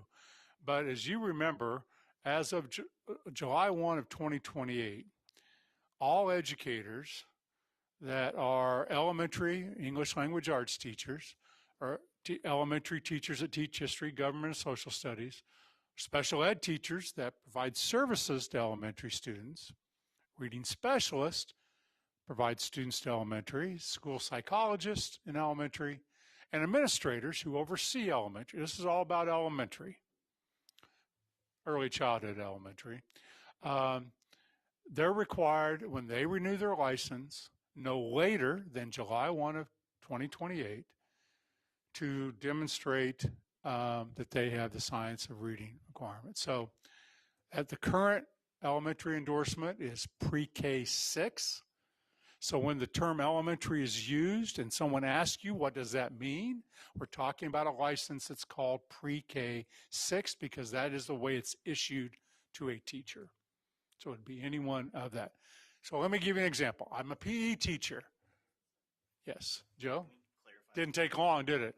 Okay. So when Dr. Watson said July 1st of 2028, it is everybody that will be renewing a license after, not before. So just as a little clarification. So everybody right now doesn't have to have it by 2028. We are encouraging everybody to do it by then. But starting July 1 of 2028, when you are up for a professional license renewal, you must meet one of the requirements. Again, if I teach PE, if I teach music, if I teach math only, no.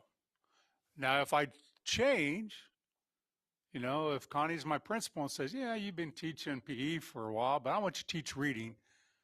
Now it's game on. So others can do it, and middle school can, high school can. And I think when we get closer to 2028, this board or some board members, we may have different board members, are going to want to attack the middle school and high school.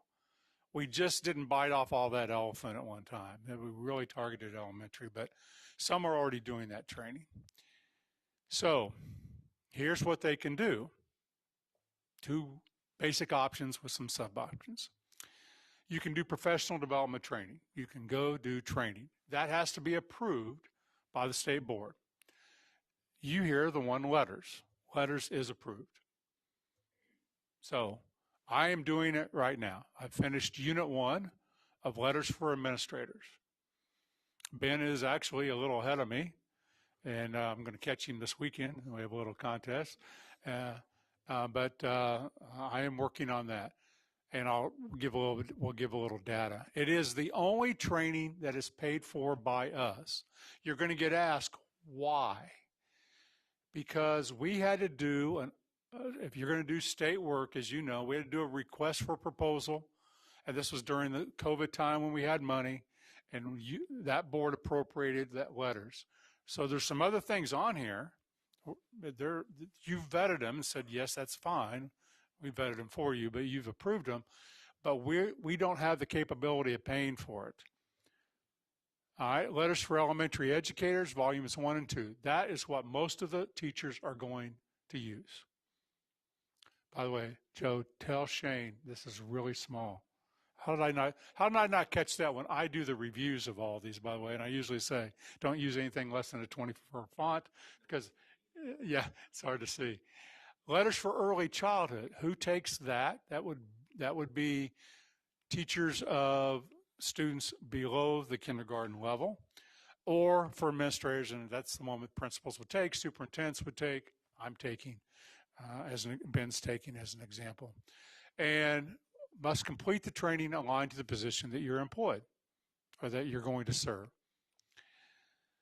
Okay, if I don't do it within that time frame or within the 2-year window, that you then are going to have to apply for an extension and pay $99 out of your pocket. So I started January 1 of 2025. I have 2 years to complete that training. If I don't complete it in the 2 years, then I'm going to have to ask for an extension, and that extension is going to cost, if I wanted to still do letters, $99 out of my pocket. And that's because of the contract with Letters? That is correct. Okay. Yeah, and some of that is because they're constantly revising, and 2 years from now it may be a slightly different, and now you're doing a little bit slightly different, and assessment may be different. Second option, these are training. AIMS Pathways to Proficient Reading, there's where you can go find out about that.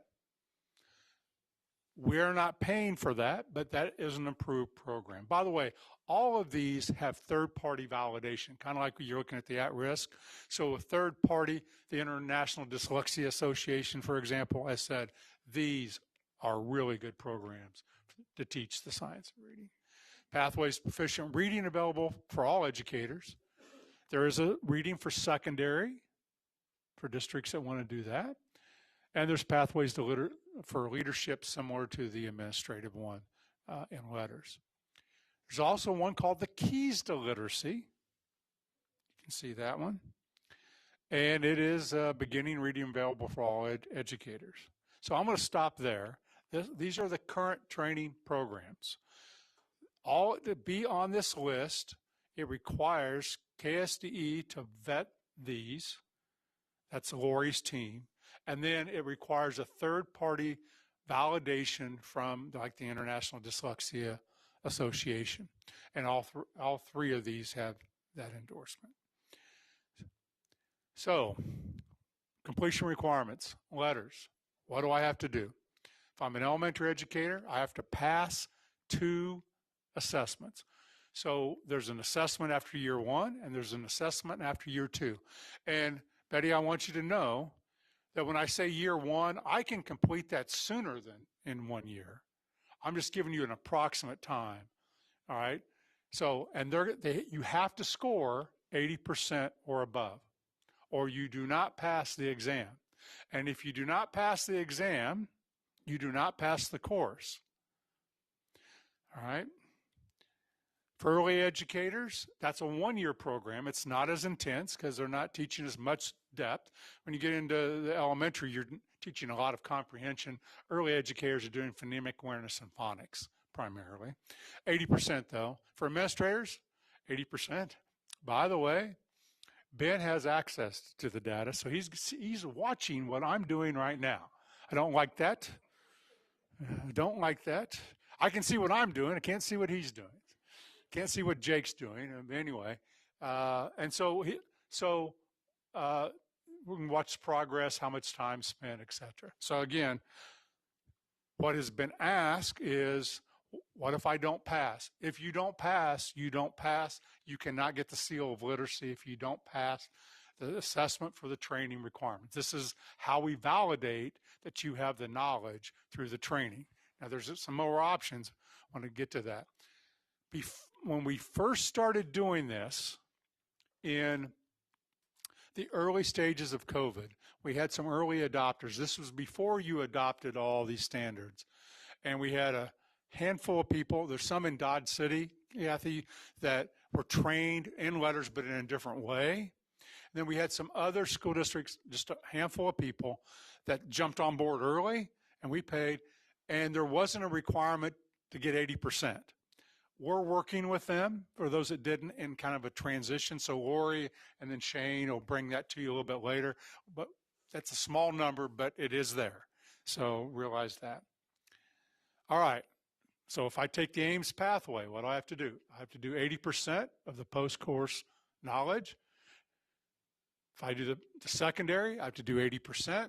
If I do the literacy leadership, I have to do 80%. It's very common to the letters. If I do the keys to literacy, it's called a certificate of completion. And that's what would be then how we would know that we're ready to put the seal of literacy on your requirement. Now, I can test. Yes, Madam Chair.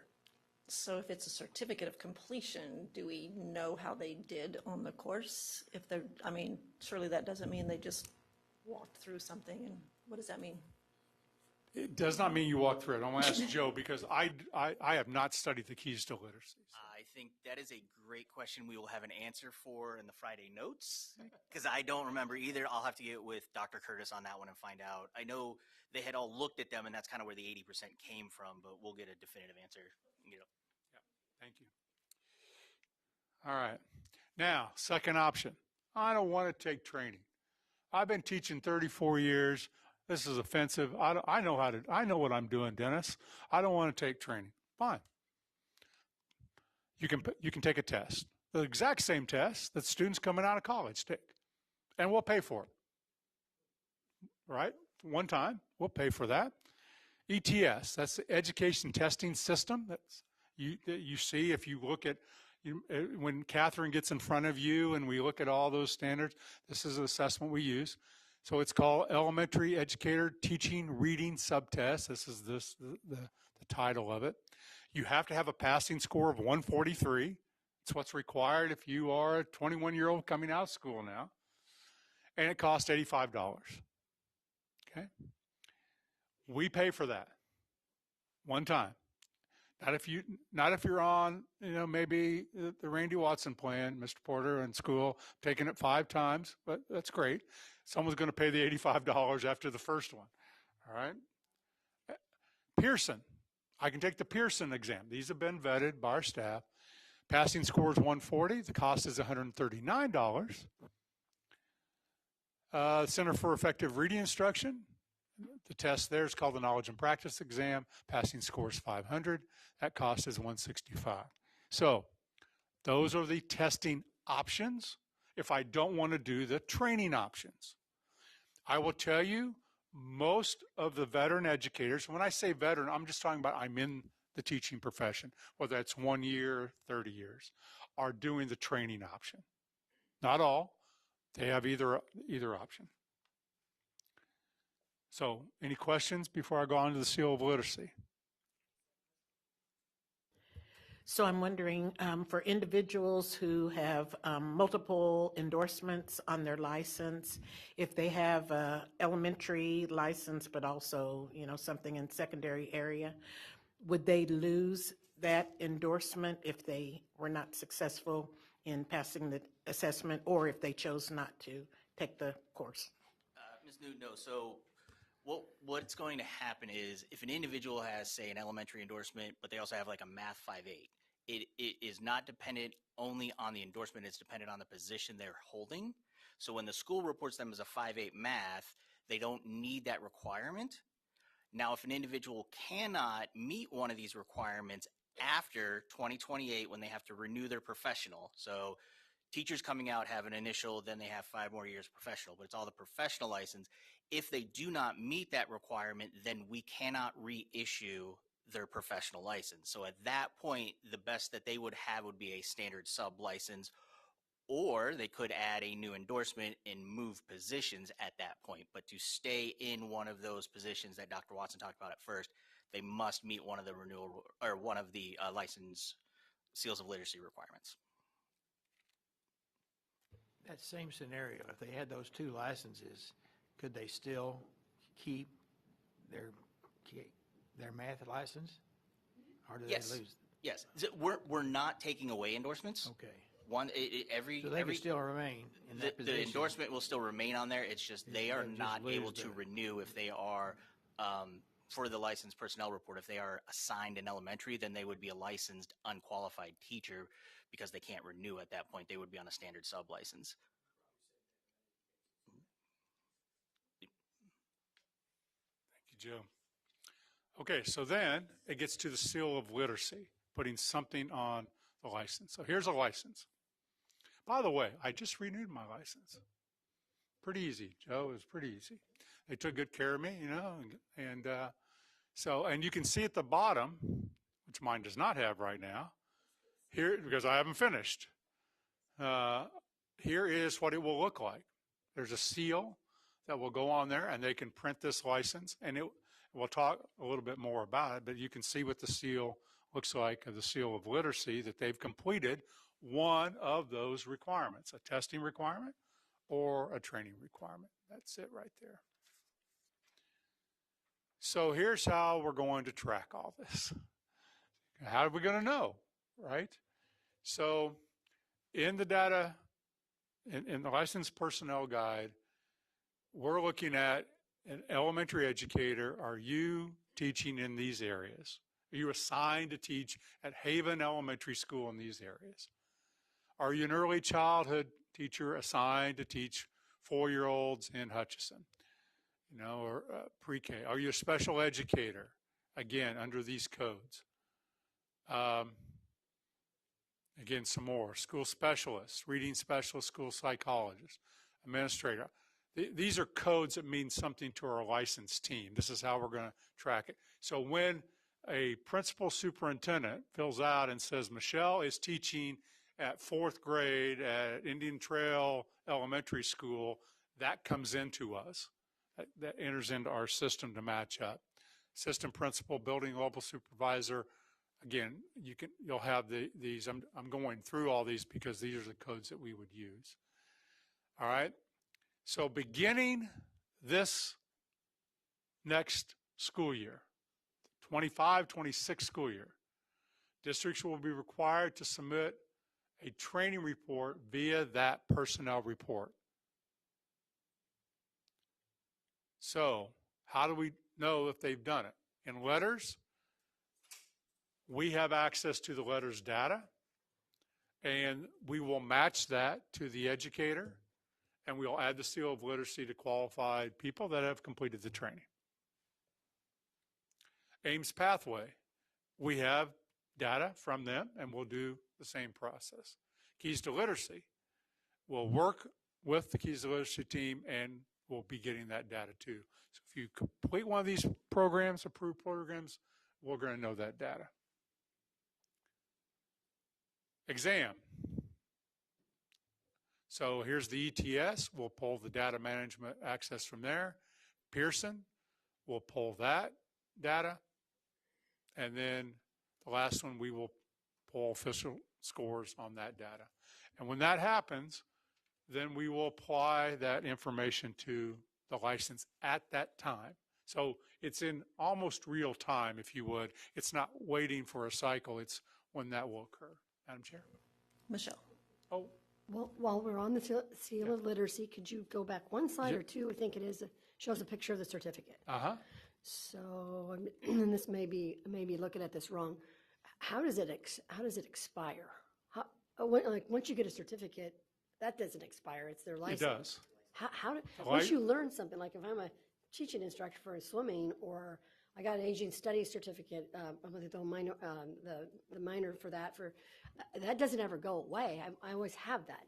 It's like, I know, I've learned that. I can't unlearn it. I know what it is. So how would that expire? Yeah, so I'm going to answer specifically around the seal of literacy, but the license itself is a 5-year renewable license. Now, I'm going to look to Joe to give the specific answer, but I believe right now the seal of literacy does not expire. Okay, that's what I wanted to know. Yeah, the license itself does. Okay, but not the seal of, okay, that's all I needed to know. The easiest way to think of it is our teachers, when they get an endorsement, that endorsement stays on their license forever. We don't make them take the new content exam or anything like that when it comes out. They have earned the seal of literacy based off of the requirements at the time, and then it is their job as a professional and the district's job and their plans to, their professional development plans to keep up with anything new that comes along with that. But once the seal is adhered to their license, as long as they can be issued a license, they will have that on their license. Okay. Through all these codes.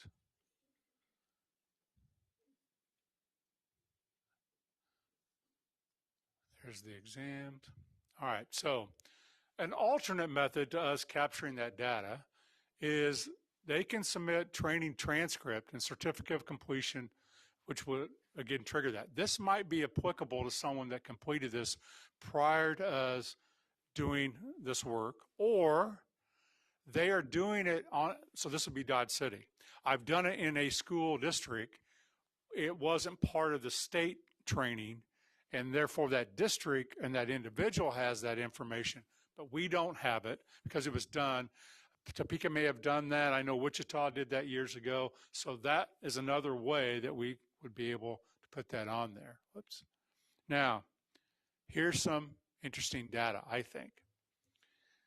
As of January 14th, 2,649 educators had that seal of literacy already.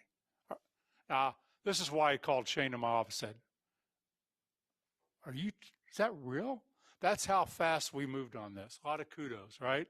I mean, from the time that you've done this, already 2,600 educators have that on their license. They're completed. We validated. It's there. 100, yes? One caveat, we're waiting on IT because of the .gov transformation and everything. There are 2,649 that are qualified to have it. As soon as we convert everything with IT, it will be on their license. Just in case anybody is out there and says something to you, we're doing our test batches. So yes, 2,649 are qualified. It is waiting. As soon as we can get the go, it will be on their license. Thank you. Thank you, Joe. Did I mention it's not on my license yet? Because I have only finished Unit 1. Now, 184 educators have taken the ETS exam. Yeah, that's another surprise. And 90% of them have passed. Okay, so remember, you just had a very detailed lesson around test and measurement. So one of the things that I would look at with this, if you just want to, okay, but what's the layperson eyeball? If I give a test in a classroom, Michelle, I don't want 100. If 100% of the kids pass it every time, I'm like, I need to raise the rigor of that. If 50% or 40% or 60 are passing it every time, I'm like, I may have done not a very good job. So we're looking at somewhere around that 85, 90. But guess what? 90% have passed. Connie, guess who you're going to hear from? The 10% that didn't. The 90% is not going to call and say, yeah, I passed it. Way to go, Connie. Good idea. Someone's going to, and here's what they're going to tell you. I don't take tests very well. You know, I'm one of those people. I just don't take tests very well. Do I have an option? Well, there are options, but, you know, we have to validate it. The passing percent nationally is 81%. So right now we're trending above that. I don't know if that will hold as the numbers get bigger, because this is a fairly small number.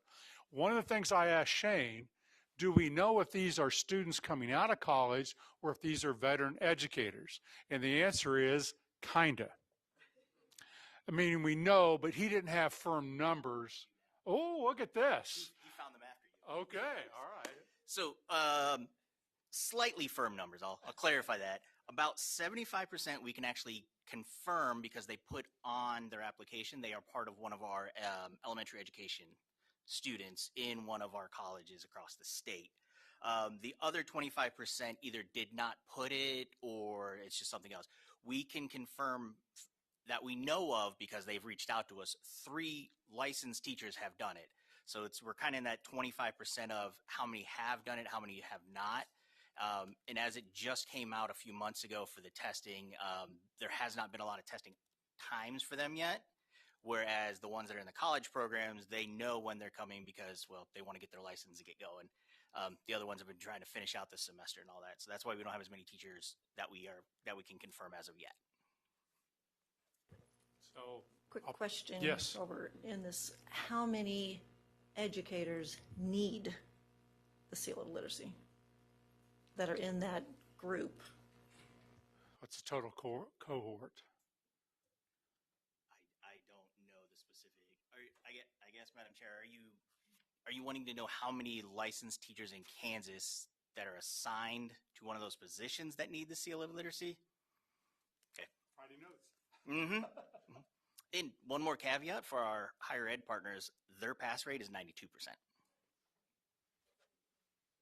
And so we like that.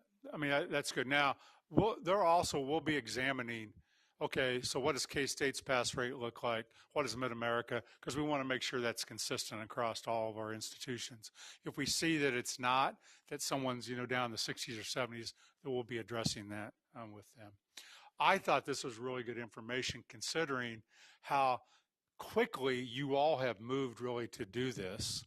I say that, some of you will think, Jim Porter would say not fast enough because, he's been after us. But really, from when you were doing a statewide initiative, this has been fairly quick, and we're already seeing some great things. All right. This is an opportunity to talk to you about what is very confusing to the field. And, Dr. New, if this isn't confusing to you, then it should be, and to all of you.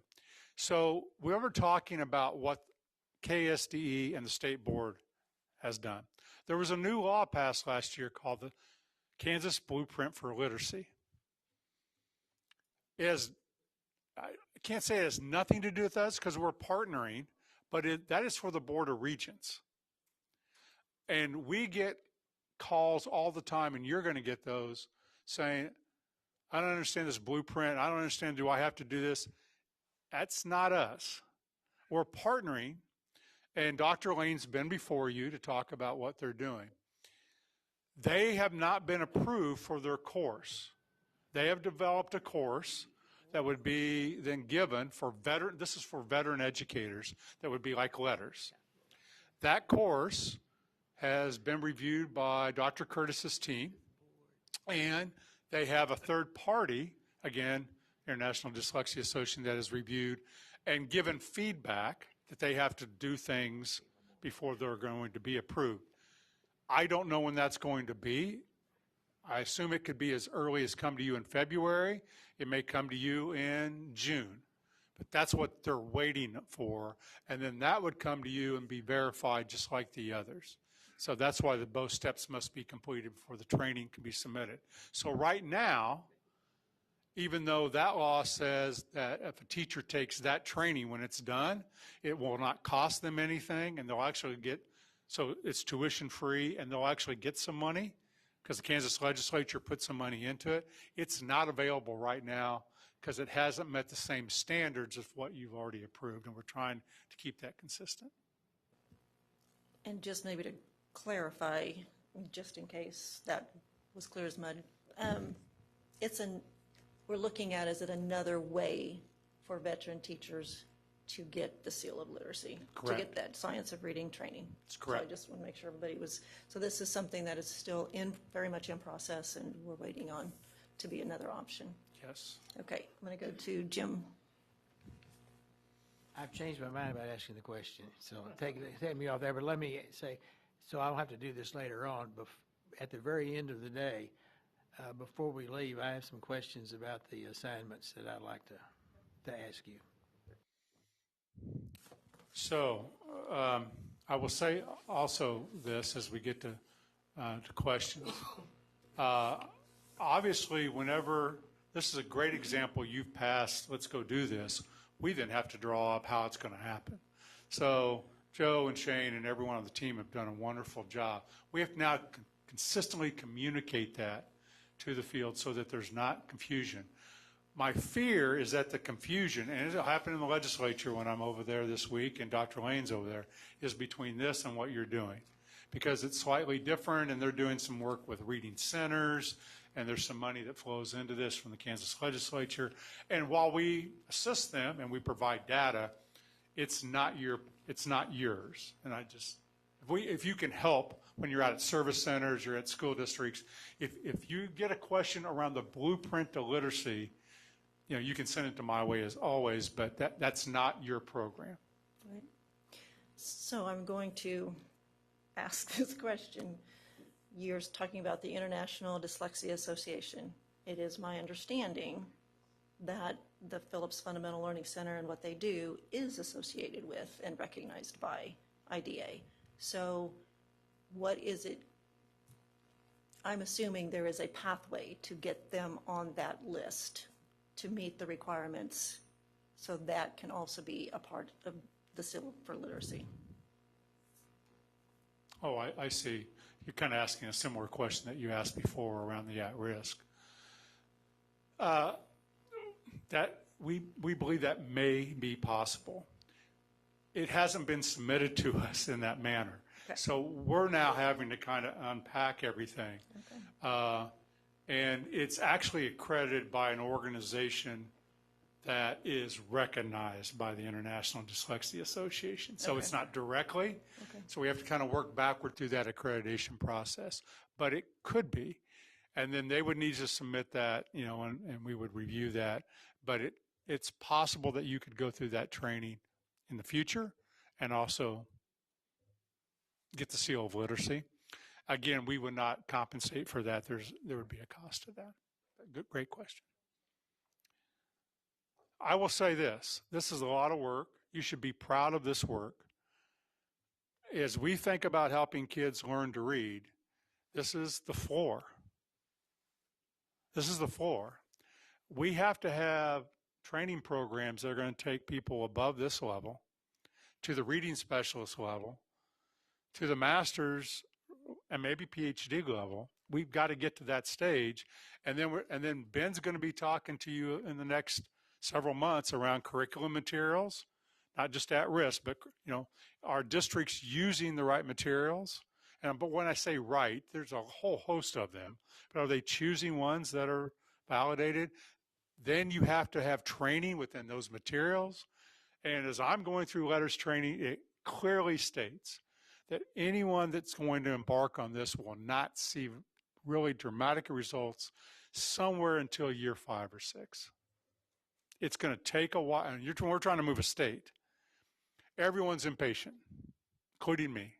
And the older I get, the more impatient I get. My wife tells me that with my granddaughter all the time. You're not very patient. And I understand that. But we've got to lay this foundation. You know, and right now, over 12,000 educators have completed letters or in the process of taking letters. So we're still in that process. And then from there, we have to build on that skill set beyond that. So just help as we're going to be going across the street over the next couple of weeks, giving much of the same information to say it's going to take some time. If we just think that the 32% of kids in level 1 next year is going to drop to 24, you should, as a state, you should say something suspect about that. It's too big. You know, we're seeing it drop a little. I want to see it accelerate a little. We think we can get that in half over time, but it's going to take some time. Well, I think we can report that you did a pretty good job. Pretty good. And Joe did a great job. Joe, the tag team was definitely a plus. Yeah, first of all, I'm uglier than Shane and not nearly as talented, but I tried. But you are tall. But by the way, you're taller. There we go. If you have any questions, don't call me, call Shane. Okay, right there on the screen. He will not answer you in the next 24 hours or maybe 48 as he's battling the bug. So. Yes, okay. Thank you. Thank you. I know we have break on the agenda. Are we all good so we can continue? Okay, great. So Federal Education Programs Overview by Dr. Harwood and Dr. Proctor. We get the big guns here. So both of our deputy commissioners before us.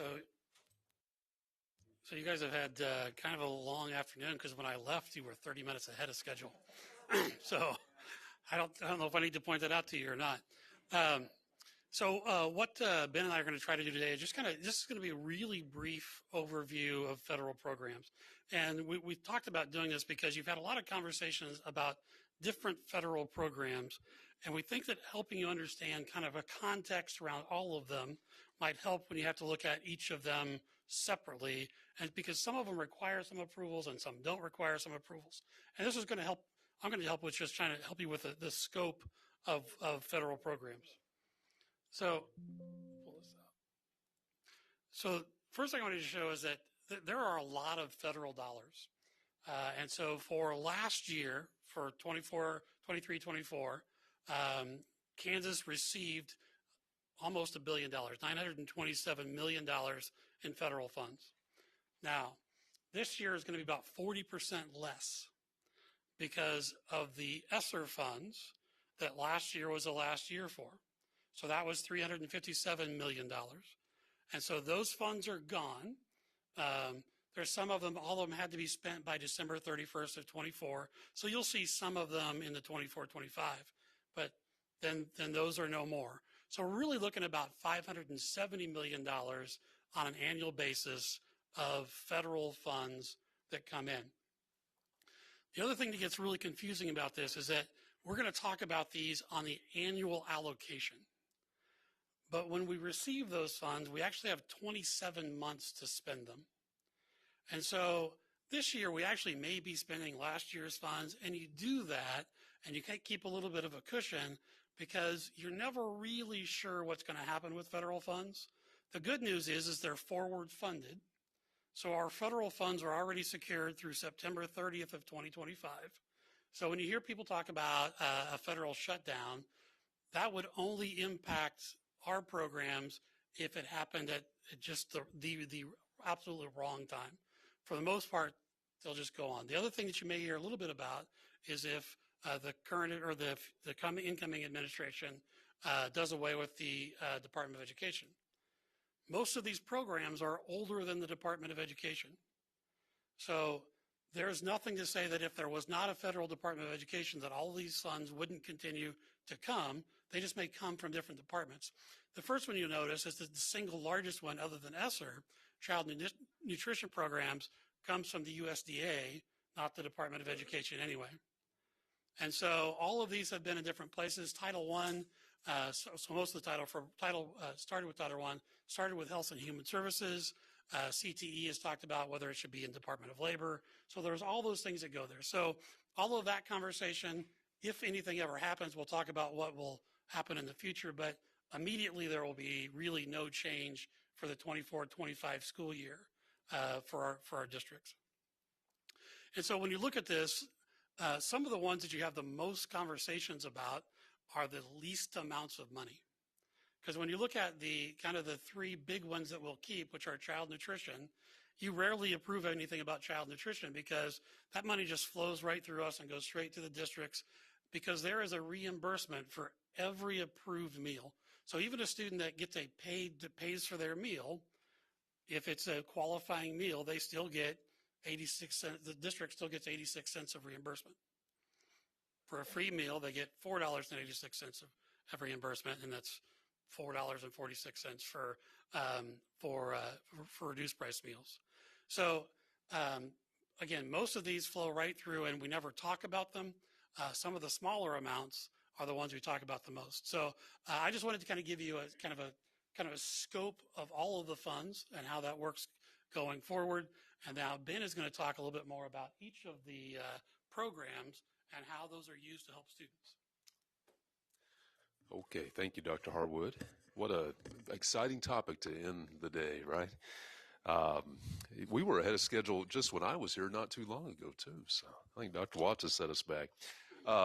As Dr. Harwood said, we're just going to walk through each of the federal programs, and I think it's important. A lot of you who've been on the board, you've met with some of our staff who oversee those programs, and it'd be a chance for you, if you want to dig deeper into any of these things, to let us know.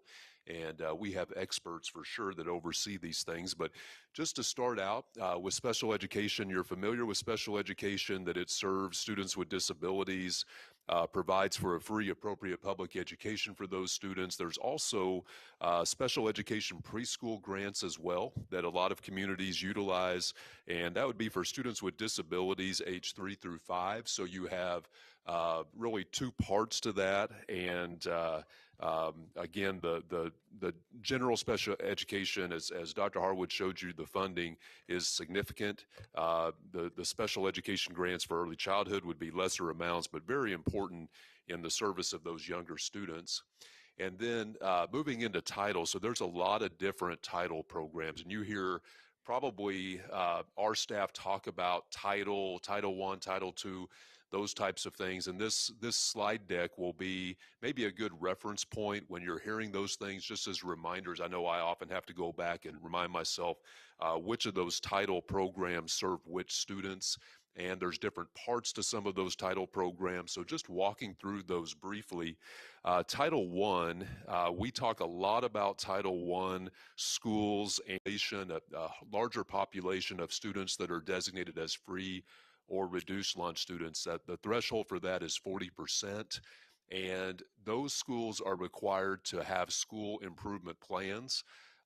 What we're doing right now, we're having conversations with our teams who oversee and support a lot of those Title I program schools, and how we can make connections with our new accreditation system that's also focused on school improvement, so it doesn't feel like we're doing two separate things. But when we talk about Title I, we're talking about a lot of those general programs that support students who are designated as at risk or at risk for failure, and they would have school improvement plans in order to address those things. We would also have I think Trish Bachman talked a lot about different TASN supports. We would have technical assistance support network teams that help support our Title I schools as well, and we work closely with them on that school improvement process.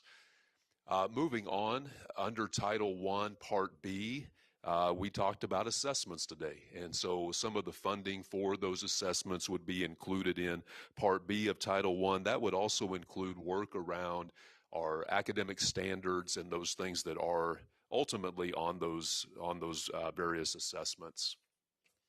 And then Title I Part C is going to specifically address our migrant student populations. It's going to support really comprehensive programs in our schools to help just reduce the disruptions from those repeated moves that so many of our students experience, which we know can really alter the course of their education journey. And so we've got specific programs to help support those students and people who help our schools oversee those programs here at the State Department of Education as well.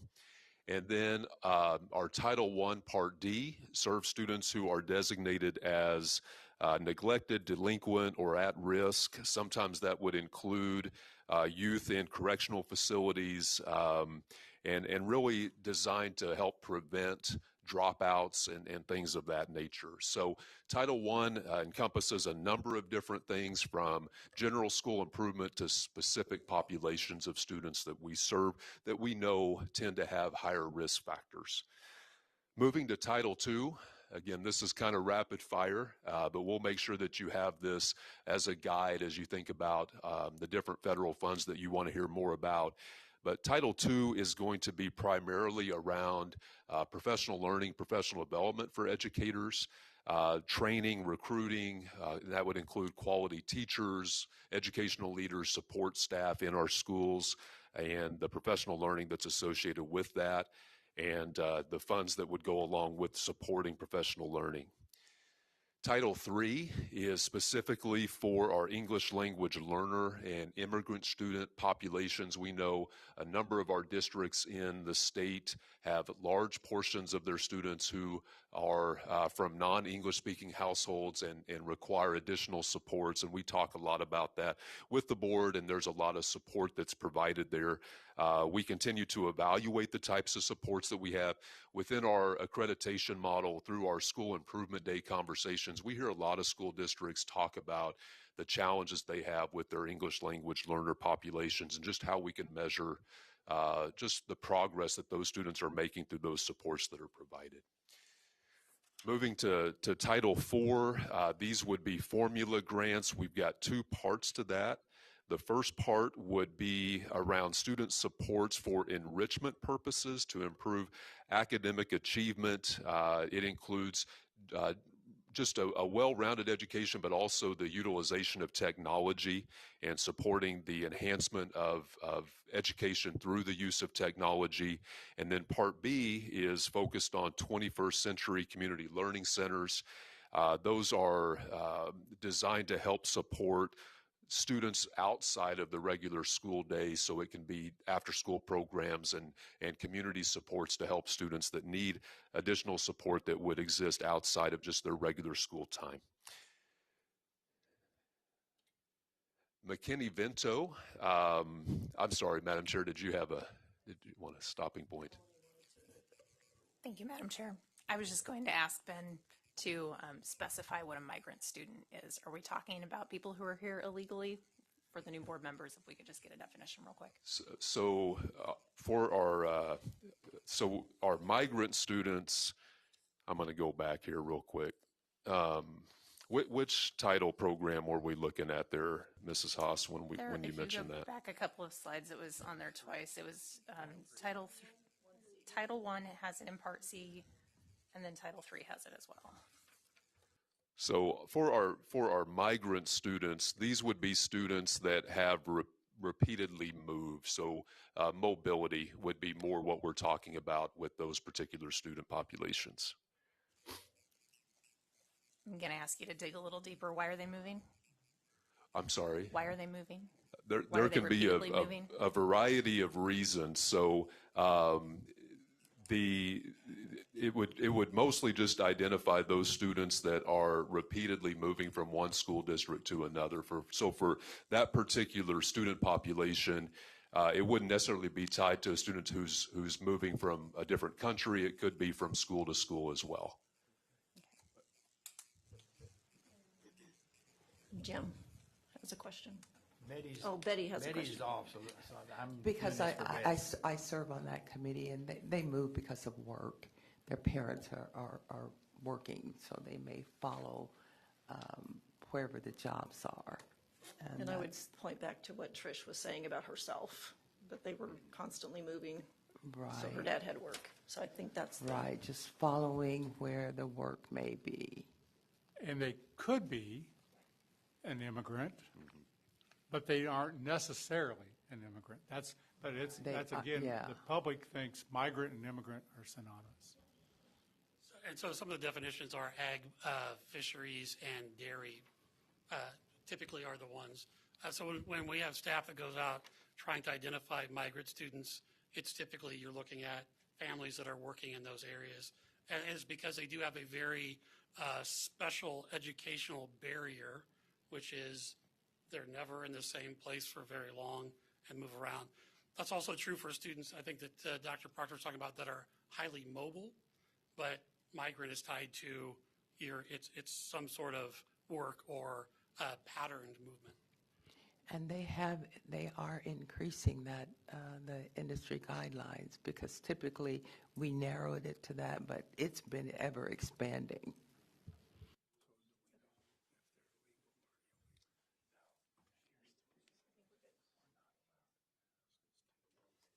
Okay, so moving on. Our McKinney-Vento Education for Homeless Children and Youth is going to provide supports and services to students who are designated as homeless, and there's a number of qualifying factors for those students. But we'll support homeless children for tutoring, supplemental instruction, professional development opportunities for staff. That can include early childhood programming as well. And we've got a great advocate here on our staff to help support that and work with homeless liaisons. And I've had a chance to meet with that group, and just a passionate group of educators that really does a lot to support students and families. Sometimes that can also include just resources that they need, clothing and basic utilities, those types of things as well. And then another one that you hear about through our CTE programming is Perkins and supporting career and technical education. And that's something that districts are able to take advantage of to help enhance student opportunities in career and technical education. Additionally, Dr. Harwood mentioned child nutrition programs specifically, and there's a lot of different things that fall under our C&W program. The biggest program is the National School Lunch Program. Additionally, Summer Food Service School Breakfast Program, the Child and Adult Food Care Program, and you can see some other components there.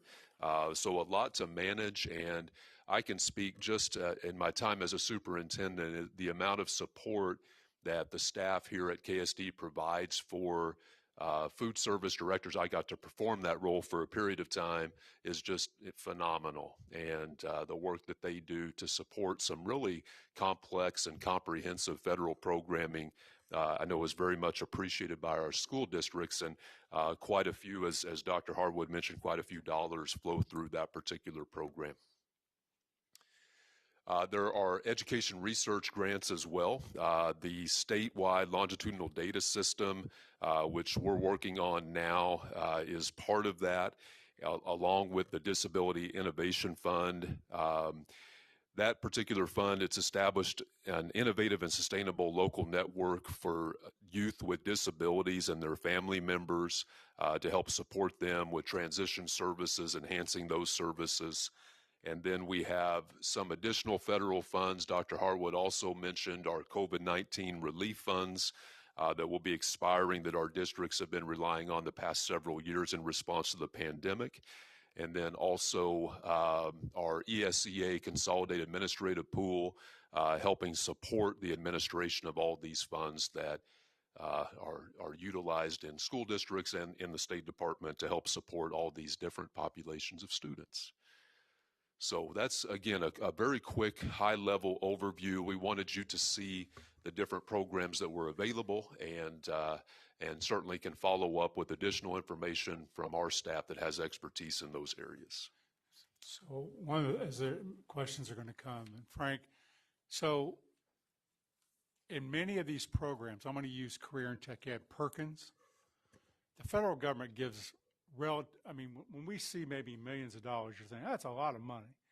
Well, not really when you distribute that out to 286 school districts. But we do give 0.5 funding for Career and Tech Ed from the state level. At risk used to be all at the federal level. You heard about that this morning. In recent years, the state said, we're going to give you money for at risk, and now the state at risk is much more what we go by than the federal. That wasn't true 10 years ago. It was federally dominated.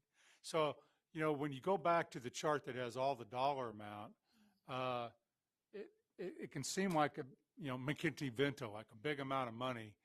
I can just tell you, as Superintendent McPherson, it was just a few $1,000s. I mean, literally, to try to, to find those kids. So I want to help you just put it in perspective.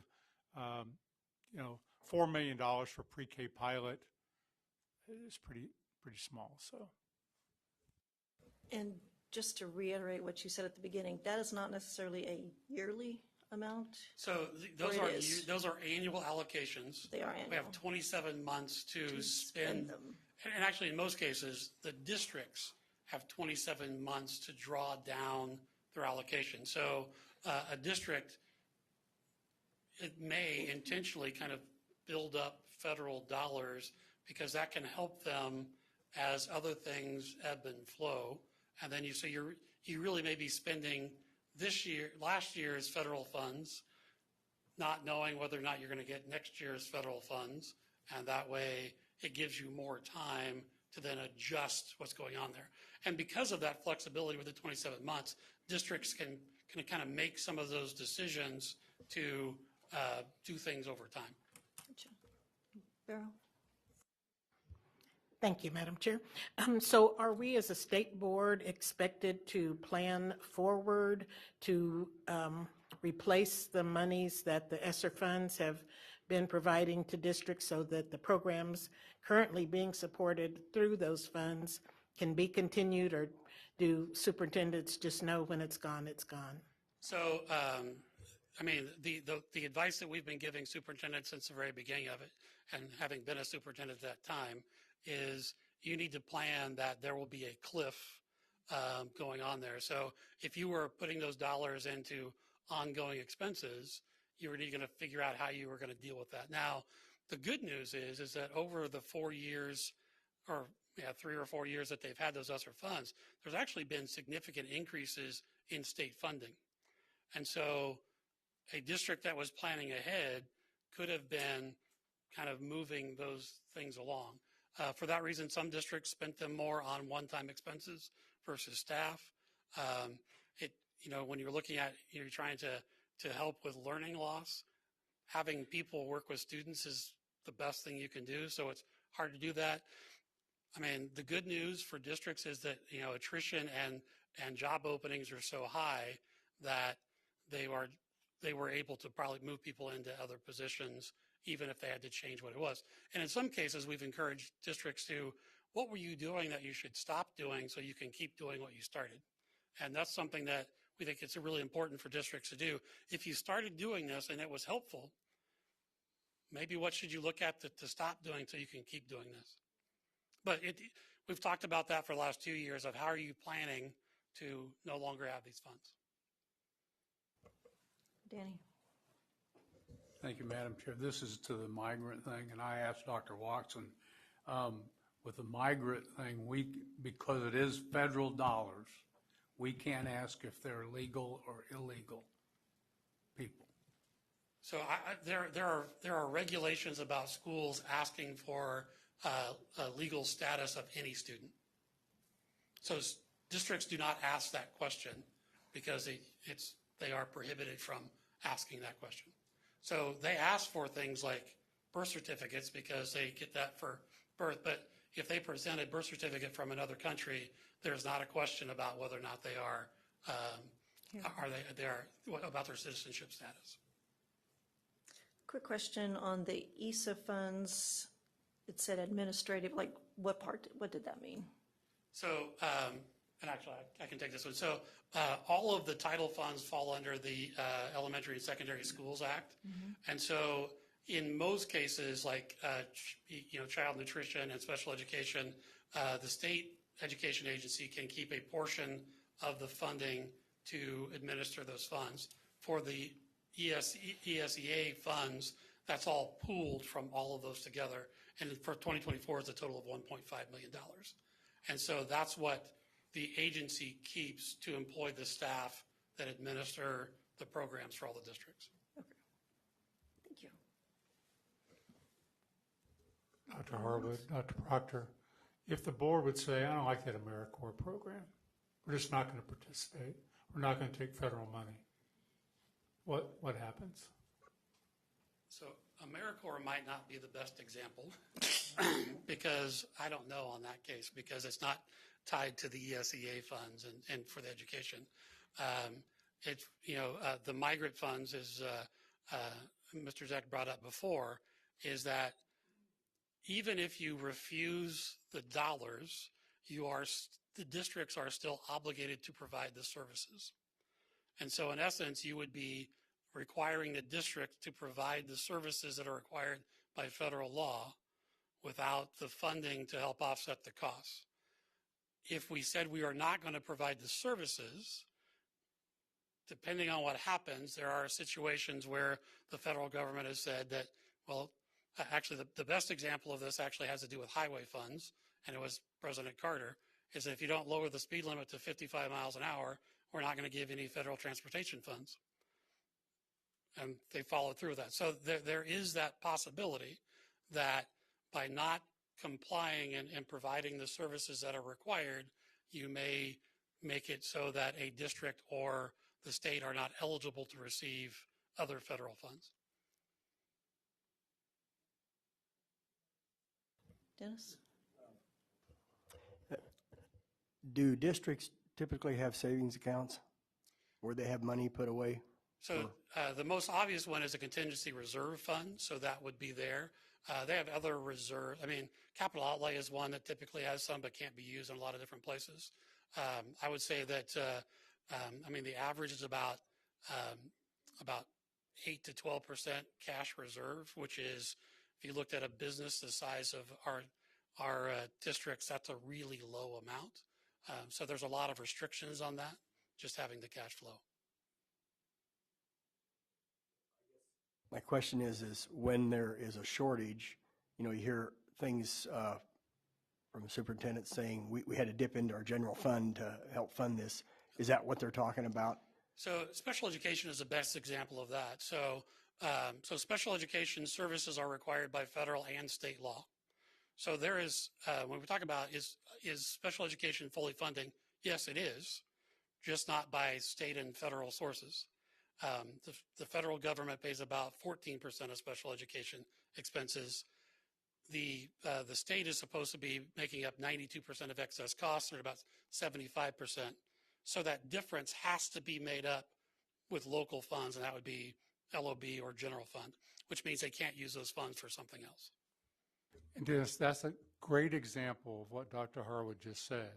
They still have to follow the law, but there wasn't appropriate money given, so they had to go to another source of money, which was the general fund for all kids, to meet the federal and the state law, in this case, on special education, because those kids have a state and federal right to whatever that IEP says. And if you don't fully fund that at either source, federal or state, and I think you can make the argument they're both underfunded relative to the law, then that money has to be transferred from somewhere else. And that's what you hear from superintendents sometimes. Part of my question is, I mean, the legislative audit that came out, I think it was last year ago, last fall. I sat in on a committee. I mean, they were getting the legislative audit report, and they had two other in other words, not just that department that did that audit, but they had other auditors looked at it and said their formula was correct, that the districts were basically funded at 137%. You remember that? So that was not an audit. Okay. None of that information came from an audit. That was information provided by some other agency. No district receives more special education funding than they have in special education expenses. The district level excess cost calculation that was tried to be used in that situation was never meant to be at the district level. It's a state level calculation, and it just doesn't work the way that they were saying that it did. So that was not done by an auditor in any way. Okay, I'll just have to. I'd be happy to look at something else. We may be talking about something different, but Yeah. if it was a special education district level excess costs, that was not an audit. Okay. That was somebody applying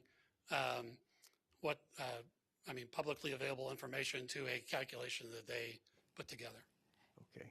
May I jump in on some, because one of the things that I've heard is, and this is so misleading when you hear certain subgroups say, special education is fully funded. And it is. But it's not fully funded by special education. They're pulling the money from elsewhere. And there are so many families, so many individuals that get confused by that because they don't realize that that money is being pulled from general fund, which impacts your gen ed students. So a gen ed student is being shortchanged because it is a requirement that SPED be funded fully, regardless of where you find the money. I think we're good. Thank you so much, gentlemen. Appreciate it. Okay, to finish our day, Mr. Porter. I remember one of the most frustrating things that I had to do, and I've been in one of your two chairs 6 of the last several years, is deciding who was on what committee. And because I think when I did it when I was the chair the first time, we actually did it at noon, and so you don't have much information, and you don't have much time, and you have to make knee-jerk decisions. I'm asking, is it reasonable to give you the information you want and maybe postponing the actual assignments till next month to make it easier? And if there is a committee that needs to meet between now and then, since the chair makes the appointments anyway, the chair could make a temporary appointment for that month only. Now, that sounds like I'm being altruistic to our new leaders. And that makes me sound like a good person. I want to disabuse of that. I filled out my form. You can't read it. And that gives me time to actually put it in a form that you can read. But I think, and I know that had always been extremely frustrating to me to have to throw that together at the last minute. And by the way, there'll be many other frustrating things that happen in the next couple of years, but I just thought that might give an opportunity for more efficiency and more thought. And so that, I mean, I'm not making a motion, I'm not doing anything, but I just think that that's something you can, it's not an action, it's not on the agenda. But I would think that would be a decision our leaders could make, and I would support it if they do.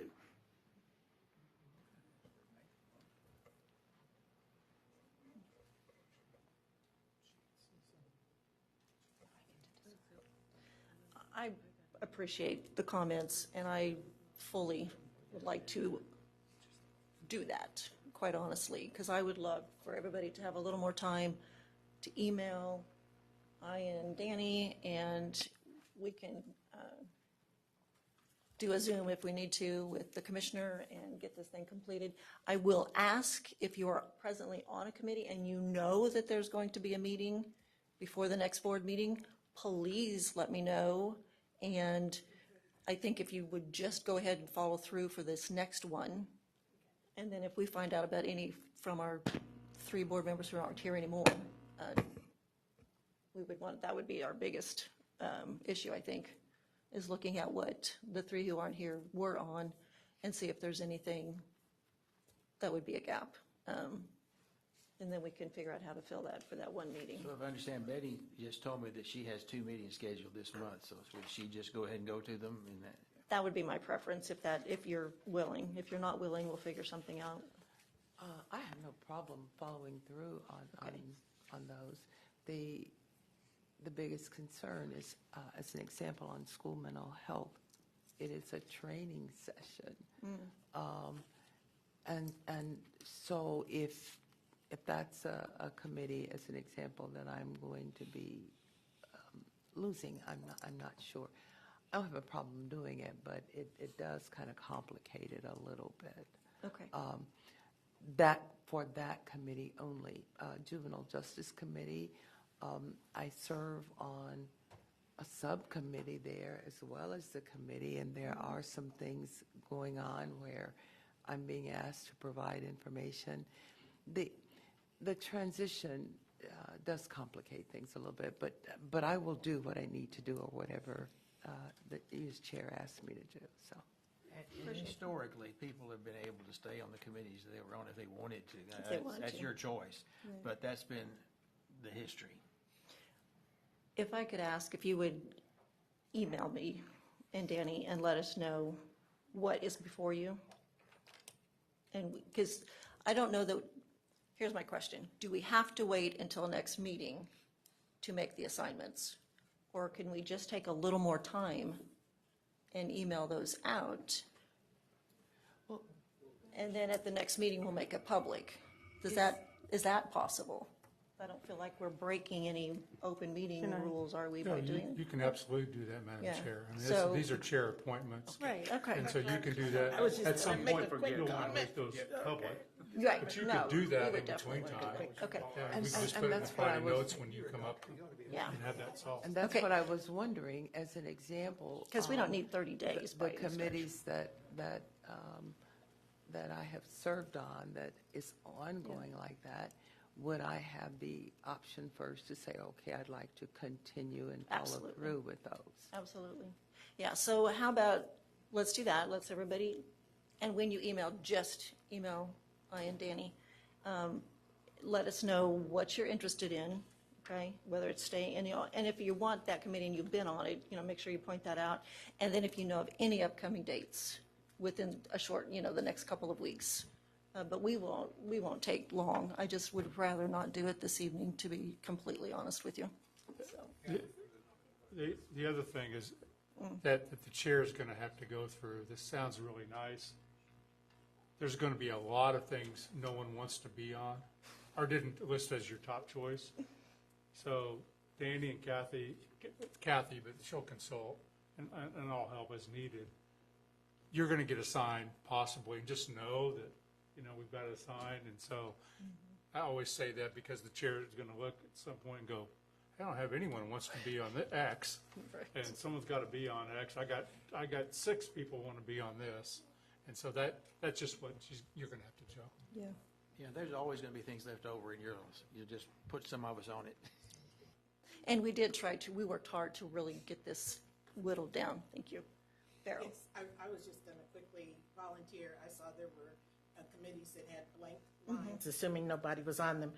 I'm very willing to be on any committee, even more than one, that you would need me to be on. So I won't have to fill out anything necessarily. Okay. Unless you just want me to. I'll just put my name on all the blank lines. If you just email and say, I'm open. That way Just email, we remember for sure that you're just open to whatever. Definitely. So if you would just send that would be awesome. I do want to remind everybody before we go, we have been invited to the Special Education Advisory Council breakfast. It is here on the 5th floor, room 509, at 7:45 a.m. The other reason I don't want to do this tonight, we have to be here before 8 o'clock in the morning. So please come to that. It's great to sit down and talk with these folks. It's a good time. So. And I believe that if you want, we're planning to go over to the Cyrus for dinner, if you want to go. And for those of you that are new, you'll quickly find we don't discuss business. That's right. Maybe who's going to win the national football championship or other things. But if you'd like to go, that's where we're going to plan to go tonight. Yes. Right across the street, around the corner, and across the street. The Cyrus, yeah. Okay. So at 5:47 p.m., this meeting is adjourned. Oh, we'll go for it. Recessed. Yeah, Recessed. Every chair. Thank you.